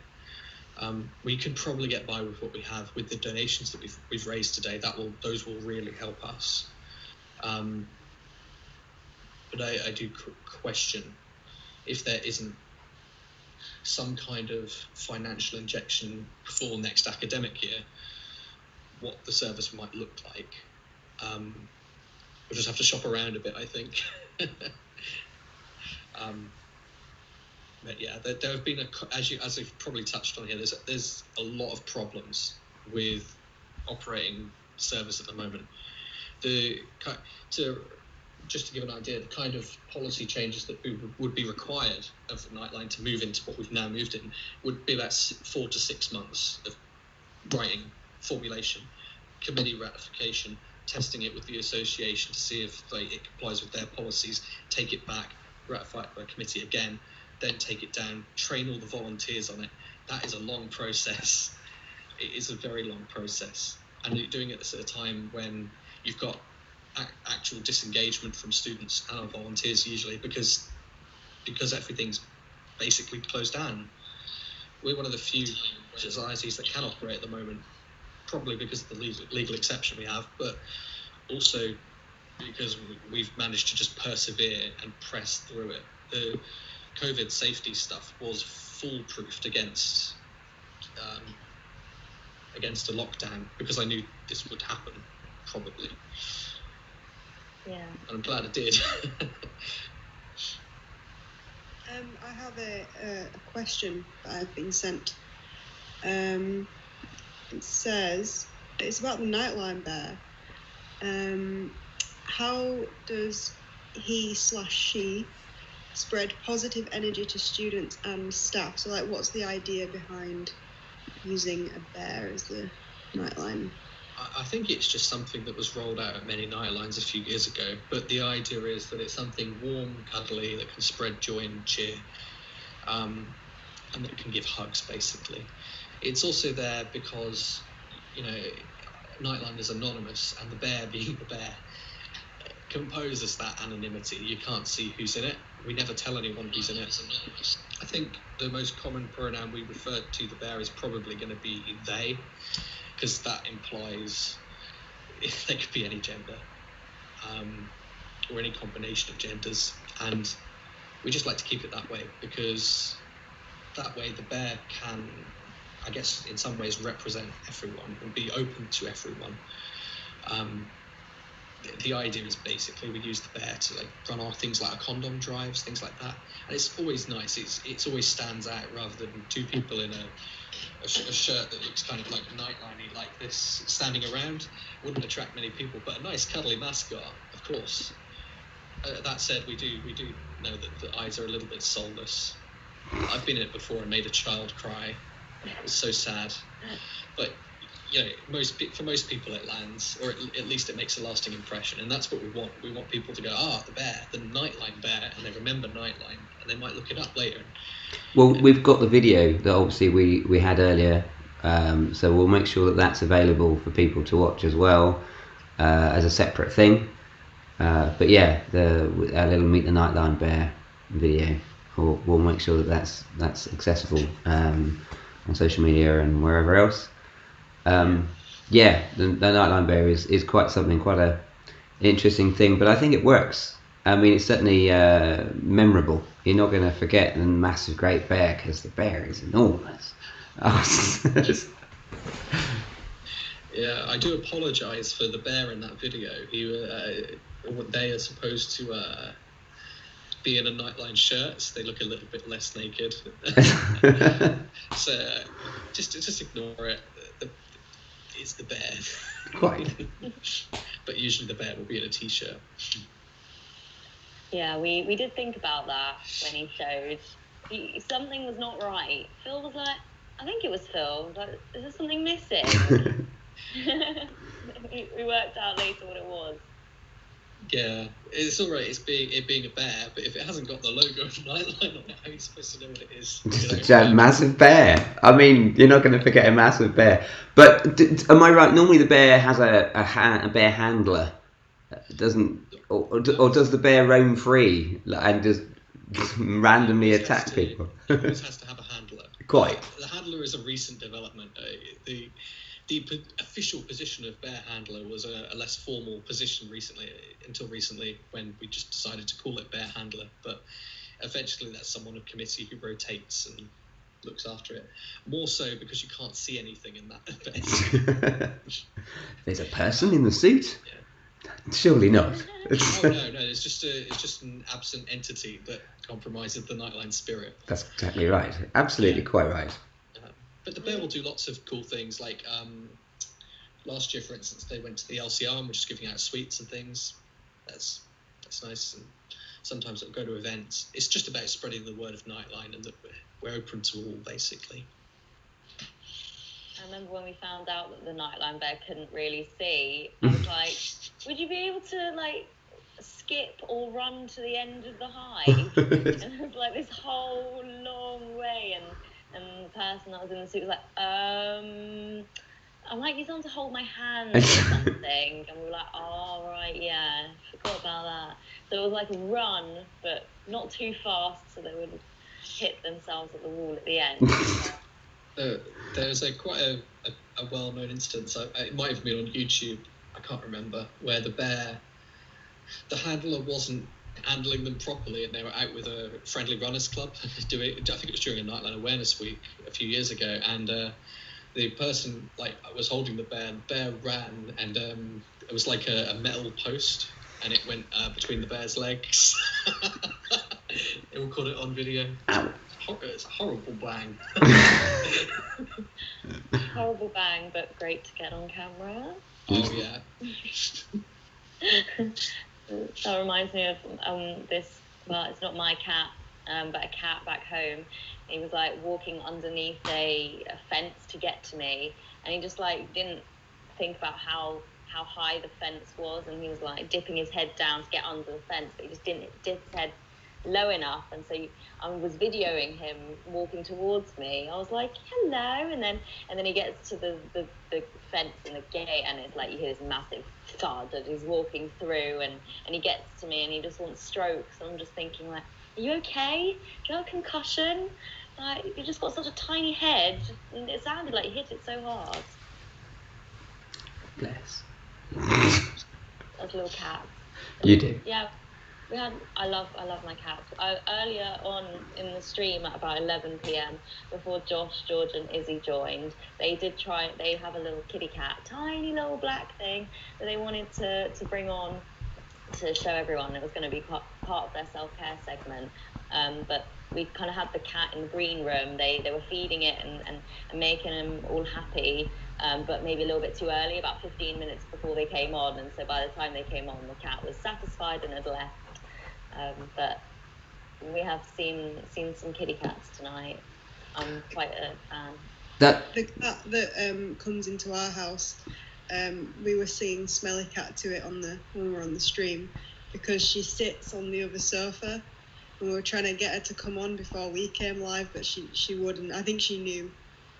She was like, "You're not using me for views." Yeah, but we sang to her. The thing you were talking about, it does say a lot though about animals though. I mean, obviously, Tori, you've got a thing about cats. This is, I think, well documented possibly now. There's books about it. And I mean, yeah, dogs. I'm very much a dog person. I can be, if I'm really mad or angry about something or whatever, and a dog comes along, it's suddenly, boom, I'm just melted, and it's like, oh, a doggy, hello. And but there is something magical about animals, and I think they're very good for mental health. I think earlier on, although we won the quiz, I'd like to re-emphasise that we won the quiz, but we could get in. But one of the things we could have had as something that's good for mental health is just some contact with animals. There's Ice, of course, the Akita. Yes, but he's also the dog's the mental health. Yeah, exactly. And there's another one I've forgotten. There's two. Boomer. There we go. Yeah, Boomer. How can I forget Boomer? Yes, exactly. So anybody watching this, there are, if you don't personally own a dog, there are dogs available, as it were, so you can get in contact. And so there's something very therapeutic about having an animal around, especially when you haven't got to worry about cleaning it up or any of the responsibility. It's just like, oh, cute fluffy thing, I'll have that and play with it. And then let somebody else do all the sensible stuff. Yeah, so I would thoroughly recommend having a friend with a cat or a dog. That's always the best option, I think. Because then you could just go and use that animal as required, and then when you're done, put it back. Steady. I know that pre-COVID, there's like websites and apps where you can it's called like Borrow My Dog or something, and you essentially kind of look after someone's dog. You can, take them for walks, just keep them, and kind of you babysit the dog, and that's just kind of it. You just babysit the dog, and then you give it back, and it's kind of what you're saying about you don't have to deal with all the ins and outs. You just have them for a couple of hours and then give them back. So if you ever fancying you need a little bit of company, furry friend company, that's what you should try. Dare I also say though, is the internet not built on cat videos? I mean, that is the entirety of YouTube, is it not? I mean, and this live stream, obviously, this live stream and cat videos is basically the internet. And people just enjoy, cat videos, but dog videos similarly, I should imagine, but famously cat videos, I think. I know that, for instance, during this stream, and now I don't know if George used them at any point, but we have got backup material just in case we ran out of things to say, which I don't think we did at any stage. We've got pictures of cute dogs. We really have, just as a thing that we go, yeah. I mean, I don't need it. I'm sure we can carry on for the next half an hour. Only half an hour left. Wow. Send me these dog pictures. Do you want me to send you the dog picture? I can. I haven't seen a dog in so long. I can certainly drop them in. If anybody in the social media, if anybody wants to get in touch, and I'm sure we're allowed to share these dog pictures. They're not. They are for public use. I'm just checking. But if anybody watching wants to message and say, what dog pictures are you talking about? Then let me know, and we'll make sure that we get to distribute in some way. But I'll certainly pass them on to you, Charlie, because they're just there. We've just got this. I'll just make you a link to the OneDrive which we've got. And they're cute dog pictures as our emergency material. We've got songs by Nev, which I think all the songs were used. Nav, sorry, not Nav. Nav. But yes. Yeah. Did you see my message, Phil? I'll tell everyone here. So you told Nav to go and submit her songs to BBC Radio introducing, and last night, I kid you not, like last night around 8:30, her songs were played on the radio. No, I did not know this. Surprise! Yeah, oh, that is awesome. She's watching on the Twitch at the moment. I told her I would let you know. Oh, that is brilliant. Oh, that's wonderful. Brilliant. Well done. Well done. Oh, that's so wholesome. Congrats. Well, that's right. So, what that says as well, if you've got something you enjoy doing, do it, and it can grow into other things. I mean, I'm sure when I spoke to Nav about this, her response was, "Oh no, I mean, I don't know how to do it." Yeah, it's fine. You just do this. You just submit there. Boom, done. You're really good. And I remember telling her how good she was, and like, yeah, no, really love the voice, and brilliant. Get them there. And what station, dare I ask, was it Radio Norfolk? Yeah. Oh, brilliant. Yeah, no, that is so awesome. With Katie Perrin. I'm not that familiar with all this, but that name rings a vague bell. She's a UEA alumni. Oh, that's it. She has performed at the LCR before. Fantastic. But yeah. Apparently I'm quite quiet, by the way.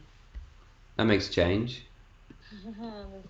Not here you're not, but I guess on the street. Yeah, maybe. I mean, I can't turn you up anymore.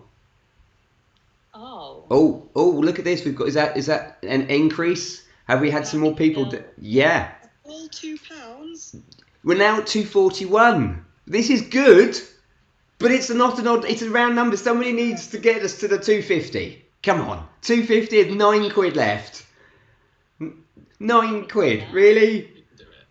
We can get to £9 in half an hour, surely. I'm gonna take you shopping with me, Phil. You can barter anything, man.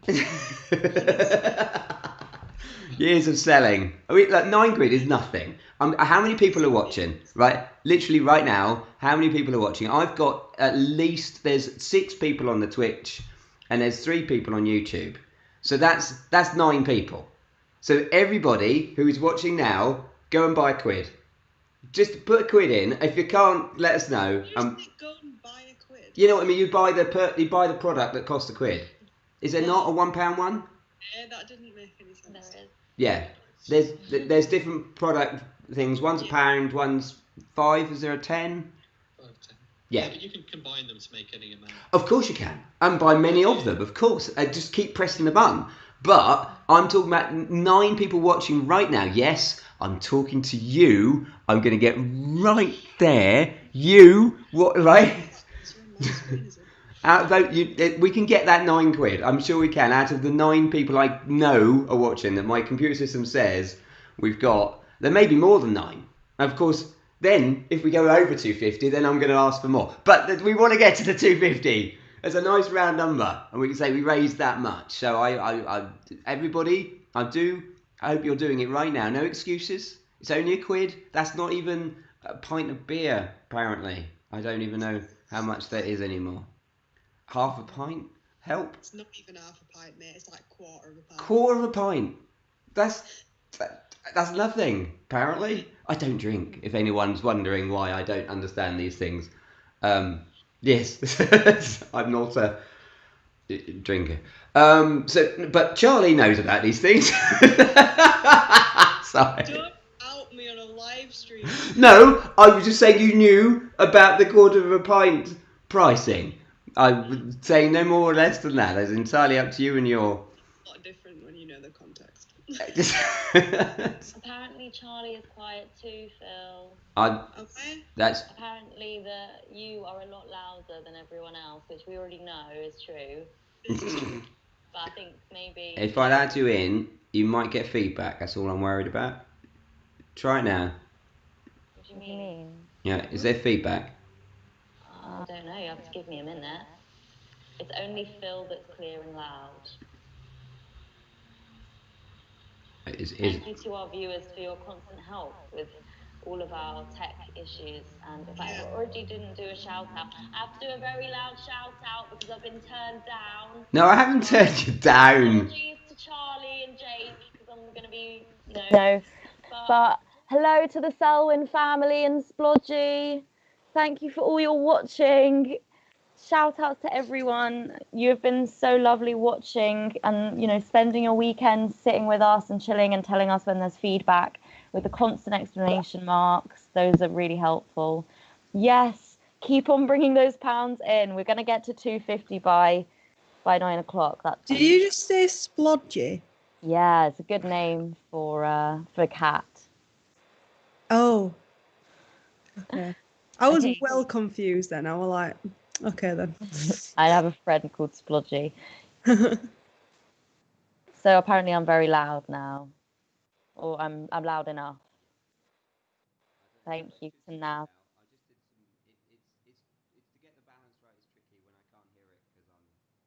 Yeah, that makes sense. It does make sense. That's okay. Yeah, so last night before I went to bed, I was just checking the Twitter and looking at where the hashtag had been used. Someone in UEA TV knows, but I don't know who. There was someone who's an international viewer who was tuning in like at 9 o'clock yesterday, but I don't know exactly where they tuned in from. So I did ask so that we could give a little shout out to wherever in the world they were joining us from. Maybe we'll find out before 9, maybe not. Was that 9 p.m. or 9 a.m.? It was around 9 a.m. It was not like 9:17, I think. That was me on Twitter, so I will probably know. Yeah, so that was quite nice. We had people joining from all over, and it's been really fun. I mean, I'm knackered. I will be going to bed at 9. I was meant to be working, but I messaged my student. I'm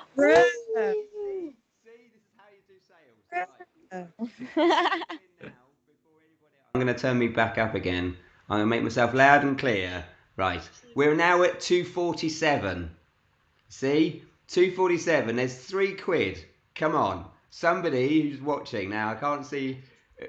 Whoever I was talking to now. There's 7 people on the Twitch, and I know and there's 2 on the YouTube apparently. So hopefully, some of you still give us the extra £3 to get us to that magic round number 250. Now you've got about 25 minutes, but the sooner the better, really, because then we can shout them and go yay and a nice round number. Like someone's just making it go to an odd number just to like. Yes, please do, because then I'll just go on and say, right, we got to get to the next round number. You're lucky I'm not saying we got to get to 300.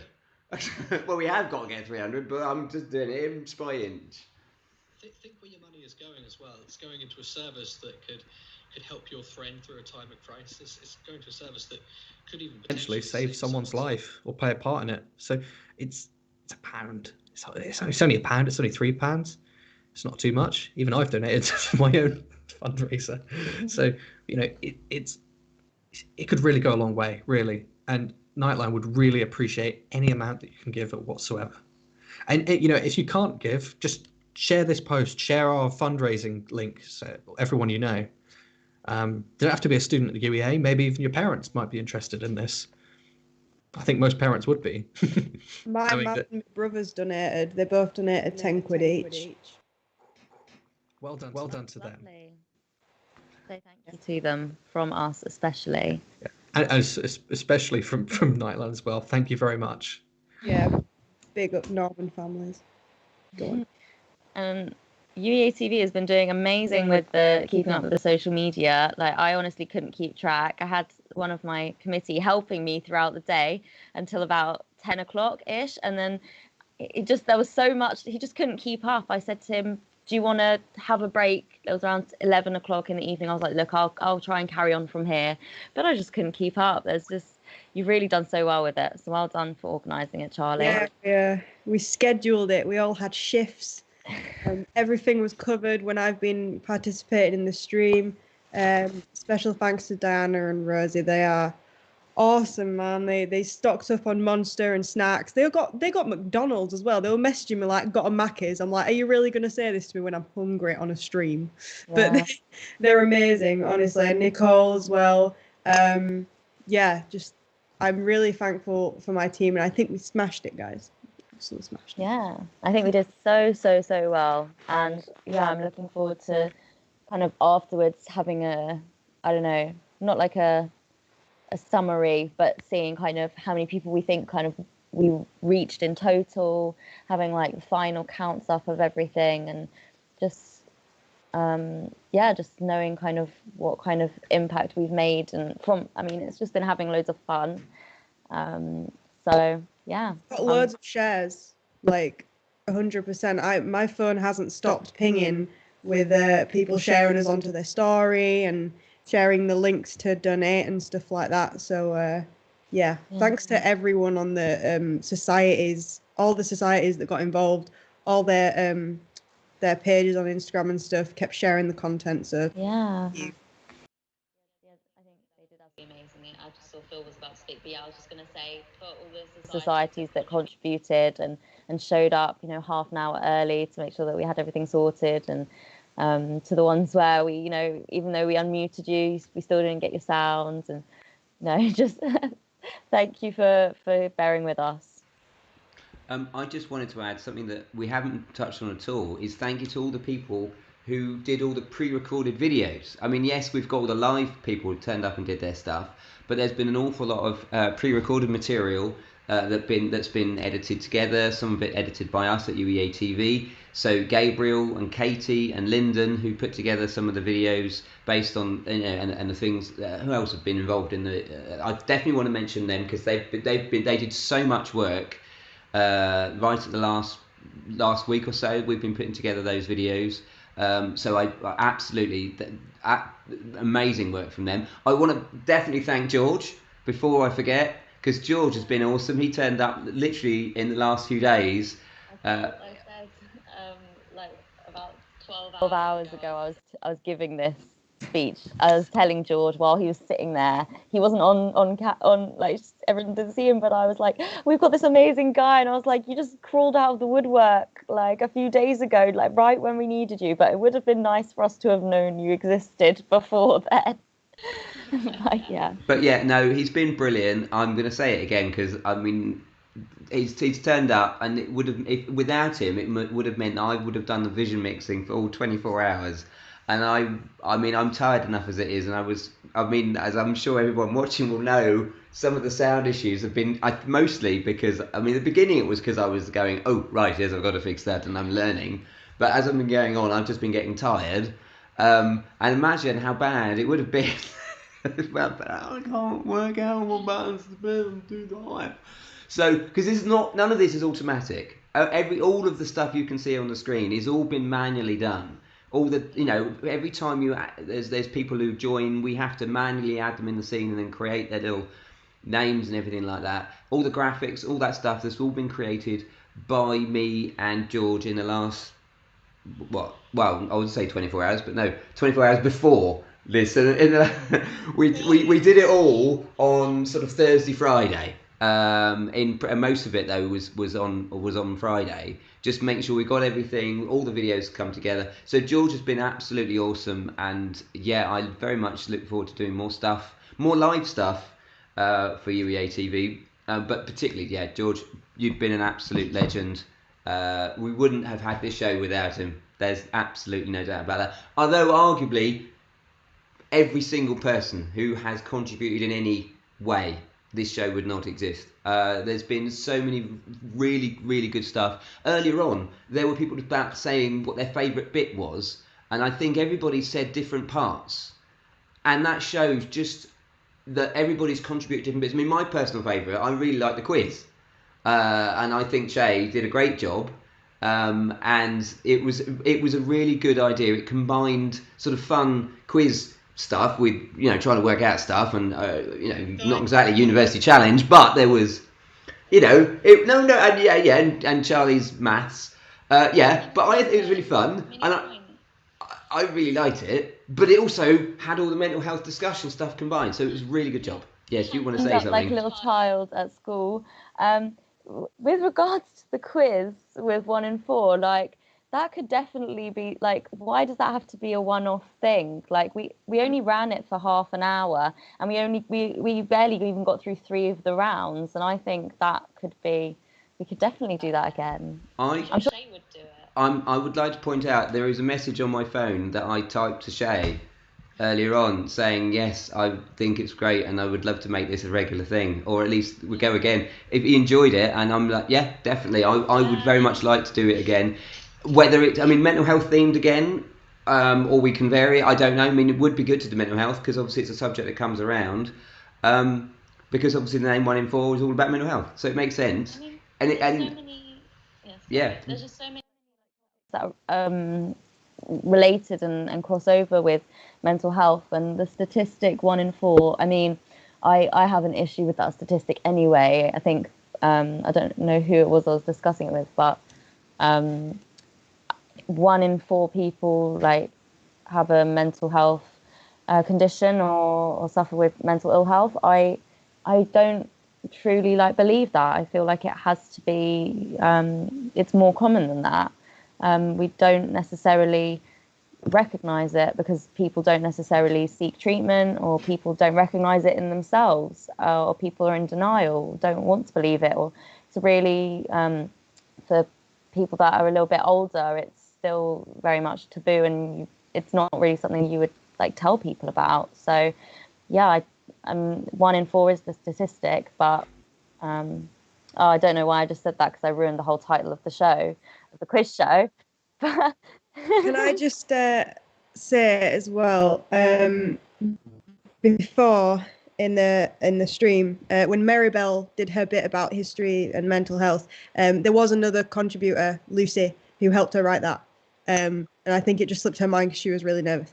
But Diana and Rosie, if you're still watching, please put it on the story, because I did get a message from both of them being like, where's Lucy's name in this? And I'm like, I'm sorry. So, but yeah, Lucy did a lot of research behind the scenes, and Maribel and Lucy really turned it around. They, I asked them what, like 4 days ago, not even that, like 3 days ago, 2-3 days ago, and they just stepped in like that. And it just shows how much people care about this topic and how much people want to raise awareness. And I think it's just lovely to see everyone come together for this stream. It's been really wholesome. Yeah, I love the history of mental health segment as well. It was nice to. I could tell that your friend was a little bit nervous, but it was nice to have a chat and ask her some questions. And I think we had similar thoughts on things that were important to talk about in terms of awareness and treatment, as specifically as well. Yeah, I think she was thrown because Lucy was going to be there, but she had to go to work, so her partner wasn't there. She was like, ah. But no, those guys turned it around so fast, and they had so much more info that they didn't get to mention. But yeah, they're amazing. Thank you, girls. Yeah, they helped us out last minute with that as well. It was a few days beforehand, and we needed some people to step in and help us with the history side of things. I thought that was a really important thing for us to have as part of the 24 hours, because I mean, yeah, we barely even like scratched the surface on it, but yeah, it's all really fascinating. I'd just like to point out that anything left over, any material we've got, or I've got no problem with doing MH24 updates throughout the semester and next year, and we just continue it. Just not necessarily 24-hour shows. But what I'm saying is, if Mirabelle and has got leftover material that she wants to present, we absolutely. I think we could have mental health as a regular bit on UEA TV, and it can just be MH24, as a show in and of itself. Just whenever we've got anything mental health related, we could do the quiz as well. I don't know, or make that separate. I don't know. But this isn't. What I'm saying is, although there's 15 minutes, 13 minutes left of MH24 Live 2020, this is not the end. This is just the beginning, and we will continue, I think, to raise awareness for Norwich Nightline. If there's a facility to help raise funds, we will always help promote that too. That's up to you and Jake. That's between you and the SU to set up. I can't help that bit. But if that facility exists, we will help to promote and raise funds, and we will continue. So whenever we can, we will do MH24 again, but not necessarily as a 24-hour show, at least not till next year. But we'll do little update things, and we will continue to raise awareness for Norwich Nightline. And like I say, if there's anybody got any material left over from this, or additional things, or if this has inspired you in some way, saying, oh, there's something you didn't do, or there's something that you kind of did but we could do more of, like the quiz, we could do the quiz again. Or if you just want to perform some songs that are, I know you did your Smelly Cat thing, or any of that sort of stuff. Happily, this is what UEA TV is about, is trying to find a platform for people who want to talk about things, want to express themselves, want to be creative, any of that kind of stuff. Get in touch. If it's mental health related, we will do it, and it will be MH24. I would like to point out that we are now got a new total. We've got 11 minutes left until the end of the show, but donations can keep going till Monday. We're at £258, ladies and gentlemen, and all the others. So 258 quid. We managed to get past the 250. Yes. And you know what I'm going to say now? We need to get to 300 by Monday. So, though this show will be closing in 11 minutes, I would like everybody who's been watching this show at any point, anybody who knows anybody who's got any issues to do with mental health, anybody who just knows anybody at all, what you need to do is tell them that Norwich Nightline needs funding. It will save lives, and all you got to do is go to the SU page for Nightline and donate either £1 or £5 or £10, and we're going to try and get to 300 quid by Monday. Is it Monday morning? Jake, you'll know. Monday morning. Yeah, so we've got, dare I say it, 24 hours. Now that sounds very familiar. So we got 20. This is the new 24-hour challenge. It's to raise funds without the television stuff. I'm going to say I have staying up for that. No, I've got a feeling I might get some sleep, I think, and I think so should we all, to be honest with you, because you've all done absolutely bloody marvellously. You've all been absolutely awesome, a lot of you. But yes, so we can do this. That's the new challenge now, folks. We can get to the £300 mark, so we're currently at, 258. So that's £42. That's that Life, the Universe and Everything number. Yes, 42? Just me? Just me. It is. Yes. I got it. We could get to 300 quid. Somebody watching this will know somebody who can just give a bunch of that. Maybe the person who did the £100 knows somebody else equally generous and goes, hang on a minute, I did 100, I'm sure you could do 50, and boom, we're done. We can go home, as Jake said right at the top of this show. I have a question. Will the lives be available to rewatch? Watch like on YouTube. They already are. Yeah. The lives are already rewatchable. The YouTubes will. What we'll probably do is edited highlights. They're all on Twitch at the moment. We will probably, like I say, we will download them and then do an edited highlights. But yes, at the moment, everything is available on Twitch to rewatch. For how long? Oh gosh, now you're asking very technical questions. Do I look like a technical person? I may be wearing a UEA TV t-shirt, but I'm not that technical. Phil, I'm pretty sure the Facebook ones, they're not going to be removed. They're there to stay. Yeah, but that's on your personal profile. But can we not? Yeah, so if we download them, we can re-upload. Yeah. So we will make sure. Basically, in short, yes. They are currently on Twitch. They will be on YouTube. They're on YouTube. They're on. We'll be on YouTube. They're definitely on Twitch. We will upload them to Facebook and Periscope. I think has a similar thing. I'm not that familiar with Periscope. I know we're on it, so I think you can go and look at the history on Periscope as well. So yes, they will certainly be there, and we'll do a highlights video, so we'll find all the best bits. And if the person asking that question has got their favourite bits, do let us know, and we'll make sure that that's in the highlights. Okay. Apparently me and Charlie are quiet again, Phil. Yeah, that's because I'm talking. That's not.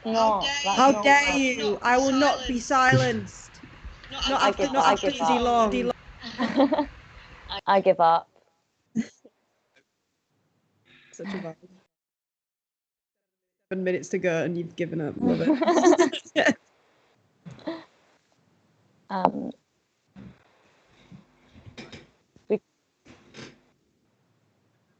There's plenty we can do. I mean, you wanted to do a little, like, not like a summary, but do you want to do like a mini reflection? Oh.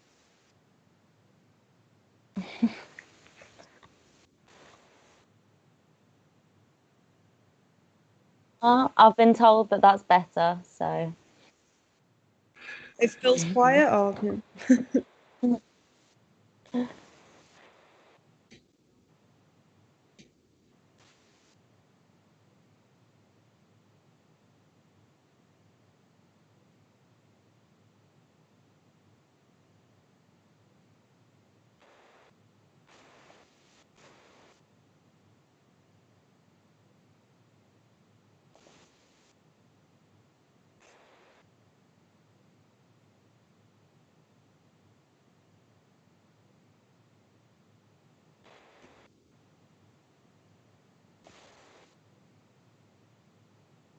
We can't hear you, Phil.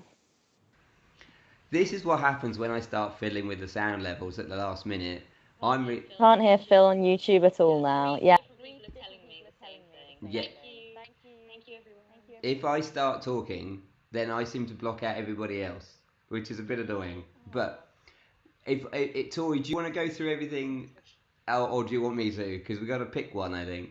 Apparently it's better now. Why don't you? Because I don't have up the spreadsheet with all of the details. Fair enough. I've got a feeling there's probably a horrendous echo if I leave the settings as they are.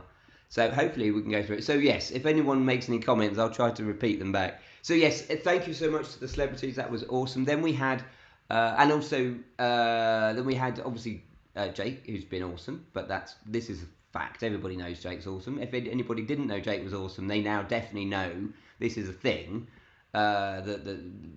Awesome names on campus. That's the thing. Jake is the man basically. I'm quiet again. Yes, I know. Right, then we had the interview with Professor David Richardson, and so yeah, again, thank you very much for everybody involved in that. I mean, I did the filming, which is why it's a bit wonky, but it was brilliantly edited together. Katie did that, and then obviously Anna and Tori did the interview. So thank you so much. But thank you very much, particularly to David and his open discussion. I mean, he was very open, not just how he's supporting it, but his own personal struggles with it. And he was very supportive and is very keen to help Nightline in whatever way he can. So Jake, I would send him a message if I were you. I'd just say, look. I think he did. Yeah, well, another one. Maybe. And then we had the cheerleading and the sports, which again was awesome. Genuinely, I loved seeing all 15 clubs come together, doing such exhausting work. I love the way they all came together, and it looked wonderful. Then we had the Nightline Bear, which was a lovely little film, and had the Arturo going through and explaining what that was all about. Then Tori and explained why Headucate is great, which I think we all know why Headucate is great. But I mean, you expressed it quite well. But all the services that you provide for schools, but also for UEA students, you're absolutely amazing. Then we had an interview with Clive Lewis, who again was incredibly supportive and helpful. I'm gonna have to whiz through this a lot quicker because there's only 3 minutes left, and there's an awful lot of stuff. I'm not even got through the morning. Emma Anderson was great. I don't know if you'll be able to help with this, but some viewers have been trying to create a guest account, and they're having some issues. As it says, the log name has already been used. Oh, no, I can't help with that side of thing. I know. Yeah. Mariam has said that if you contact the student union, they might be able to help with that. Well, my mum had some issues when she was donating because she rang me and she said she just had to keep refreshing the page. I don't know how that helped, but it helped. Okay, you can try Maybe that as try well. refreshing the page a couple of times. Okay, sorry. No. Yeah, I'm sure me and Charlie are still very quiet, which is very sad. But As always. I have to kind of adjust. I don't know if you earlier there was all the feedback issues, and I don't know quite why it's being particularly problematic. Maybe it's because I'm doing it. I don't know, but I think I could probably figure out how to fix that right at the last second. There we go. There's oh no, maybe not. Right, okay, no worries. Yeah, no, I can't fix that at the last minute. No problem. Anyway, so thank you so much for everybody who's got involved. I know I only got as far as the sports clubs, but there was the yoga, there was Norman Lamb, there was John Sharp, there was Angela Lee, there was the cheerleading, there was economics, there was feminist book club, there was the healing power of art from Isabella and Jen, there was the mental health people globally from Oxfam and students of global health. I can remember what they were called for a moment there. Amy Zeal, and also did the thing. There was the Buddy SU. There was nursing society. There was the autism. There was the history of mental health. There's been a whole stuff of politics from Labour. There was Labour Society. Men's mental health. I've got 30 seconds. Men's mental health from Alexander Lee at cricket, tennis. Then there was Teddy Bears, there was the original songs from Nav, there was the show choirs, brilliant performance. Kathy Soul and Nav also did some spoken word performance. There was Bloody Good Period, there was 1 in 4 quiz, there was a whole big stuff about body image from pole ballet and burlesque, there was the documentary from UEA TV, there was the mental health, people of colour stuff. I've got 10 seconds, I'm going to overrun, I don't care, it's my station. Right, we had Rose Ramsden. We had doing her performance. There was also the Tori sings. It says on the spreadsheet. I didn't hear Tori singing. I must have been. That was when I was not on. I'm going to have to play that back. There's also the film review from the Cinema Society. One Flew Over the Cuckoo's Nest. There was the Dance Squad. There was also Facade and A Trip to the Store from Filmmaking Society. There was also Pride's discussion about mental health and sexuality and gender. And that brings us all the way up to all the night stuff. So Charlie and the Headucators doing their discussion all through the night. The Insomniacs are us, is what I referred to them. But all you lot, all through the night, you've all been absolutely amazing. Anna and Mariam and James from over in Cambridge. Who else? Have I missed anybody out? I have Becky. I haven't mentioned Becky. And Nick. I think you've all been absolutely incredible. Thank you so much to everybody. The total is now how much, Jake? We still at 258? 258. Okie doke, everybody. So we've got to get £42 raised by tomorrow. Thank you, everybody. Thank you so much to everybody who's been involved on every single level, everybody who shared. And I'm going to call this show to an end. So thank you so much. Keep bringing the money in, and thank you so much. thank you everyone so much. Thank you. And that's a wrap.